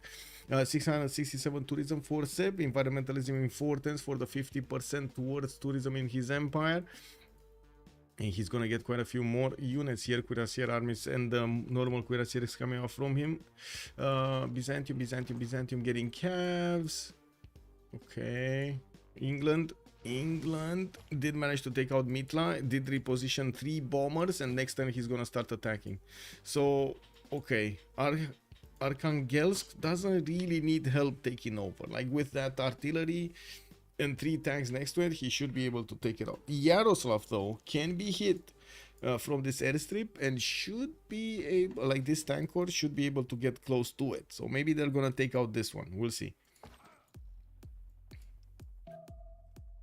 We got actually 4 bombers. There's another one in Mitla. Now he still doesn't have the jet bomber technology. Yeah, no jet bombers. You kind of want jet bombers to actually go through any kind of anti-air defense, but to be honest, like Russia never really had enough production to build it.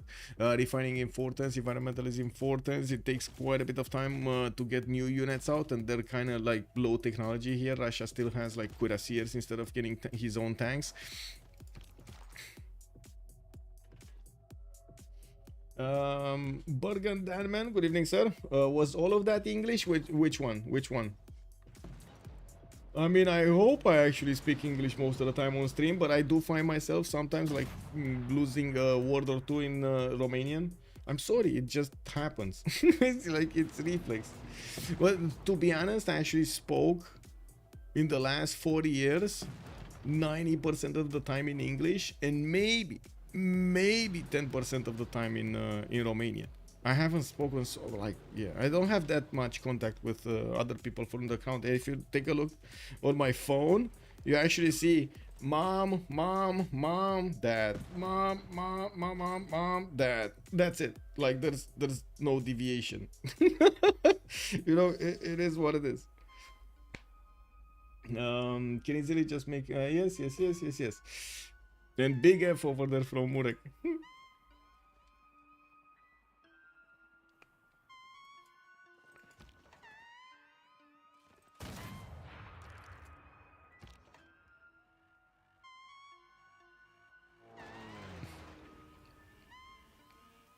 Mama's boy. Yeah, I mean, you know, I have two parents and a grandma. I need to talk with them. Very good English then. Thank you, sir. Thank you. Still, I'm pretty sure I still have a long way to go. Like my vocabulary, especially in technical terms, needs to improve. But man, I have a problem when it comes to technical terms, even in Romanian, because well, I know more terminology in English than in Romanian right now.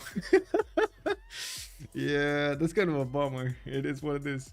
Like mid-sentence, I find myself that, oh my god, I don't know how to say that word, but it's like on the tip of my tongue and I can say it in English, but I feel bad if I say it in English. Mom, bring me another Capri Sun. She's not staying with me, man. Honestly wholesome. Yep. Yeah, we do have Renaissance. Well, how are you doing, Wednesday? By the way, good evening, sir. How are you doing? Here we got aerodromes in Taiwan. We got also some more helicopter armies coming out from Longqi, and I do see helicopter armies from China. Looks like he's gonna want to actually finish the job here and send them towards his opponent. While on the west side, Mapuche is starting to attack. Wait a second, I think he actually needs to defend Mapuche here. We do have Wu Zetian in a heroic age, and we do have still 10 more turns until the next World Congress, or 9 until the next Terra. Looks like he's in a prime position, or close to. Actually, he's halfway there. Let's say like that, to get his next golden. This might be a problem. Let's see how quickly he can actually get these going on the left side to fend off attacks. It should be fine actually by the looks of it. Should be fine. What's happening here? Oh, this time. Okay. Burger Denman has joined looking the in round chat table. Oh, I see.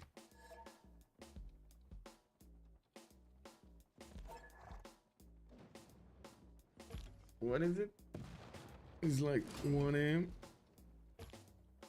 Your time. Kick. Yeah, Pebbles, your kids here also. Good evening, sir. Thank you so much for the follow, Burger Den, man. Okay, let's see what do we have here. Artillery course from Mapuche. We got connection. Oh my. Okay. We do have Mapuche still going against China here, and looks like tank armies are coming out, but slowly from the Chinese cities. We do have Xi'an here getting his tank armies in 3 from 2 cities. Another one. No, helicopter armies slowly coming around. Looks like he just doesn't have the military where he needs to. He needs to plug the choke. He's probably gonna do this. This one is fine. I mean, too late to plug the full choke. And with the one, how many artilleries? 1, 2, 3, 4. Oh, this is gonna take a long time to actually get Shanghai. It should be fine. He's gonna get his tank armies, and the second he gets his tank armies, these Mapuche units should be low. Should be just the same in strength, or no, on the defense. Ideology from Jazzy Jazz. Also jet bombers coming out soon. We do have Guy Style getting his computers, and ideology 3. Oh, no. She wants to wait. Who is her teammate? I don't know who is her teammate. Let me see. Do we have? I think we have them in the same channel, right? So or somewhere around there. I don't know which one is this. Oh, well. Too many questions. We got Russia getting rock bands here, and I do see Cossacks coming from Smolensk. Cuirassier armies definitely will want those tanks. We do have Seb getting his refining in 2 turns, while he's gonna get environmentalism. This will beef up his tourism count significantly. He should jump up to very close to 900, or 1,000 actually, very close to 1,000. But unfortunately for him, it looks like the defense went sky high, and right now he needs to get a lot more than he needed earlier. England deploying his bombers against Russia does help out so much. China actually chewing through the remaining cities of Russia. Yaroslav getting under attack. Solikamsk is about to go down, and I do see China unfortunately cannot reinforce that northeastern flank because of this west. Probably MM. You think MM is gonna win? Okay. Okay. M&M's. 740 science attempt for Mr. P. He is also on 287 points of culture. We do have multiple spies still going around his territory, and it does seem like his ally is falling on the west side. Now we do have Egypt about to go down. He has 3 more cities, and of course we're gonna need to see this one settle over here to the north of Scotland there. Byzantium needs to be careful to actually upgrade these units when he has to. Okay, here, what do we have? Solikamsk lost its walls, but it looks like also the Chinese tank corps did get pushed out of the tile over there to the southwest of Solikamsk. In the Chinese western border, we do have Saichat about to actually walk in the borders of China and take some prisoners here. We do need to see if these tanks of China are going to be able to survive the onslaught.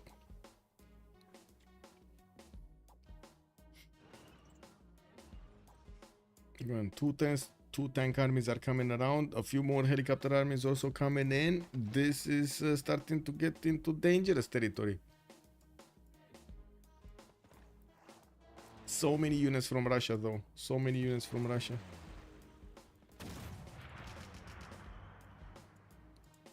Okay, helicopter armies are appearing on the front line. We do have the bombers going against Yaroslav here. And he might... Wait, is he gonna have the opportunity to actually take that city? He needs to go through the helicopter of England. Kick W. No, that's his helicopter, no? That's their helicopter, I mean. Yeah, that is their helicopter. It's just a matter of taking out Yaroslav. They used their units to attack into the Russian defenders, and I do notice that China did manage to get back that tile next to Solikamsk. It's just a matter of time until he actually punches through. Needs to move tank into the sea to take the city. Water tile is unoccupied by Russia. True, China has lightning warfare in 3. Hopefully that let him make the units faster.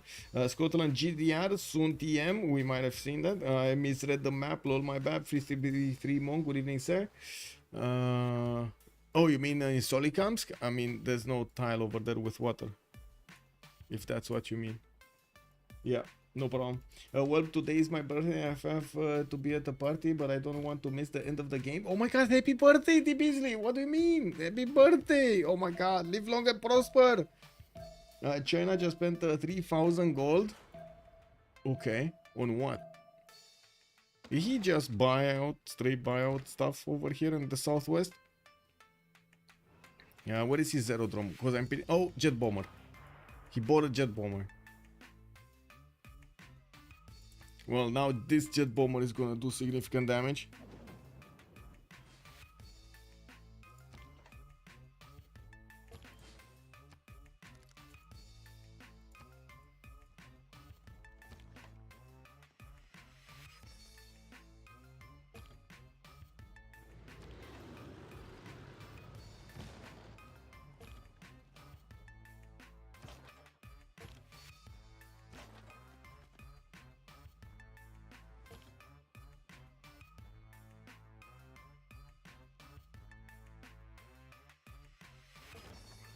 Well, let's see if China is going to manage to push back.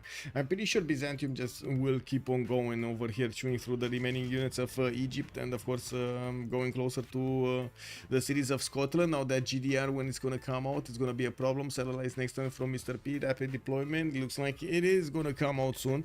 And unless we do have Guystyle actually getting his own GDR, so it does seem like he's gonna we're gonna have over here Scotland getting a bit too much of a technology for his opponent's good.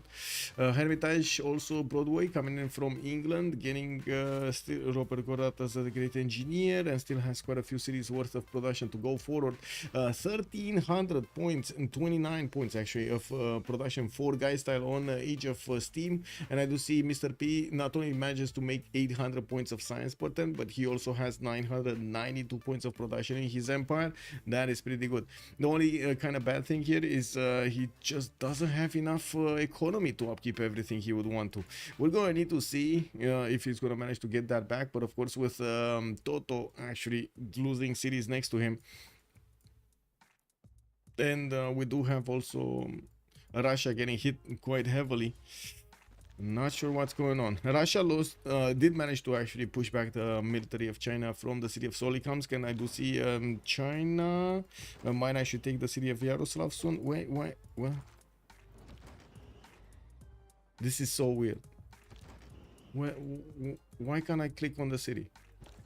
This is so weird. Like it should let me click on the city. This is weird. Anyway. Let's see what's going on here. Mapuche. This tanker is gonna get a bit of health in between the turns. Not a lot. We do have the tank armies coming out next turn, and that should be good. Did China manage to get a level 2 spy in the Mapuche? No. This is the issue. He doesn't have a level 2 spy, at least in the cities of Mapuche, or at least a spy. He doesn't have anything in the cities of Mapuche. He sent everything, I believe, here somewhere. No, he actually sent them here. No, this is Age of Steam. Here any? No. Where did they disappear? I'm pretty sure he had like 2 or 3 of them. Where did they disappear? Are they getting the gold from somewhere? Oh, I think this is one here in St. Petersburg, because I'm pretty sure that the Russian Great Writer cannot have a level 2 promotion. Behind the English spy. Yes, true.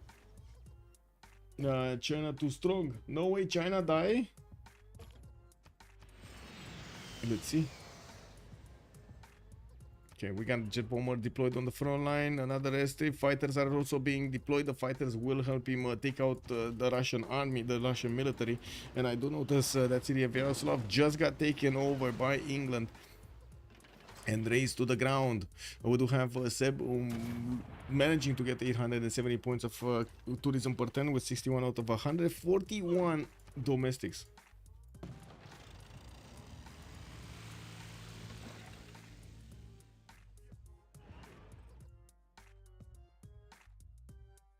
Hey, we are 1 like away from getting to 30 tonight. Woo, let's go. Let's go.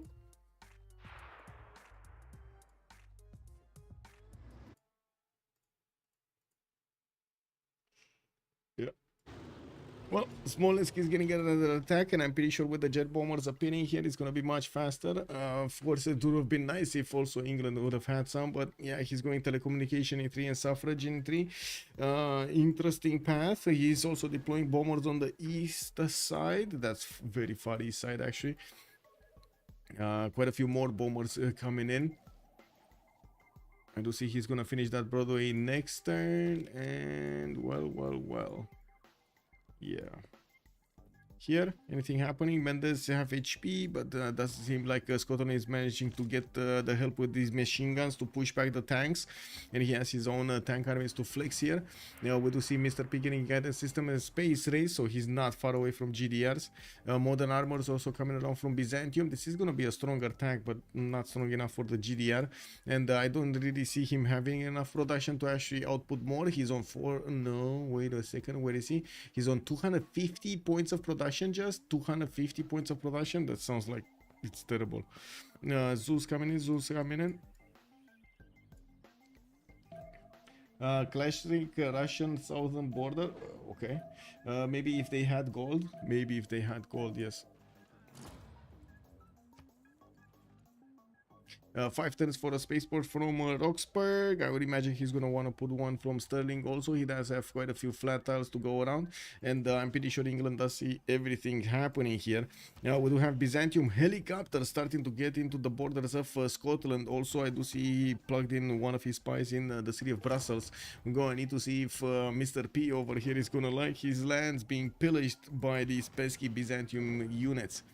Well, now we know why he didn't have the military here. It was all getting spread out in Byzantium's territory, pillaging, of course, immediately the industrial zone, taking away hundreds of points of production from Robert the Bruce.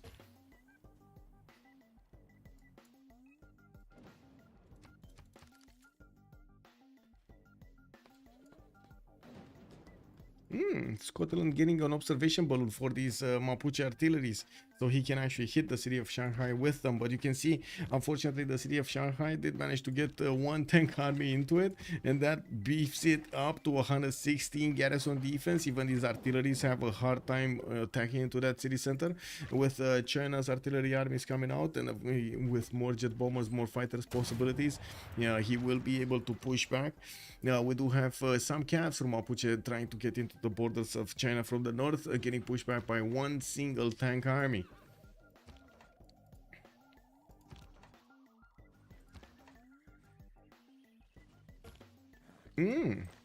How did Solicams get back? Didn't they take? Oh, they took this one, not that one. Okay, well, it's fine. We do have the fighters now on the front line, and they will start picking off units here from Russia.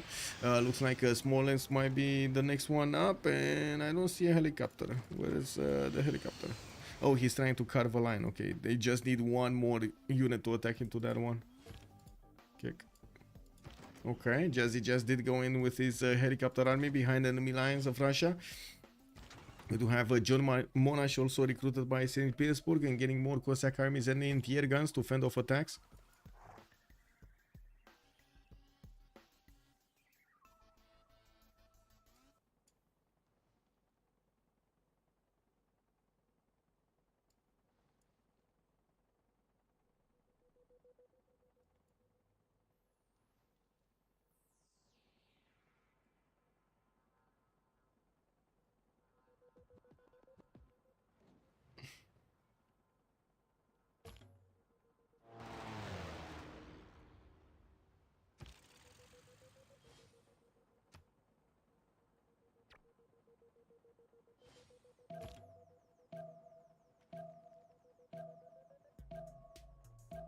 Well, with jet fighters coming out from Scotland, he's gonna get a stronger unit to fend off attacks. I'm pretty sure those will tear off any kind of tank from Byzantium that's getting close. And I do notice he did successfully keep Egypt alive. The economy of Egypt, not so much. Psycha did manage to get a few more gold points. He's on 150 right now. He was building commercials, he was building markets and banks in his cities, but he also needed to build an army to go against China. We do have Seb losing 74 gold at 10. Toto is on 63, and Mr. P, before getting that big of a military, is only on 16. He did drop down about 300 points of production since the last time we watched. He's down to 730 because he's getting pillaged by all of these pesky Byzantium helicopters going into his industrial zones and, well, lighting them on fire. Does he see this? Okay, he does see the spaceport. Okay.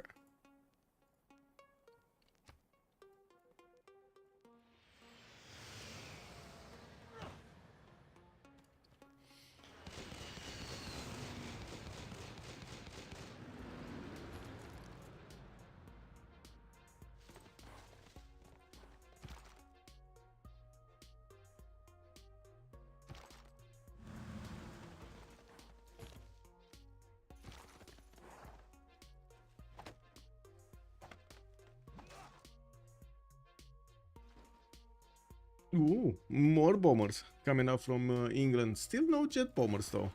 These are just normal bombers. Just normal tiny bombers.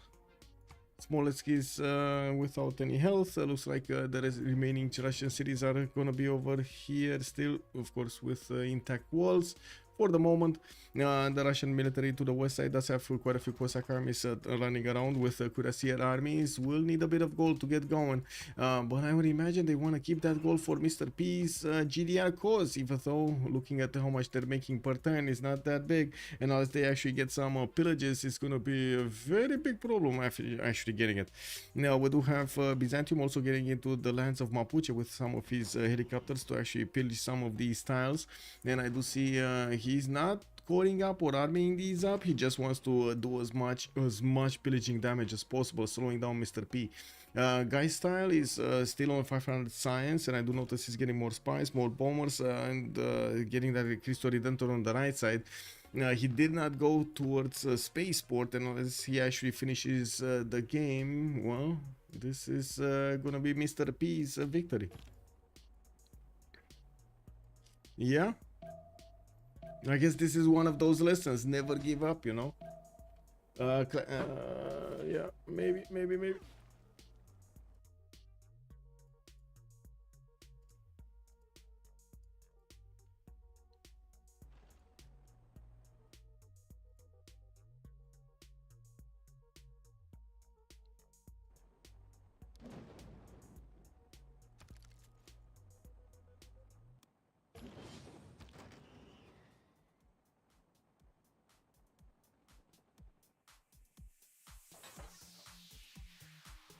Okay, well, Mapuche's attack kind of looks stopped. Successfully stopped.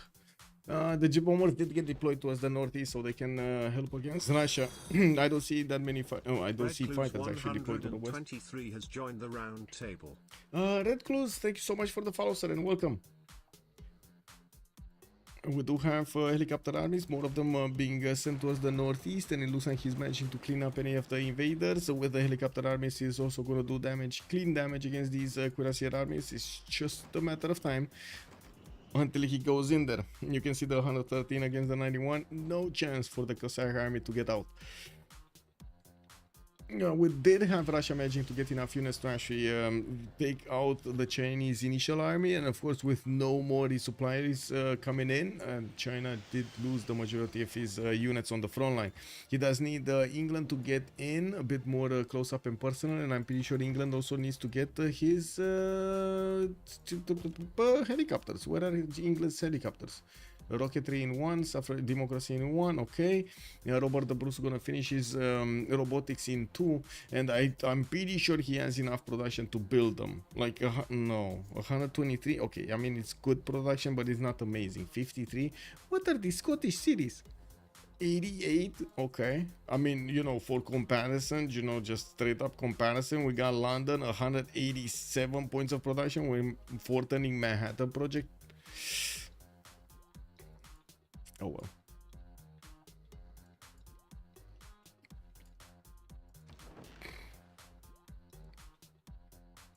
Okay, Scotland did upgrade his fighters on the front line, and now he will have the opportunity to deal damage against Raked's defenses. Now we will need to see if Scotland is going to manage to bring that GDR and retake the cities of Egypt. That's going to be a lot of Diplo favor points. Seb did manage to get to 73 out of 155 points to get the victory here.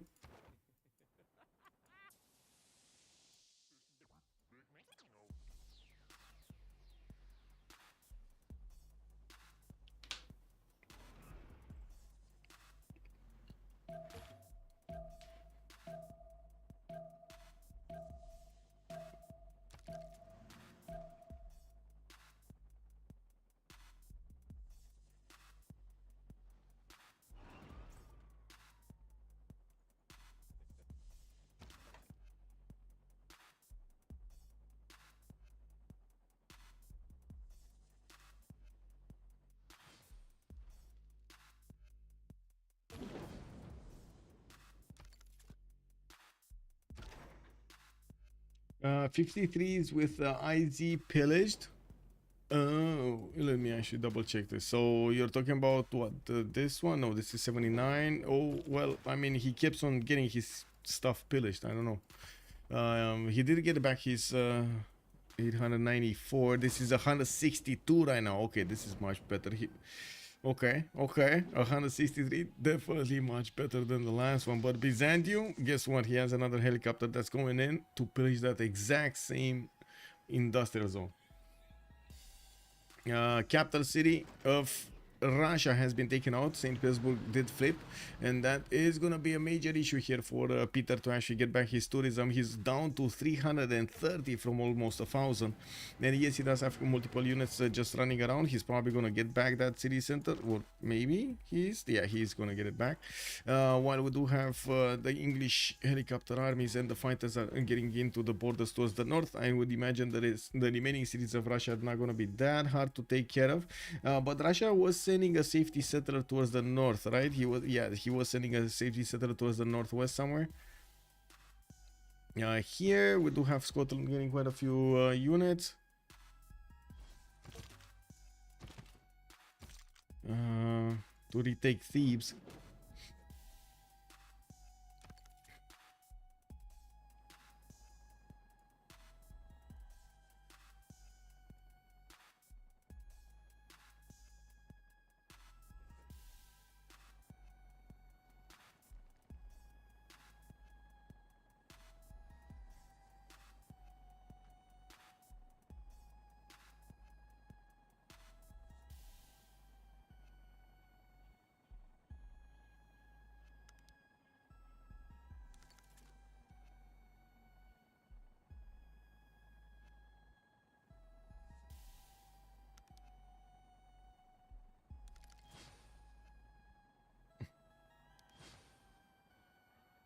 We do have one more turn until the next era, and I do see Toto is gonna be normal age, not even dark age. Okay, Robert the Bruce gonna be a golden. Okay, Jazzy Jazz gonna be golden. Florent does look like he's gonna be golden. Checkmate is actually gonna go dark, and Guy Style is gonna have his golden age. Looking at the west of China, it does seem like Mapuche's units did move forward with one tile. While I do see a few more tank armies joining the fight here, Spec Ops is also on the way. We do have helicopter armies coming out from Xi'an, and I do see campuses. China was splitting his reinforcements from the west to the east, and well, we do need to see if he's gonna manage to punch through both. With jet bombers being deployed to the front, he definitely managed to take out Russia's capital. Now on the west side, it does seem like Mapuche is gonna keep on pounding his units, and I do notice China at the moment is actually prioritizing taking out the artillery, so they don't actually do that much damage against the city of Shanghai. Without a tank army inside of that city center, unfortunately dropped down to 107 strength. It's still strong, but not as strong as 117. Do we have a GDR? 4 turns for the GDR in the city of Sterling. Byzantium is just, you know, trying to roam everyone and do damage, but with the GDRs coming in, it's gonna be all up to Age of Steam to actually get his own GDRs out and about.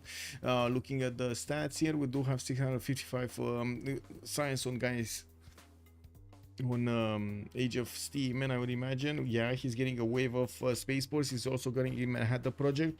I wanted to say that I would imagine he's gonna build that GDR quickly with 187, so still he's gonna like 4 turn it anyway, 3 turn, 4 turn it from the capital. The biggest advantage here is they actually have a lot of gold, not only in the bank, but per turn, and this is massive. Having the ability to straight up buy like 3 GDRs is gonna be insane. Lesson of the day: MM doesn't CC.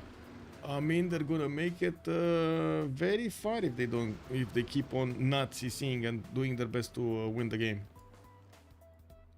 because that's how you learn. It didn't work for one time, maybe it works the next time. Maybe it was a bit of a problem with the Civ, maybe it was a bit of a problem with the leader. Yeah.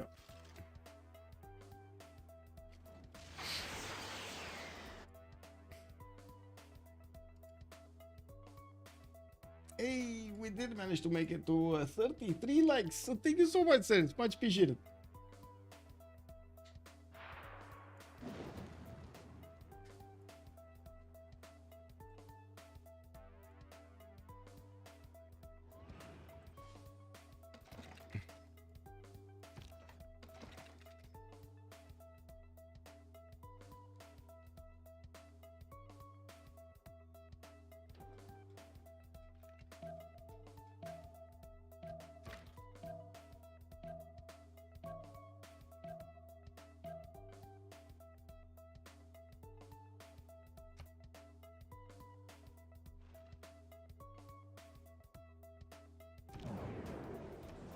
Okay. Oh, unit promotion class. Oh my. Okay. Let's go for recon here because, you know, we know the deal. Let's go for... I can't really do anything here. Kick. I don't want to do that actually. I guess my hat. No, let's go Lagrange.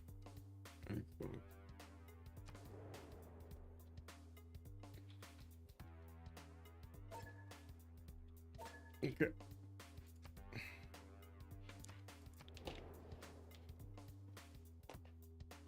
Mira,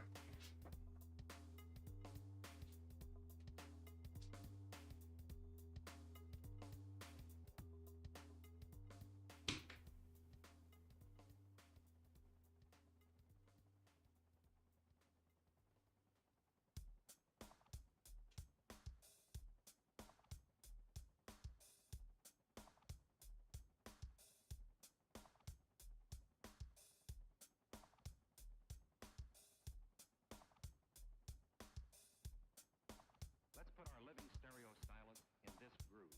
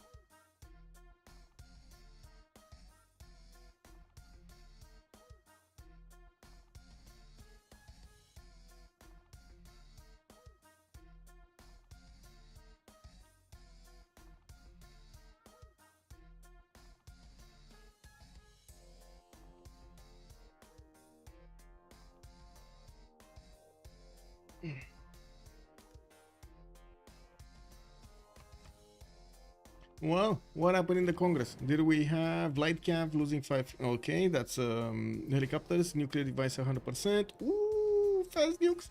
And Diplo on Seb. Wait a second. How close is he to Diplo? He's 18 out of 20 to get the Diplo, but so is Mr. P, 18 out of 20. Ooh, that's close. We do have Mapuche shooting down a few more units here of Uzetian. And we do need to see the GDRs coming in. Oh, they're still coming out. Well, slowly. It does seem like 3 turning and 4 turning them is just not quick enough. Now, we do have Scotland managing to get back the city of Thebes. And we'll probably start working on the city of Rakedet soon. To try to get a bit more liberation. England does have a nuclear submarine armada next to Icea. And I would imagine he's going to throw a nuke as quickly as he can get one. He was building Manhattan Project earlier. He's 1 turn away from getting it in the city of London. And I'm pretty sure we're gonna see quite a few bombs. Do we have a video into the new changes to BBG? Which new changes? The full BBG changes? Yes, the 590C, which only has like 5 lines. No, I didn't think it was necessary to get one. Getting message by quite a bit. Give me a second.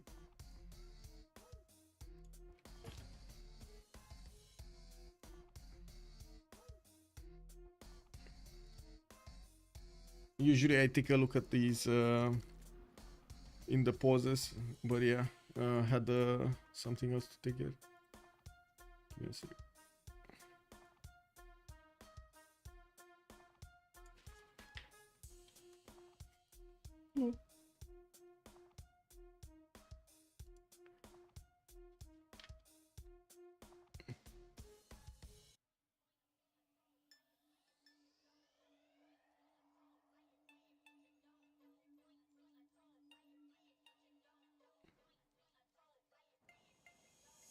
Well, more cities of Russia are falling. Voronezh this time got taken out. out. I do see Russia is, well, tourism, I don't think he actually matters at the moment. He's 79 out of 164. Well, a little bit over half, but that's about it. We do have England also getting in with his Cav armies. Remember, these do have a -5 penalty on them, but I'm pretty sure they're strong enough to actually go and take 0 HP city, so Astrakhan is probably going to be attacked soon. We do have also Moscow and Tver remaining for Russia, while he, wait a second, he got back this settler and now he's moving it forward. So what happened here? It does seem like China is just going to need to clean up these last 3-4 cities as quickly as possible. Taruga also can be a liberation. And there are quite a few bombers available. Unfortunately, no jet bombers for the extra damage. Looking here, okay, nothing much. Let's see, England did finish that one. Let's see the production for the nukes. It should be like 3 turns for 1 nuke or 2 turns for a nuke. London is how much? 187 production. He's also finishing up the spaceport, so he's gonna start getting those projects for space. Well, Mr. P, well, is gonna get his he's gonna get his GDRs on the map. He did build one of these space. Oh no, he actually never built the spaceport to the north. He never finished it to the north of Roxburgh. This is all GDRs, but like 12 turn GDR is not gonna be enough, especially since his opponents can buy 3 of them. Yeah. Not to mention build a lot of them. Come on, nukes. We gotta see the nukes. Nuclear Fission also coming around next turn from Age of Steam. He will get the opportunity to build Operation Ivy, which will unlock the thermal nukes, which will actually do damage and can shoot down the GDRs. You kind of need to go and throw 2 of them, but you know, they still die. Okay, Tver getting under attack. Yes, there is an anti-air gun there, and it does chew. Oh, I do see the jet bombers. Come on, that's it. 2 jet bombers, and that's it. Okay. Guess there was a problem over here. Well, it looks like also Mapuche's army did get cleaned out. We do have China managing to push back his opponent and getting a few more helicopter armies as quick as possible. He's gonna take out the majority of Mapuche's units, and I do see there's a major problem for Mapuche to actually rebuild his army because of the production necessary. 110 gold a turn for Mapuche. I do see Russia losing 50. On the other side, we do have 1,000+ gold per turn. No problems for them. I mean. Extasia, good question, ma'am. I don't know. We are hostage? We're not hostage. Anything interesting at the Congress? -5 for light caps, 100% production towards the project. And I guess Seb did get very close to getting the Diplo victory. He's like 2 points out from getting the victory condition. Come on, when nukes? 2 turns nukes in London. Okay, so the nukes are gonna start falling.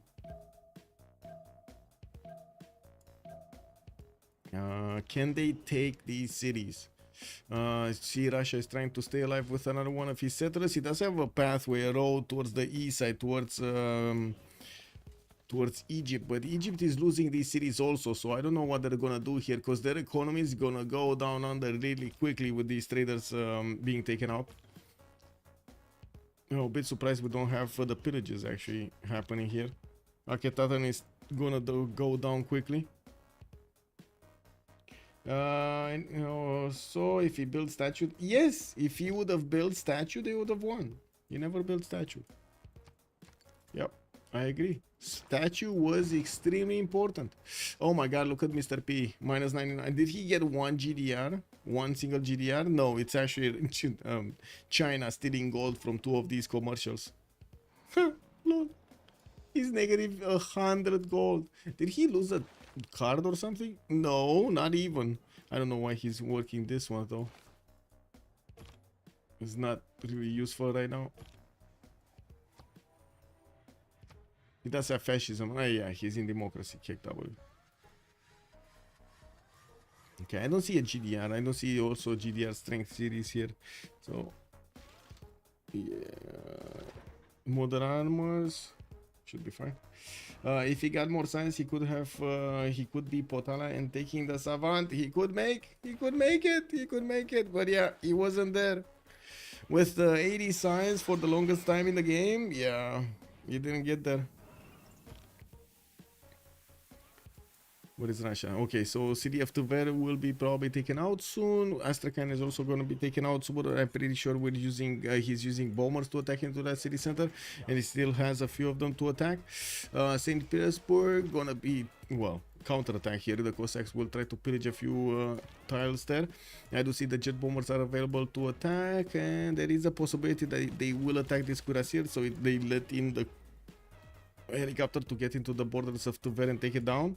I'm not sure if they spend their movement though. I cannot click on them to see if they have movement or not. This is quite frustrating, but I guess it is what it is. We do have more jet bombers showing up, finally showing up from England. Oh, they started moving, they started attacking. No? No. No, Jazzy Jazz. Wow, that's a lot of strength that he actually lost on that single unit, the helicopter army. Okay, nothing happening here, nothing much happening here. Another city went down, and more damage to the economy of their opponents. Minus 105 on Mr. P. Seb is down to minus 59. Toto is on 72, and then we do have Stride Chat on 124.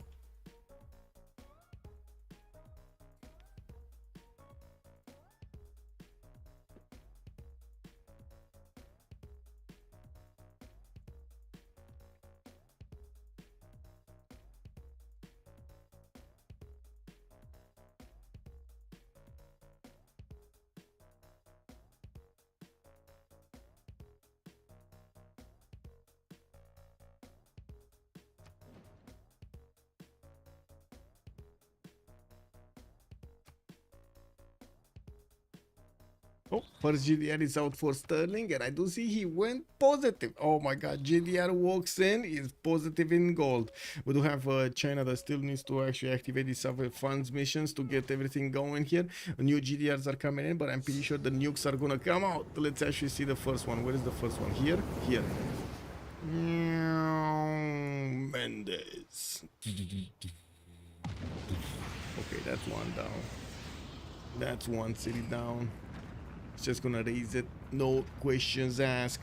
Scotland gonna try to shoot back, but now he's gonna lose quite a few of his jet fighters to the bombs, and I'm pretty sure there were more bombs coming around here.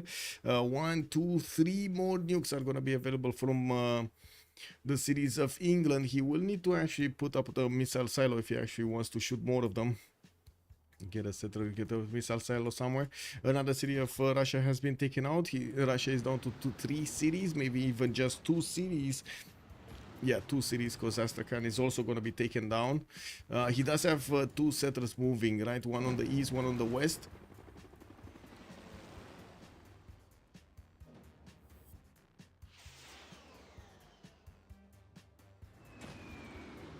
When GDRs from Geistyle, getting satellites in 1. Okay, not far. Not far away. Not close, but not far. Only one Civ6 with Tort Tue playing. Strange. Yeah, I mean, you know. Yeah, he might have just been changing cards. Yeah, I agree.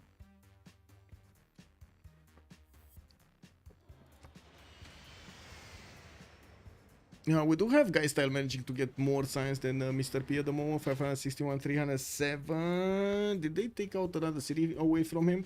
Mr. P still has Bologna. Well, they did take out one of the science city centers somewhere. And Hattusa is still available for Toto, for Egypt. They never actually managed to take out Egypt entirely, even though he's down to 3 cities in total. Yeah, shared it with Thieves and Abydos. Chris income is better than anyone. yeah. I mean, you know, it's a kind of a weird game when you have Lotaro making the most gold out of your team. I think that's quite a sign right there, if Lotaro is making more gold.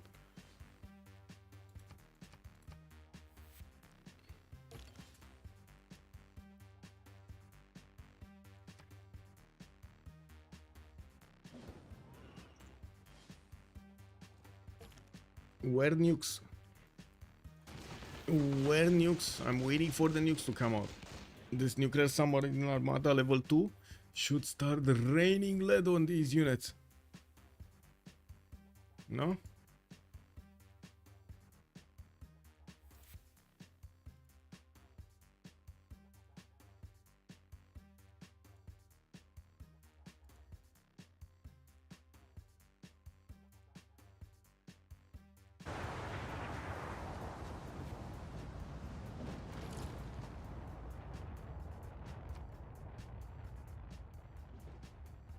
Hello? First GDR walking in. I heard something. Was there a bomb somewhere or what? Oh, I see. This was the bomb. Oh, I see. I see. Okay. So he sent one of those jet bombers there. Okay. Or slash bombers there. Easy. Okay, I do see War Department also finishing up in Chengdu. Mapuche did retreating his borders while we do have China repairing his units in Shanghai and getting some new ones. In the meantime, he's still focused on taking out Taruga, and of course, Russia will need to settle a city quickly because that city might not survive that much longer. We do have two bombers here in this airstrip. One of them moved though. I don't know where, but it moved. And there's no airstrip yet in St. Petersburg. Way too much clutter there. Does these jet bombers have enough range? 2, 4, 6, 8, 10, 12, 14, 16. Oh. Okay.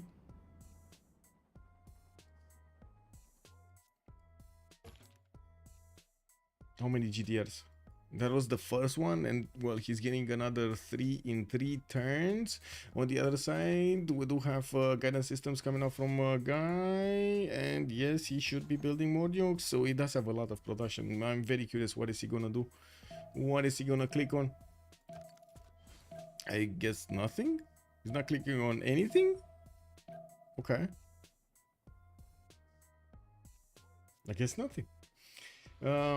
England should take Abyss and then buy a nuke sub, and bye bye Scotland. Take Abyss? What's Abyss? I do see he's retreating his nuclear submarine armada. Interesting. Not letting it be next to Nicaea.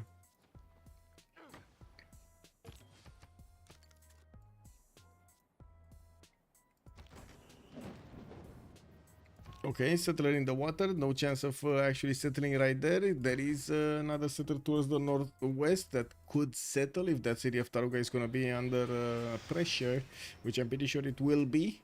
We do have the new coming in. Can he get it? Can he get it? Because we might actually have a 4 versus 3 situation. Taruga is getting killed, and if Russia does not settle his city, he's going to be put out of commission over here. It looks like it's gonna be Russia taken out entirely. 4 versus 3 situation right here. It looks like middle move is down to 3 players. Well, that's a bit of a rip. Oh, and that's the GG right there. That's the GG right there. Change throughout the ages. Whoa, whoa, whoa, whoa, whoa. GG. GG right there. We did have quite a few nukes showing up, but GDR were also showing up. I would say we did have a bit of a whiff of Reina first and how it works, and yeah, that's a lot of gold. That's a lot of gold, and not that much of a penalty when it comes to production and food. Not to mention science and culture. That was just beautiful. We did have also quite a few funny attacks happening on the map over there, with Egypt going against his next door neighbor Byzantium. Almost caught him with his pants down, but the forest there was atrocious. Mapuche did very well attacking into Cree and managing to take out his cities. He could have done a lot better, to be honest. Don't get me wrong, Mapuche would have cleaned this up, or should have cleaned this Cree up over there without a general much faster, but you know, it's all good. He did manage to finish the job in the end, and also put pressure, quite a bit of pressure on China. Quite unfortunate territory here for Scotland. He made it work, but yeah, he just, man, he would have needed a bit more. Let's actually see what they have to say. I'm gonna switch my sound settings so I can actually hear something in my ear, and then we're gonna join them. They're gonna talk quite a bit in French, right? So we're just there to say hello and GG, well played. Ça défend pas la culturelle, hein. Non, Oui, mais merveille, ça si défend au pas. moins si je peux aider avec des merveilles pour les places de théâtre et tu vois, monter en En fait, ce culture. qui défend la culturelle, c'est de faire des optis au niveau des dogmes. Bah, je sais Ouais, plus. J'avoue que j'avais c'est tellement de moves de guerre qu'à la fin, je regardais même plus. Non, mais de toute façon, pour défendre une culturelle, il n'y a rien de mieux que de raser la personne qui fait une culturelle. Et bah, c'est ce qu'on a fait. C'est le meilleur moyen pour défendre une culturelle. Après, là où Seb, je pense que, enfin, vraiment, il te faut beaucoup plus de science. Tu regarderas des joueurs qui jouent Russie, ils font beaucoup plus de science que ça parce que. Et encore, moi, je pense que dans ta position, tu n'aurais pas dû essayer de partir sur une culturelle, mais sur une diplo. Vous n'aviez pas les golds pour que tu partes sur une culturelle. Pour moi, tu devais partir sur des ports ou des platco, des campus et avec des ZD, hein, bien sûr, tu alternes au niveau de tes villes, là où tu avais de la pop, et faire tes merveilles diplo. Pour moi, le fait, là, c'était pas une game culturelle. Là où tu étais placé, etc., c'était pas une game culturelle que tu devais faire, c'était une game diplo. Si t'avais sorti, si t'avais eu plus de science, en fait, le potala, tu l'aurais eu avant. T'aurais pu avoir le savant parce que t'aurais eu plus de prod aussi pour ensuite aller projeter pour avoir le savant et c'était GG. J'ai été curieux que vous nous laissiez le savant. Ouais, parce qu'il avait pas la prod. Il avait pas la prod. Parce que pareil, genre, la diplo, on l'a vu très tôt pour le coup. Ouais. Et c'est pour ça que genre j'ai essayé de sortir avec les ingés fast la statue, le potala, j'ai eu le comment s'appelle le savant. Oui. Bon. Le potala il s'est fait pareil, lobby. Seb, okay. Ouais, il s'est fait lobby, ça je l'ai vu. Seb, autre chose, ta foi, surtout quand tu n'achètes pas d'unité à la fois, il faut que tu la gardes, surtout quand tu fais une diplo, c'est très important de garder ta foi pour les personnages illus. Parce que là, tu aurais pu acheter un ingé des merveilles pour faire ton potala plus rapidement. Tu aurais pu aussi acheter un deuxième âge des merveilles pour sortir ta statue de la liberté et acheter le savant à la fois. C'est hyper important quand tu fais beaucoup de fois comme tu avais et que tu veux faire une diplo, ce qui est le plus important, c'est de garder ta foi pour ça. Le savant à la fois, c'était prévu, mais avec les tanks qui sont arrivés, j'ai dû m'acheter des unités. Ouais, parce que là, encore une fois, c'est parce que tu n'avais pas assez de science pour aller chercher les avions. Parce que si tu avais des chocs, tu mettais tes avions dans les chocs, ils passaient jamais, tu perdais tes villes qui étaient ouvertes. Bon, bah les couilles, tu vois. Ton but c'était de faire une culturelle là-dedans. Enfin, c'était pas de faire une culturelle, mais une diplo dans la game. Bon, après, ça, c'est des choses qui s'ajustent, hein, mais moi, je pense que c'est une erreur de plan de jeu surtout qu'il y a eu. Après, le late game, je trouve que il est pas simple. Hein. Franchement, nous, on n'a pas tant l'habitude que ça d'aller au late game. Il y a des axes de réflexion qui sont complètement différents et que quand t'as pas l'habitude de les travailler, il y a des choses simples auxquelles tu penses pas forcément, tu vois. Donc, mais après, moi, c'est pas une critique, hein. Moi, c'est non, au contraire, justement. pas une critique envers eux, hein. Okay. I think they're talking a bit way too fast for me to actually translate this. They hear quite a bit. I'm actually running on fumes right now, so I would really need to get to sleep. I do want to thank you for joining us, and I do hope you enjoyed the show. We did see the first game with BBG 5.9, and I definitely want to see some more. We're gonna need to take a look if there's gonna be one tomorrow. There is I did see on the CWC server that we do have on Thursday the first game between HOH and Team 250, so we're gonna have that on 1800 GMT if my memory serves me right, and we're still waiting for the confirmation for the second and the third.